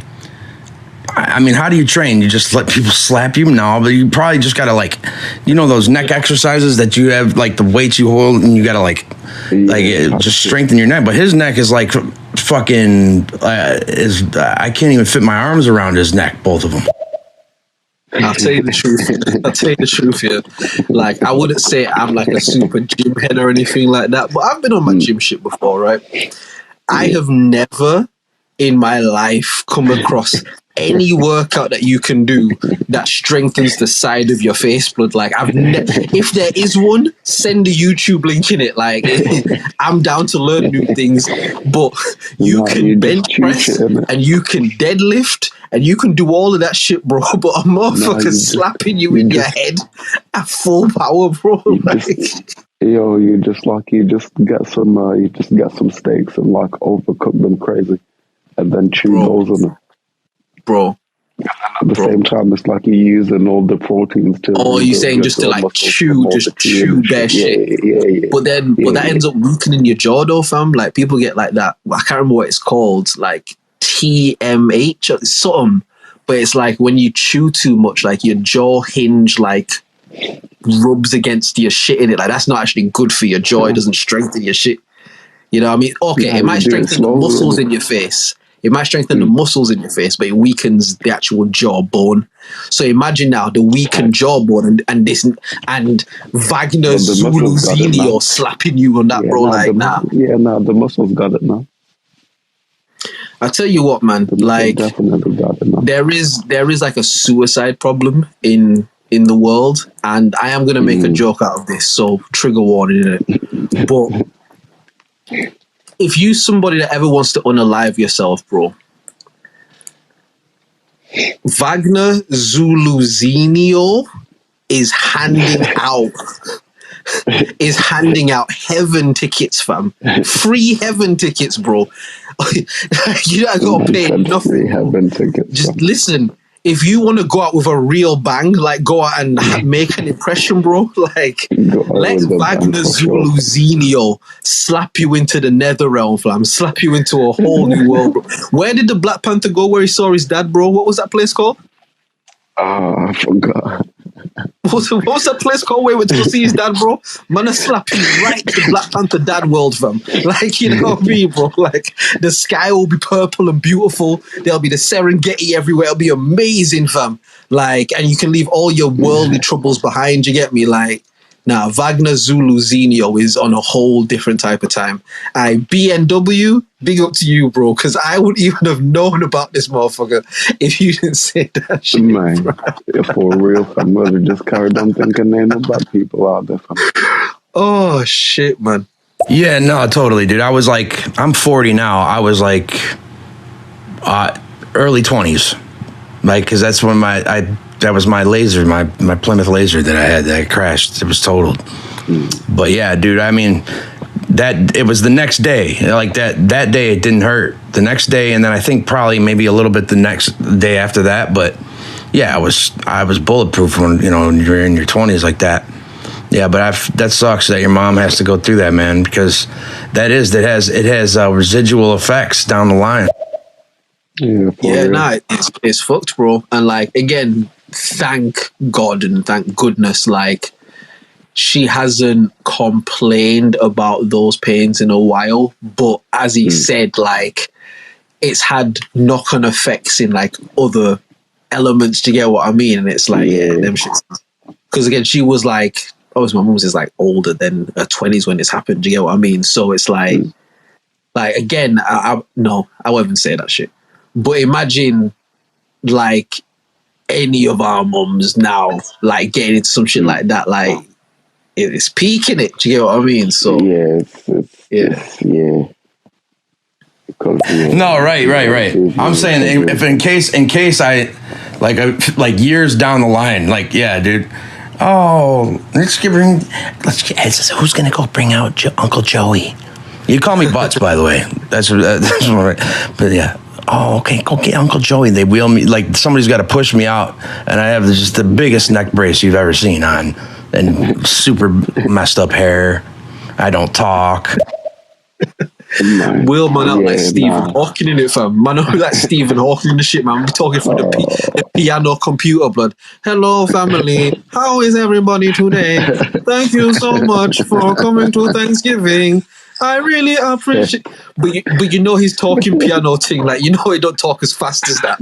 So all the family be there around B&W, like, oh, like, we've got this nice lovely house because your granddad, and like, say thanks to your granddad, and the kids are gonna be creeped the fuck out by him, and the kids will be like, nigga, I ain't going nowhere near that motherfucker, bro. Look at him, bro. He drooled on himself. He can't blink. He can't.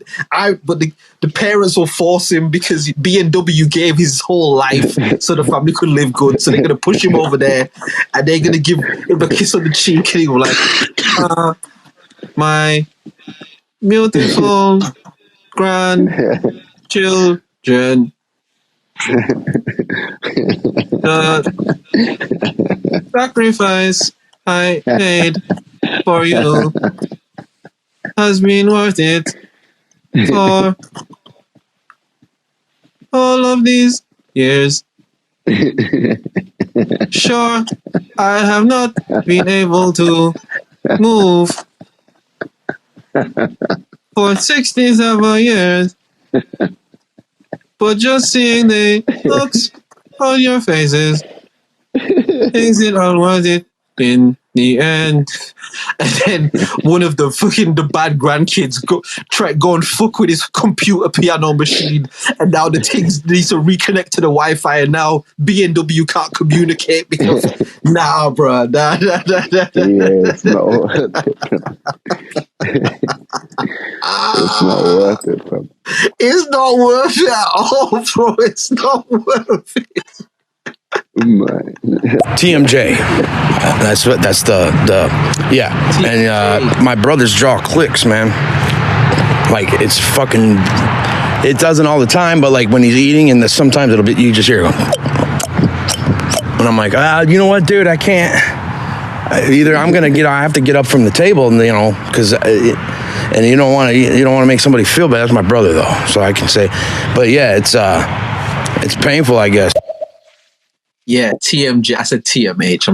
I'm so ignorant in it. TMJ. Thank you. That's what it is. But yeah, like, if you like chew bare shit, it like wears away at the joint in your jaw in it, and like literally you'll have like your jaw will just click constantly. Like if you eat and you talk, and your jaw will just click. Stop eating, fam. Bro, obviously you can eat. Bro, obviously you can fucking eat, bro.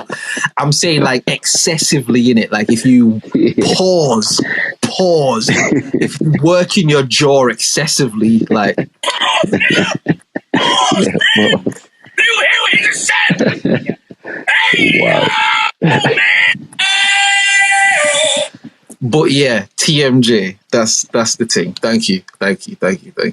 He's like the new Dr. Jack Kevorkian. Remember Jack Kevorkian? Dr. Jack, he was from Detroit, where I live around Detroit. And he was doing assisted suicide. He got in trouble and stuff for it. But yeah, dude, Zuluzinho, whatever his name is, yeah, dude, he just like, okay, come on in. You sure you ready? I'm like, yeah, man, I'm terminal, dude. I might as well go out now. All right. And he's just lining, he's like a baseball bat. You know what I mean? Like they're like swinging it, getting ready to fucking swing. Say goodnight. Bop. Say goodnight. Sick. Yo, because how fucked up would that look, bro? They bring somebody in a wheelchair, but frail as shit, bro. You got fucking Wagner Zuluzinho, but giant. They look like something from Game of Thrones, bro. And he being all nice and polite, and he's like, "Hello, welcome." This is the Wagner Center where we help people transition to. He's talking all soft and shit. It's like, we're going to get you ready and make sure you're comfortable. And they've got all of the meditation music played in the background and shit, and the aura lights and shit. Pan flutes and shit, you know what I mean? They got like a fish tank over there that's nice and shit. It's like, oh, this is a really nice environment in it until Wagner Zuluzinho take his lab coat off, bro, and he got a wrestling outfit under his shit. and he's got a big, those huge ice cream tubs that we could get from like the supermarket shit, them big fuck off ice cream tubs of ice cream. He got like one of them size of just chalk in it, and he just dip his whole hand in the chalk. You know how Tony Montana put his whole face in the cocaine in Scarface? He just put his whole hands in the chalk, blood. His whole hands just in the chalk like he's kneading dough. Do you get what I mean? But he's still looking at the patient, he's smiling and shit, like, oh yeah, ha, like he's smiling and shit. Fucking shake his hands off. He blow the dust in the air like LeBron. You know what I mean? Like he blow the shit in the air like Bron. You know what I mean?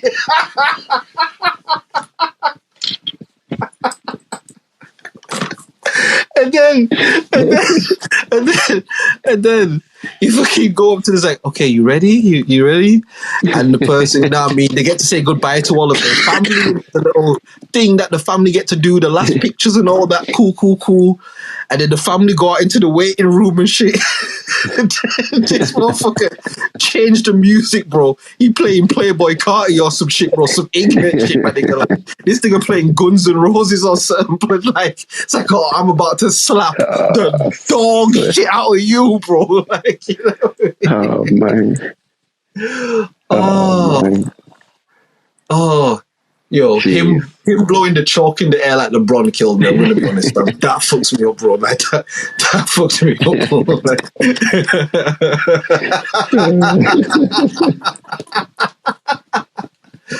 oh shit! Do you remember we used to talk about like mad, like serious woke shit? Like, do you remember when we used to like come on here and like and try to like tell it? But see. People learn through laughter, bro. You know what I mean? Like, you gotta make it make sense of it. Oh shit. Let me ask you, like my buddy, dude, my best friend. Like the first year, he got into a bad car accident. And he was in the back seat, and he was the dude. One of his buddies was drunk, hammered, and he was hammered too. He's like, dude, I don't know, man. He like went from the back seat, and he didn't go all the way through the windshield, but he got scarred up from it, dude. And he wouldn't drive in a car. He was really fucked up. Like when I would be driving with him, and dude, I could see him next to me, just like tensing up. Yeah, that's PTSD in it, PTSD, like. Yeah, and again, even that, bro, like even that. I want to get through all of these voice notes, by the way. So B&W, keep leaving the voice notes and that. Like we like, man, appreciating it. Like I want to get through them and that. But even to that point, quickly. Again, I remember when I was younger and shit. So I would have been around like 7, 8-ish, these sort of times. And this is like kind of the first, well, technically the second, but the first crib that I could remember as a child, like living in with like mums and that. And someone like, we got burgled in it. Someone broke into the house and we were like the ground floor flat. And they broke in through like my mum's bedroom window. Like that's how they came into the house. Obviously, like, police come to do all the checks and shit. They're like, yeah, they've come through here. There's a footprint here. Brother, my mum's did not sleep in that bedroom for maybe about 3 years, my nigga. Yeah. Like literally, like her bedroom became like the storage room. Do you get what I mean?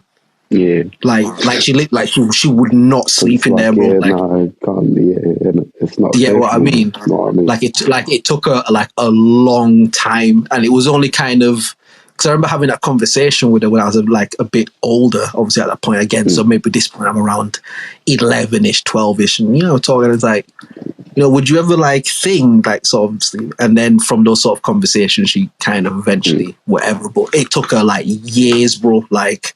She wouldn't even entertain the conversation at a certain point.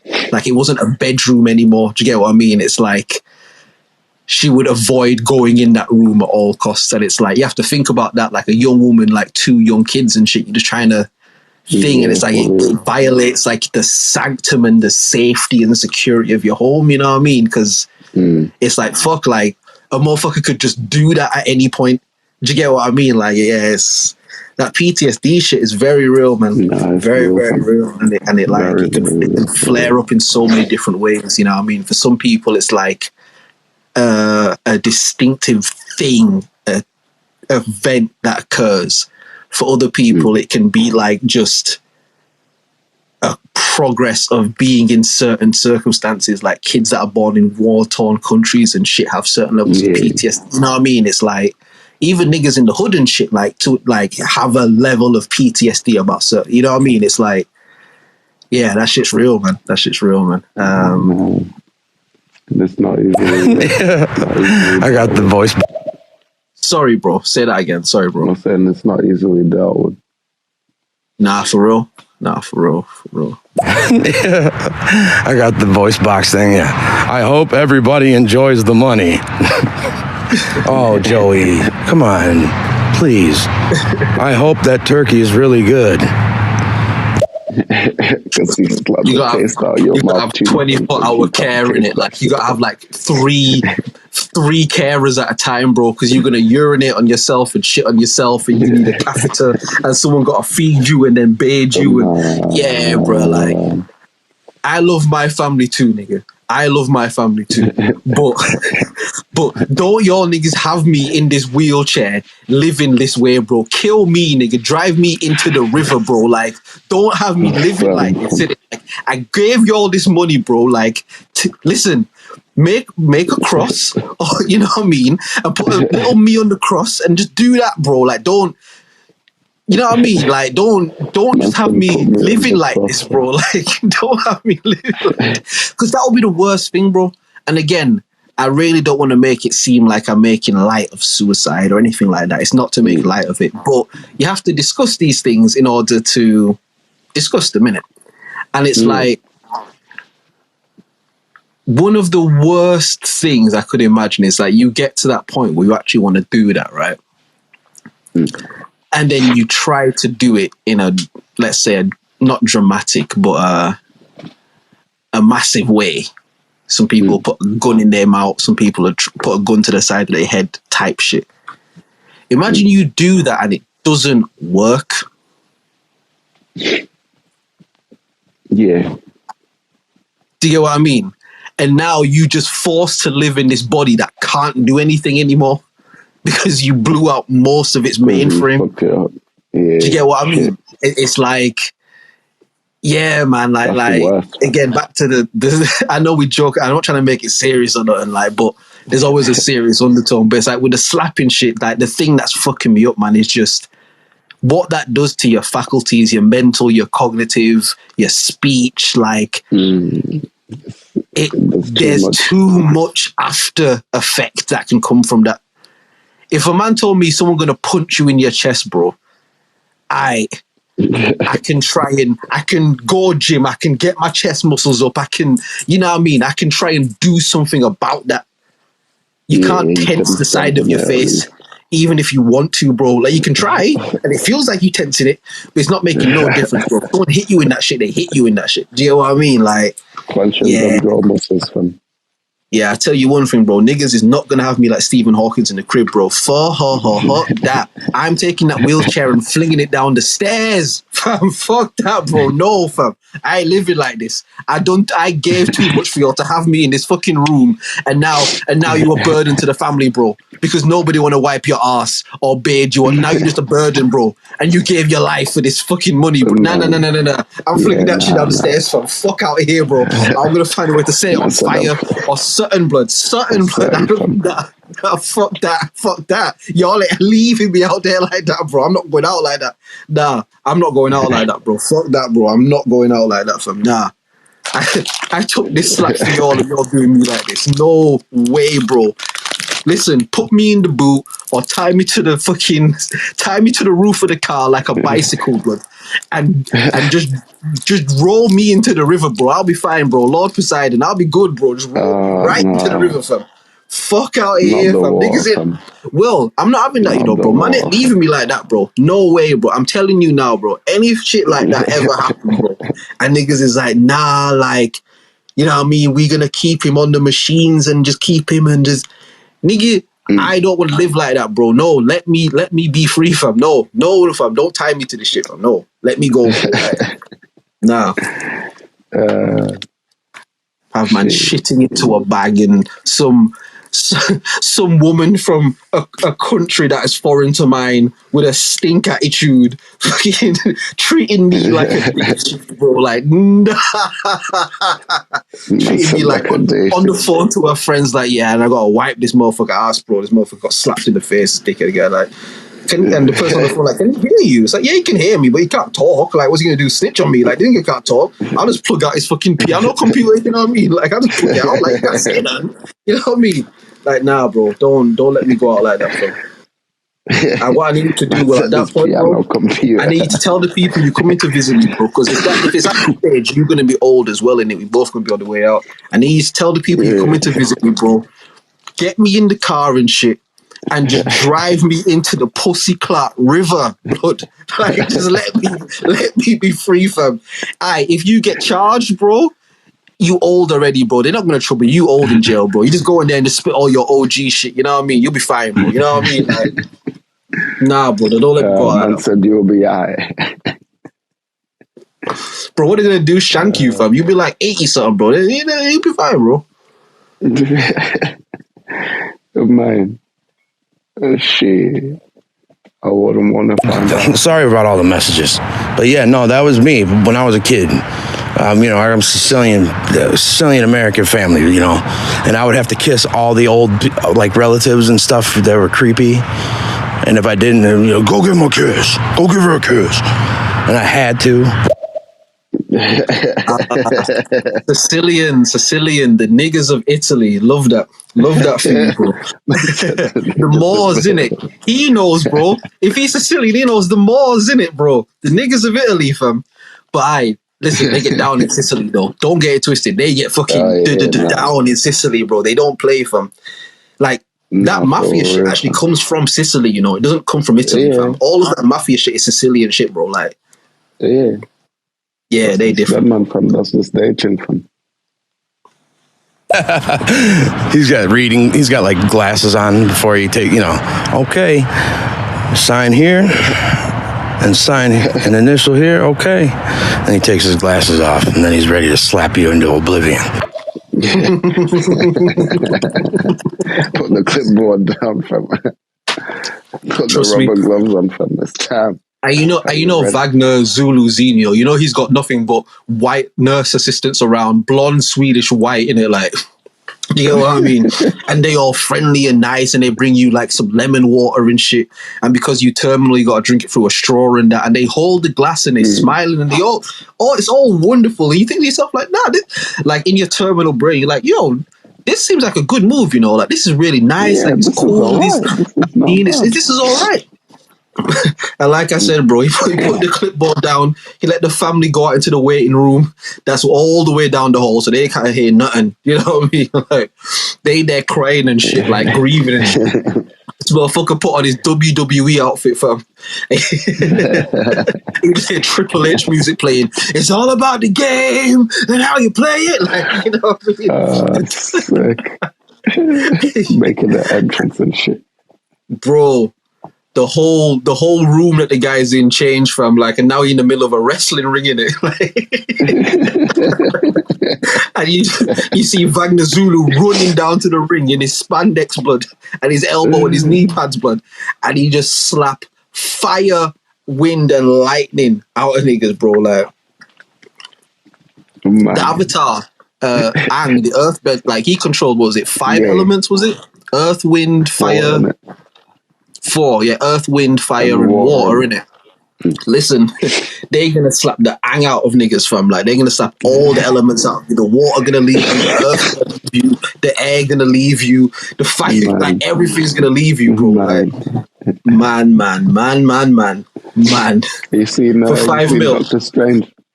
You seen Doctor Strange? When he go to that place and that lady push on his chest and his spirit like flies out of his shit, bro, and he's just like that, at his body getting further and further away from. Yeah, and you be like, oh shit, bro, like, like people don't even realize they did at first, and they be like, yo, am I just high? Like, is this the anesthesia or something? Like, they still waiting for the slap until they look to their left and see Gabriel, bro. And Gabriel's like, nah, you here, fam. Like, nah, you here, bro. Like, nah, you actually here, fam. Like, this ain't the anesthesia, bitch. Like, ain't no anesthesia. Do you remember him giving you anesthesia? Like, you didn't. We weren't there was no anesthesia. You weren't supposed to be here yet. Why are you here right now? And he looks at the file. Looks at the file and he goes, Dr. Zuluzinho again. Oh, yeah, he's been sending a few people up here. We need to have a word with him, to be fair. Like, there's a lot of unscheduled arrivals up here. Like, we need to send an email or something. Like, all right, no worries. Go stand in that queue over there. And then the receptionist will be with you. Because you know heaven will be like that, innit? You know it's not just going to be like again, if planet Earth has been colonized, and again, heaven and hell, they're concepts in it. So let's just go with the concepts. If planet Earth has been colonized, you don't think heaven's been colonized, bro? You don't think there's bureaucracy in heaven, fam? Like, you know what I mean? Like, hi, welcome to the Infinite Heaven Service. How may I help you? Yeah, you're gonna need to fill in this form and this form and this form. Did you have heaven insurance by any chance? Oh, you don't remember? Oh, okay. We'll just put you down. I said no. If you'd just like to take a seat over there, somebody will be with you in the next 100 to 1,000 years. And you got the heaven music playing in the background. God really cares about what you have to say. God is the Almighty. You're here in heaven. You made it. He'll be with you shortly. You're there for 10,000 years, but like, fuck's sake, my nigga. Like, yo. And you look over and there's a guy that's been there since like the 1500s, like, bruh. Because you can see by everyone's clothes in it. God, bruh, you've been here for how long? Shit, 1500s. How did you die? You know, war and shit, you know what I mean? These kings always sending them battles and that. Oh, how did you die? A guy slapped me.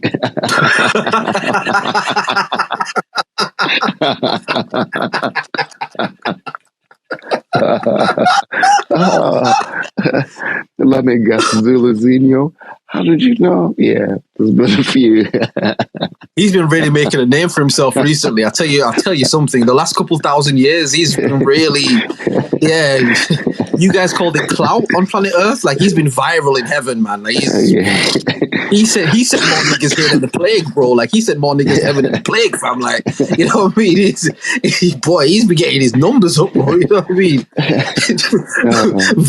Wagner Zuluzinho go platinum in heaven, innit? Like, you know what I mean? Man's like NBA young boy, fam. Bro, just running through numbers with ease, fam. Like, everybody heard of him, fam. Like, now we know who he is. Yeah, we know him, fam. We know him, fam. We know that guy. Oh gosh. My wife, dude. I told my wife. I said, listen, if we get older, I get Alzheimer's. what have you. I start forgetting who you are. I start forgetting everybody, you know, like you, please, you have permission. I'm going to write it in a will that to smother me in the night with a pillow. Bruh, like, yeah, I don't want to live like that, man. I do not want to live like that, man. Like, because it's, you know what it is, bro? Like, I like to express myself too much in different ways. You know what I mean? I like to express, whether it's through like cracking jokes or having conversation, making music, making clothes. I like to express through this gift called life, innit? And it's like, to me, that would be the same thing as going to jail. You know what I mean? Like, minus the imminent threat of unwanted danger. It's like you just locked in this prison, which is your body. You can't do nothing. You can't move. You can't talk. You're just alive, my nigga. Like, and yes, the mind is a wonderful place, and yeah, but I don't know. Maybe I'm spoiled in it. Maybe I've lived too much now to want to live like that, because I've tasted the fruit. Do you get what I mean? Like, I've tasted the fruit of life, and it's like to think with all of the things I'm wanting to do moving forward, like all of the things in more, like to think like, rah, what if something happened and now you just spend the rest of your life in a bed and someone got to come and pick you up and wash you and bathe you, and bro, that shit, bro, like I just don't want to live like that. I don't fault anybody who maybe wants that. Everybody's thing is their own, but I don't want to live like that. Let me go. Just let me go. Listen, just dash me in the water, fam. I'll walk on that shit like Jesus. You know what I mean? Dash me in the water, bro. Like, what were those things that sea monkeys, innit? Like, sea monkeys, bro. Just put me in the water, fam. You know what I mean? I'll be fine, bro. Like, and I'll be yeah, fam. Not the water, fam. Not the water, fam. They say, and again, no one's ever come back to be like, yeah, like confirm it. But scientists do say that drowning, after the panic stage of, oh shit, I'm drowning, like once your body actually begins to shut down because the oxygen's like, it's supposed to be one of the most euphoric like ways of dying. Like, but they say that a lot about things. Listen, I'm not saying that's the case in it, but scientists do say that there is some kind of euphoria that's reached when the brain is drained of oxygen. Obviously, it's not fucking good for your brain, obviously. No. But there is supposed to be some sort of releases the DMT. Yeah, like all of that sort of shit in it. It's like there's supposed to be like a super euphoria in it, like once your body begins to actually shut down and shit. Again, I don't want to necessarily find out. Like, that's not really what I'm trying to do. But yeah, like I wouldn't mind the water. Do you know what I mean? Because the smothering thing, like I get it, I do understand, but it still seems too like frantic in it. Like it's too. You've got to hold the shit over me and hold me down while my body starts kicking and shit. Like, you know what I mean? It's too frantic.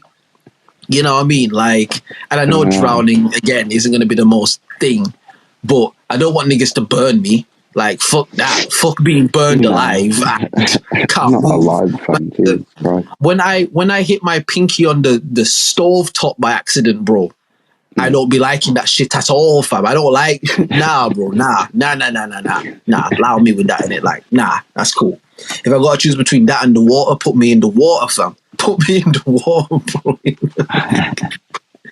Do you get me? All right, we got two more. Yeah, dude, I have to tell my brother, like, hey, dude, you know, I need you to do something for me. Take me to, like, I have him take me to, like, the steepest hill that goes off a cliff. You know, just for, like, one last roller coaster ride, you know, just send me on down. But see, BMW, that's the fucked up thing. This is what I'm saying. This is what I was saying about the failed transition attempts. This is what I was saying. Say you tell your brother to do that, yeah, he takes you to the highest cliff, bro, like, all right, bro, I love you, man, all of that. And then he Spartan kicks you off the cliff, right? what if, bro, just by some crazy happenstance, you just survive, my nigga? Like, you just alive. And for the first time in life, you can feel something and it's excruciating pain. Do you get what I mean? And now you're just alive, waiting to die. Like, nah, the water, there's no if, buts, or maybes in it. Like, the water's going to take you. Do you get what I mean? Like, it's not going to burn. It's not going to, like, injuries, isn't it?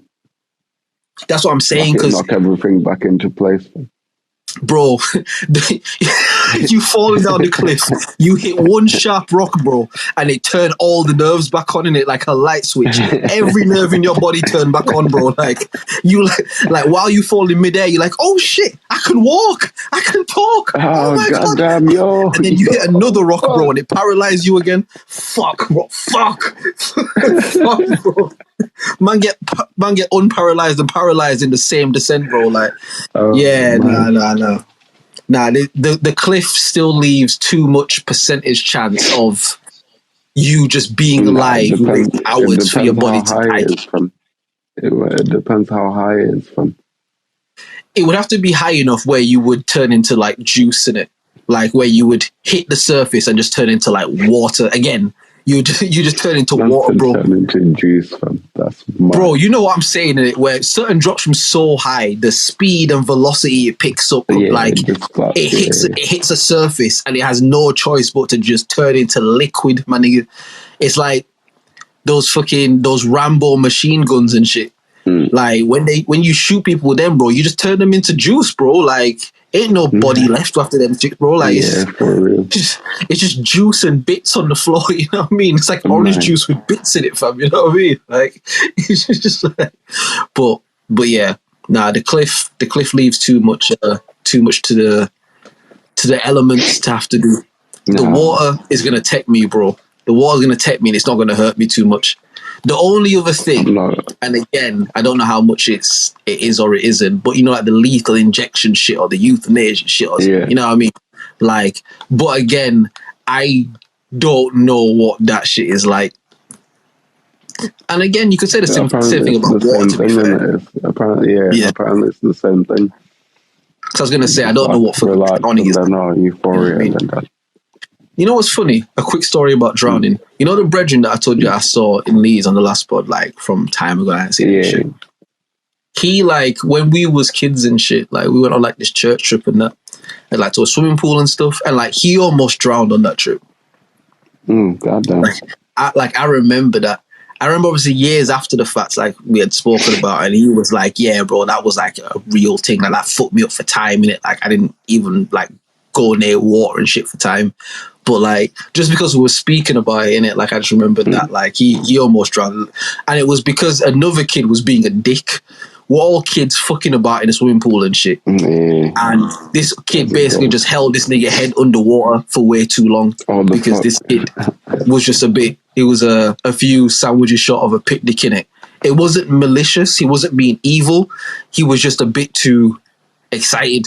And the niggas had to be like, brother, like, that's, bro, let go of that nigga, fam. Like, bro, that's water, fam. Like, what the, wait, has he been under water this whole time? Like, bro, get off him, fam. What the fuck? Like, type shit. You know what I mean? Yeah, my thing. I understand. And nurses, can you close these doors, please? Okay, buddy. Yeah, that's right. It's a leotard. Don't worry. Nurses, can you shut these doors for me, please?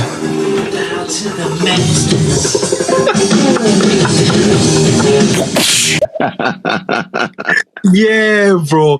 And he'll be talking super smooth like that. Like, no, can you just shut it off, please? Like, Maxine, can you just close the blinds and stuff as well? Like, Jenna, can you just Jenny, sorry, can you just hit the lights like super smooth and shit? The music start playing, he getting his shit off, oil himself up, and then put his hands in chalk, bro.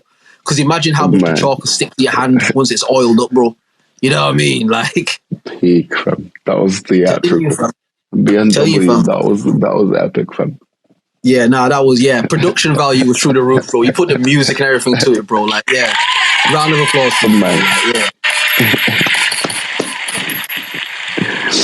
that was amazing, fam. This is, you can make a whole, like, this would be a good short film. Like a series of short films. Failed attempts. Yeah, dude, in the water. Yeah, that somehow some Japanese fisherman boat would find me and be like, and I'd be more fucked up than I was before. Oh, see, no. I'm not talking about like just cast me out at sea, like they say they did to Osama bin Laden, like respecting Muslims. I'm not saying that. I'm not saying bury me at sea. Like, I'm not Captain Jack Sparrow, nigga. Like, nah, I'm not saying that. I'm saying get a body of water, put me in the water, and put weights on me, my nigga, and just let the water do what it do. Like, if I'm doing this, I don't want any kind of chances that this shit don't work, because I'm doing it for a reason. Like, nah, because you're right. If you just get cast off at sea, bro, you become, what's his name, bro, in Castaway? You become Tom Hanks in it. You float to some mysterious island and shit. You know what I mean? Now you paralyzed on an island, bro. You paralyzed Castaway, bro. Man, like, you're gonna get eaten by some random animals, fam.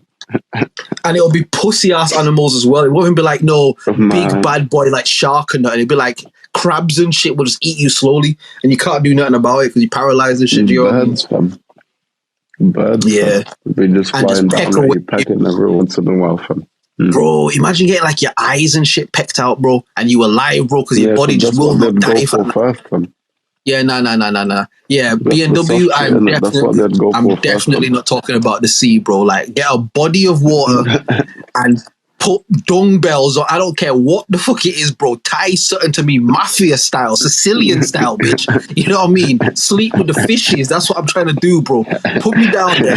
Let the water do what it do, fam. Like, I'm not trying to take no chances, bro. Because if I'm doing this, I'm trying to do this so I don't have to come back to this. Do you know what I mean? But like you said, bro, fucking in this short film, yeah, the look of the person would be like some fast fisherman would be like, "Oh my god, I saw you drowning. I did it." And you're like, "You stupid motherfucker, man! Like, what? Why are people so goddamn nosy, man? What's wrong with people? Like cussing this nigga out, but he's like doing a good deed and shit. Like, you know what I mean? Fuck, you know." And now they cart you back off the hospital and shit. You know what I mean? Now your friend that drove you to the lake get arrested, and he gets the maximum penalty. And now your brethren's jammed up and shit. And now you get to prison and like, "Oh, you tried to kill that old disabled man in it." And it's like, nah, he was my boy. Wait, hold on, like, nah, he was my brethren. and now gang niggas is shanking you, bro. Like, yeah. I think the moral of the story is not to make light of it, but maybe the answer is. That's it. Was that right? Not for any amount of money, it won't be worth it. That's the moral of the story, bro. Don't get slapped. Like, I could not have said it better if I tried to, bro. I'm gonna be honest with you. I'm gonna be completely honest with you, bro. I think we did it. I think we did it. Nah. Still, to be honest, we did that, brother. I don't want to say I don't know how we do this, because we do this, innit? But you know, we obviously the pod's coming up and shit, and we don't do a lot of like the news cycle shit unless it's something really worth talking about, innit? Like we do our shit, innit? And I'll come into this shit sometimes, and I'm like, I really wonder where this episode's gonna go in it. And every week, bro, it's just like, fucking hell, bro, we're sick. I'm like, we're sick. Nice, yeah. It's crazy, fam. Since the return, fam, it's been a mad trip, bro. Again, I need to give you a round of applause, bro. Yeah, but it's not just me. Nah, it's not just me in it, but like, if we have to have like an MVP sort of shit or most improved player sort of shit, like, you got some awards coming your way, bro. Because again, since the return, bro, since like you got the physiotherapy and all that you needed, bro, like this shit has been flying, bro. This shit has been flying. Like I said, what I think is dope is that it's been a lot more fun, if you get what I mean. Yeah. Like, we'll still talk about shit and that, but it's been a lot, like, it was getting heavy at a point. Now when I think back, and we did it, like it wasn't, I'm not just putting that on you, like we both did that. But I just feel like since you kind of come back, like you've breathed new life into the shit, bro. Like it's just every episode I've just been creasing up every episode, bro. Like Needed some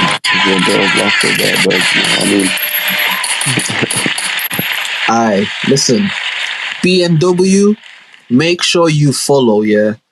Big up to you. You're gonna get another round of applause. You know what I mean? Aye. And you know what as well? Ultra Melanin, I see you in there, bro. I do see you, fam. Let me know for a second, like I don't see you in there, bro. Big up to you, G, for tapping in yet again, fam. But BMW, make sure you follow the man them onto the Stereo app. So make sure you follow Will, follow myself. Obviously, we'll follow back. Head to the YouTube, bro. This is what we're trying to say to people. If you tune in with the shit and you fuck with it and shit, head to the YouTube, man, and subscribe to that. That's what we're trying to build right now. That's what we're trying to get to.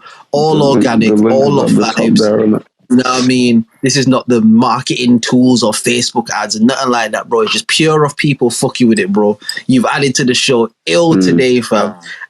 You've killed it today. So subscribe to the shit. Anyone listening, you know what I mean? Make sure you go and subscribe to the shit. More fucking...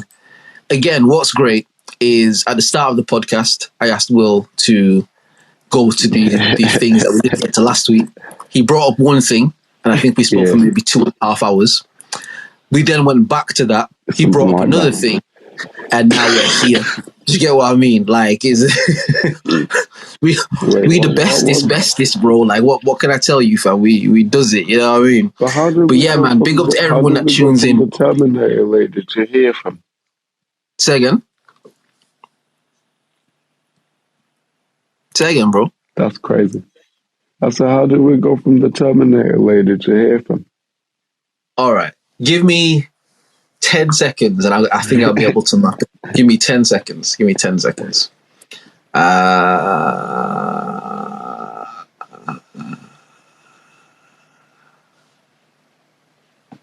Okay. We spoke about the Terminator lady and the Matrix shit and how the machines taking over in the future. We then spoke but I lost it. It's like, Hey man, that's what we do, baby. That's what we do. You know what I mean? BMW, I did see your request to join the chat.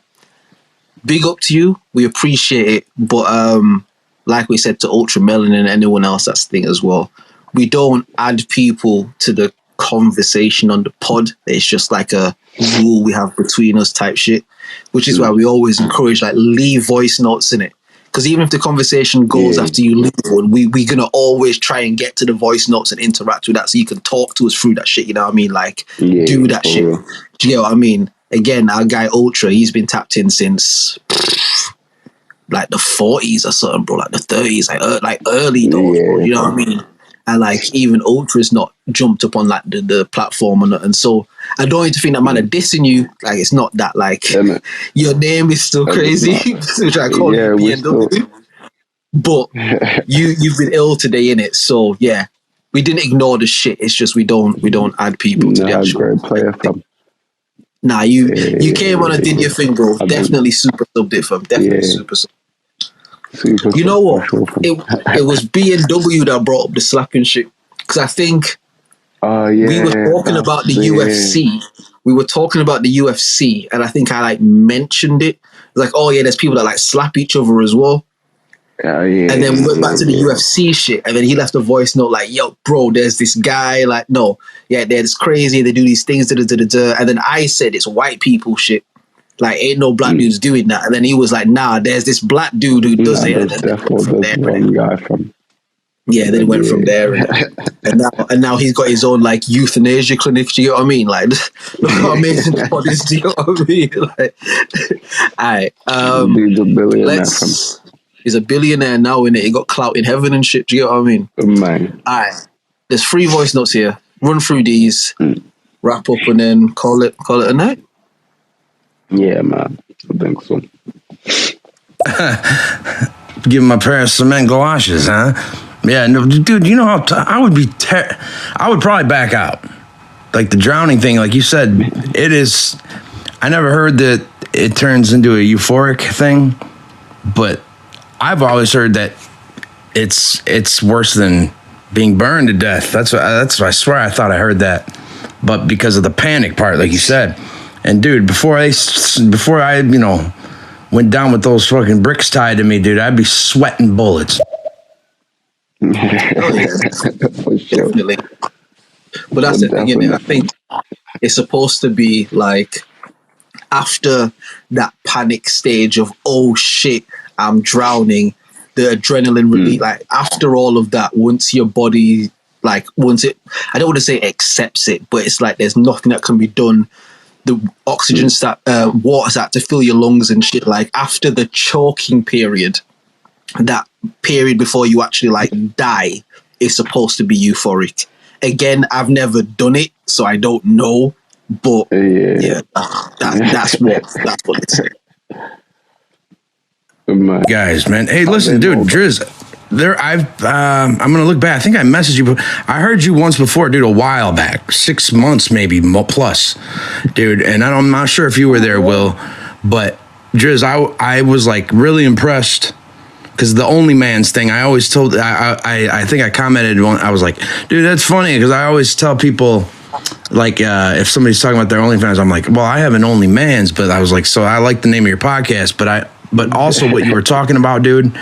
I can't remember what it was about, but I was like, dude, this guy, this is on point. So, if that means anything, dude, and I'll look out for you. You know, I'm not on here as much as I used to be. I'm here once a week, maybe less sometimes, but I'll come in and listen to you guys for sure. Come on, bro. Yeah, perfect. Once a week is perfect, man. Come on, bro. Listen. And what's mad, BNW, like, and I appreciate that. Thank you, bro. Like, thank you in it. But what's mad is because you've been like 6 months apart, like you saying like me and shit, and like, yeah, man, know my thing. But you've missed some of the legendary like Will rants, bro. Like, oh, I don't know what episode it is, man. The Kardashian rant that he went on the stream of consciousness, bro. To this day, when I think about like iconic moments in like our podcast journey shit, like that is one of the moments because, bro, like Will went Super Saiyan for like 2 hours something. Like he just went mad and like obviously the conversation went further and further. He wasn't just talking about like he furthered it. But yeah, I'm just saying, if you're the sort of person, like I like to listen to long form things in it. Like I like long form type of shit. I can put my headphones in. I can do things where I'm just listening to shit. If you like long form stuff, bro, go to the YouTube, subscribe to that, man. Go listen back to some previous shit. Last week's episode was jokes. You know what I mean? With the how much money we spend in a day. The episode before that with drunk God. Remember drunk God, bro? Like, fam, like that nigga was going crazy, fam. Bro, fam, just go and listen to the shits, man. Like we got certain dope here. Do you get what I mean? And we find that the right people that fuck with it tend to gravitate to the shit, man. We try to talk about real shit. We try and have a laugh. You know what I mean? And just man, we there. You know what I mean? Trying to brighten up some things. I think that's more so the change, to be fair. Like, it's been more so just like poking fun at shit, do you know what I mean? I mean, the serious shit that we're talking about, but it's more like a in jest kind of thing. Yeah, like, bro, we just like went on like a 40-minute like riff on like euthanasia, bro, like, and suicide, like, and then it was hilarious, bro. You know what I mean? And like, I definitely just think like, obviously, since you were like just took the time to just do whatever you need, like do the stuff you need to do in that, like, I definitely feel like that's the energy that's been injected into this thing. Like, I just feel like, as you said, it's more so everything's fucked up in it, so let's just make fun of all of it, bro. Do you know what I mean? Like, I think we definitely were coming at it before, like the nigga in the street with the placard over his chest, like, the end is coming, you people listen. You know what I mean? Like, I think maybe through like the 70s and the 80s, there were like some of those. Yeah. And again, I don't want to say that like it wasn't good shit, because it's good shit. Like, it's good. Do you get what I mean? For sure. But in terms of actually, because I remember I'd come away from some of those episodes and just be like, you just feel heavy in it. Like, you just, you know what I mean? You almost feel like a dickhead to then go on your phone and go on social media and look at shit after all the shit we've been talking. You know what I mean? Like, you almost feel like a dickhead to do that. But it's like, yeah, man, nah, these last couple, bro, like, I gotta give it up to you, man. Like, you absolutely killed it, man. I'll give it up to you as well, fam. We out here performing, fam. Do what we can, man. Haaland and De Bruyne, fam. Yeah, I mean. Yeah, I like that, bro. I like that. The two whitest men on earth, bro. That's exactly who he is. Yeah, fam, prolific, bro. Prolific, bro. If only our old podcast can see the new podcast now.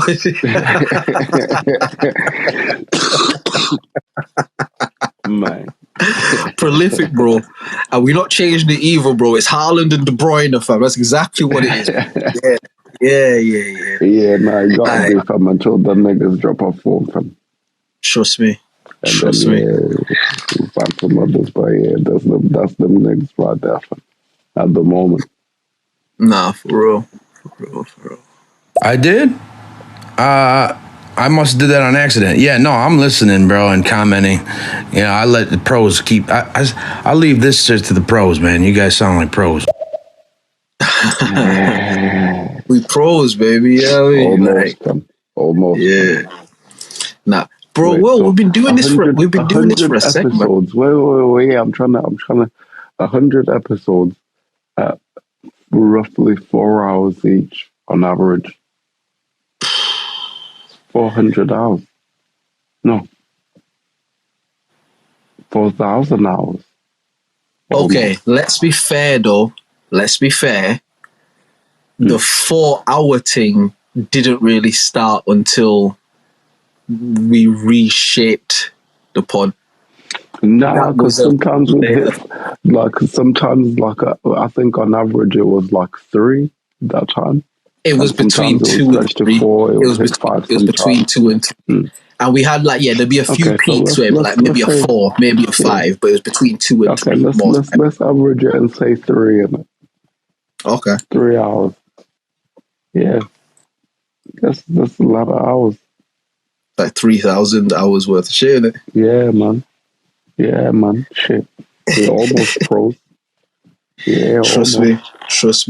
And like I said, man, episode 100 coming up, you know what I mean? God's Spirit in life, we all get there, and that I definitely want to try and implement some newer things, man, because bruh, like I said, when I think back to just, especially the 90s, I think we've been going crazy in the 90s, but I'm going to be honest with you, fam. Like, I think we've been going bonkers.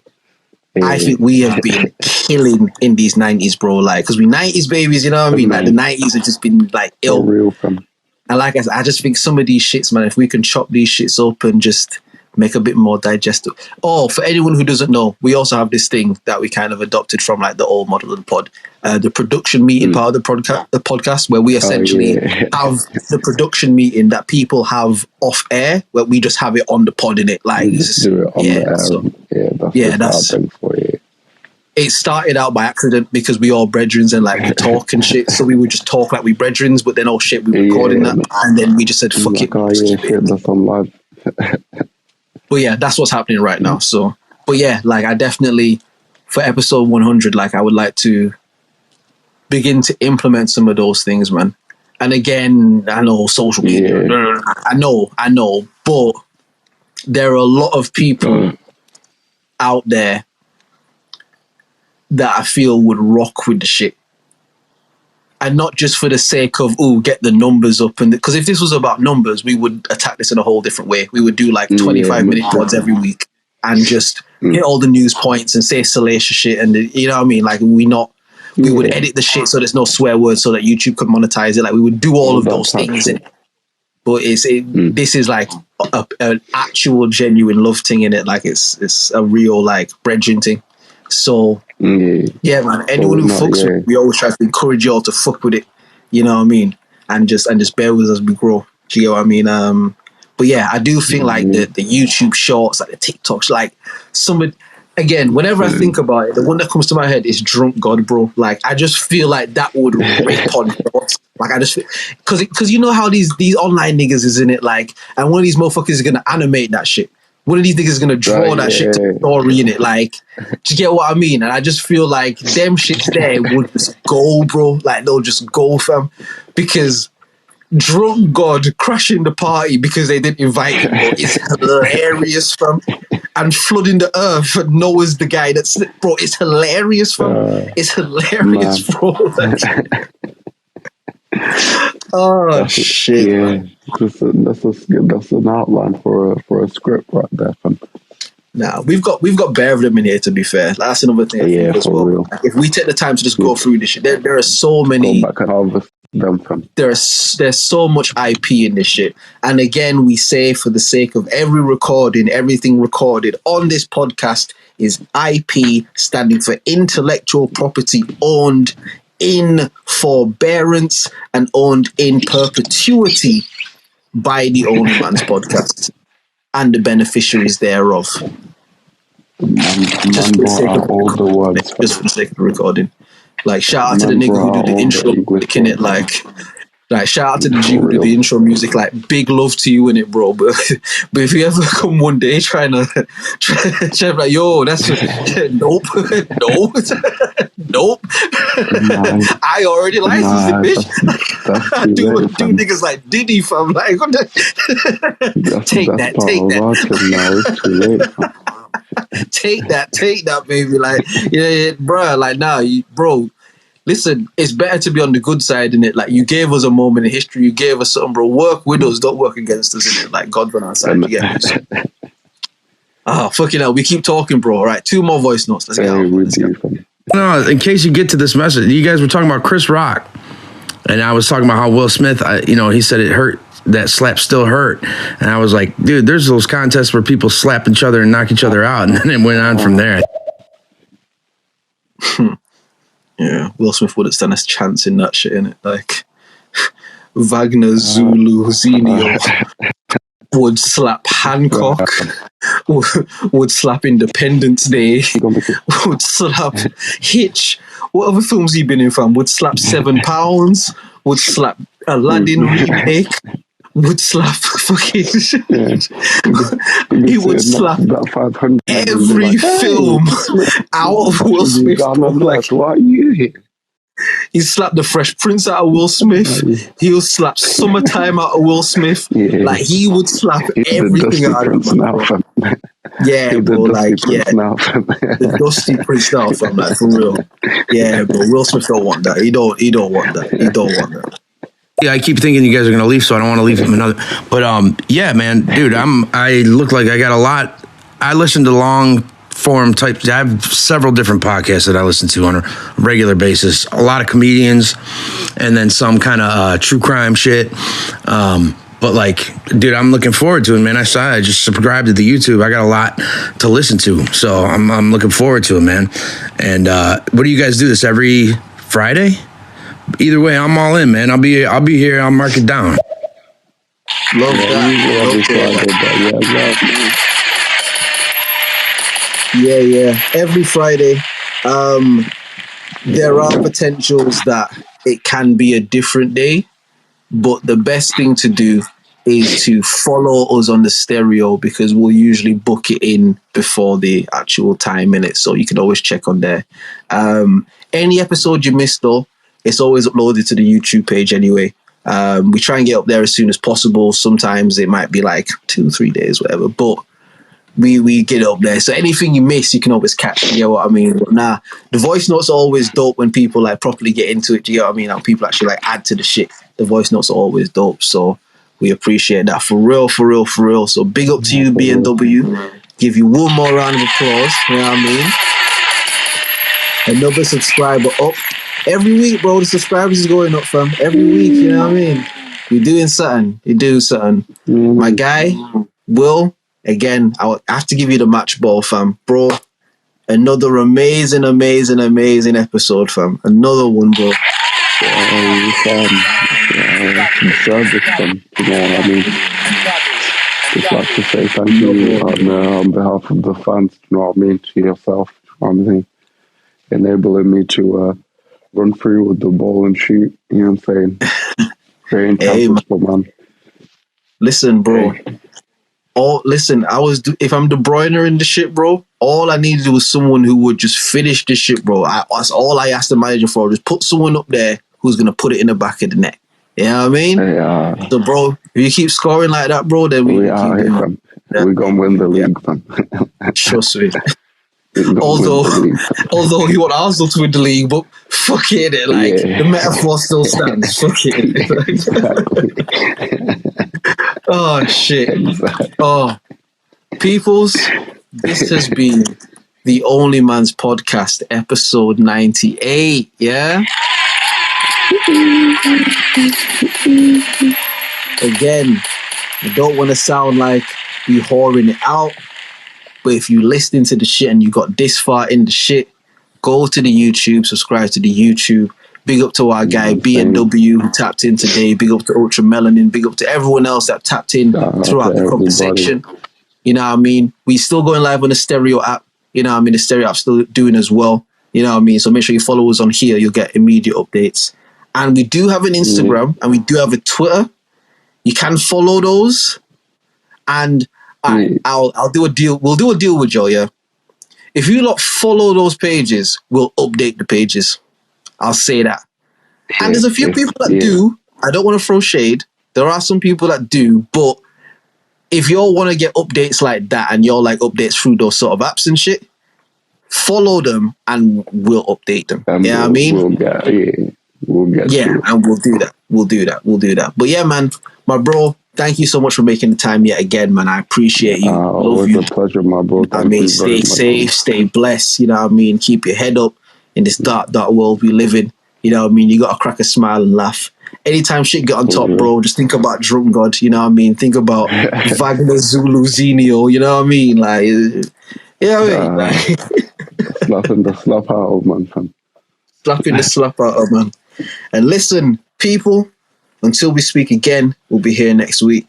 We love you all. We appreciate you all. The OnlyMans podcast, episode 98. And my bro, I'm going to ask you to mute up so we can play the music. Woo!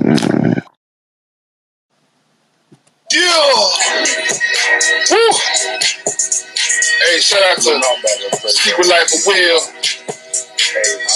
Drizz OnlyMans podcast. OnlyMans podcast. Man, that shit for real. Hey, man, this shit for real.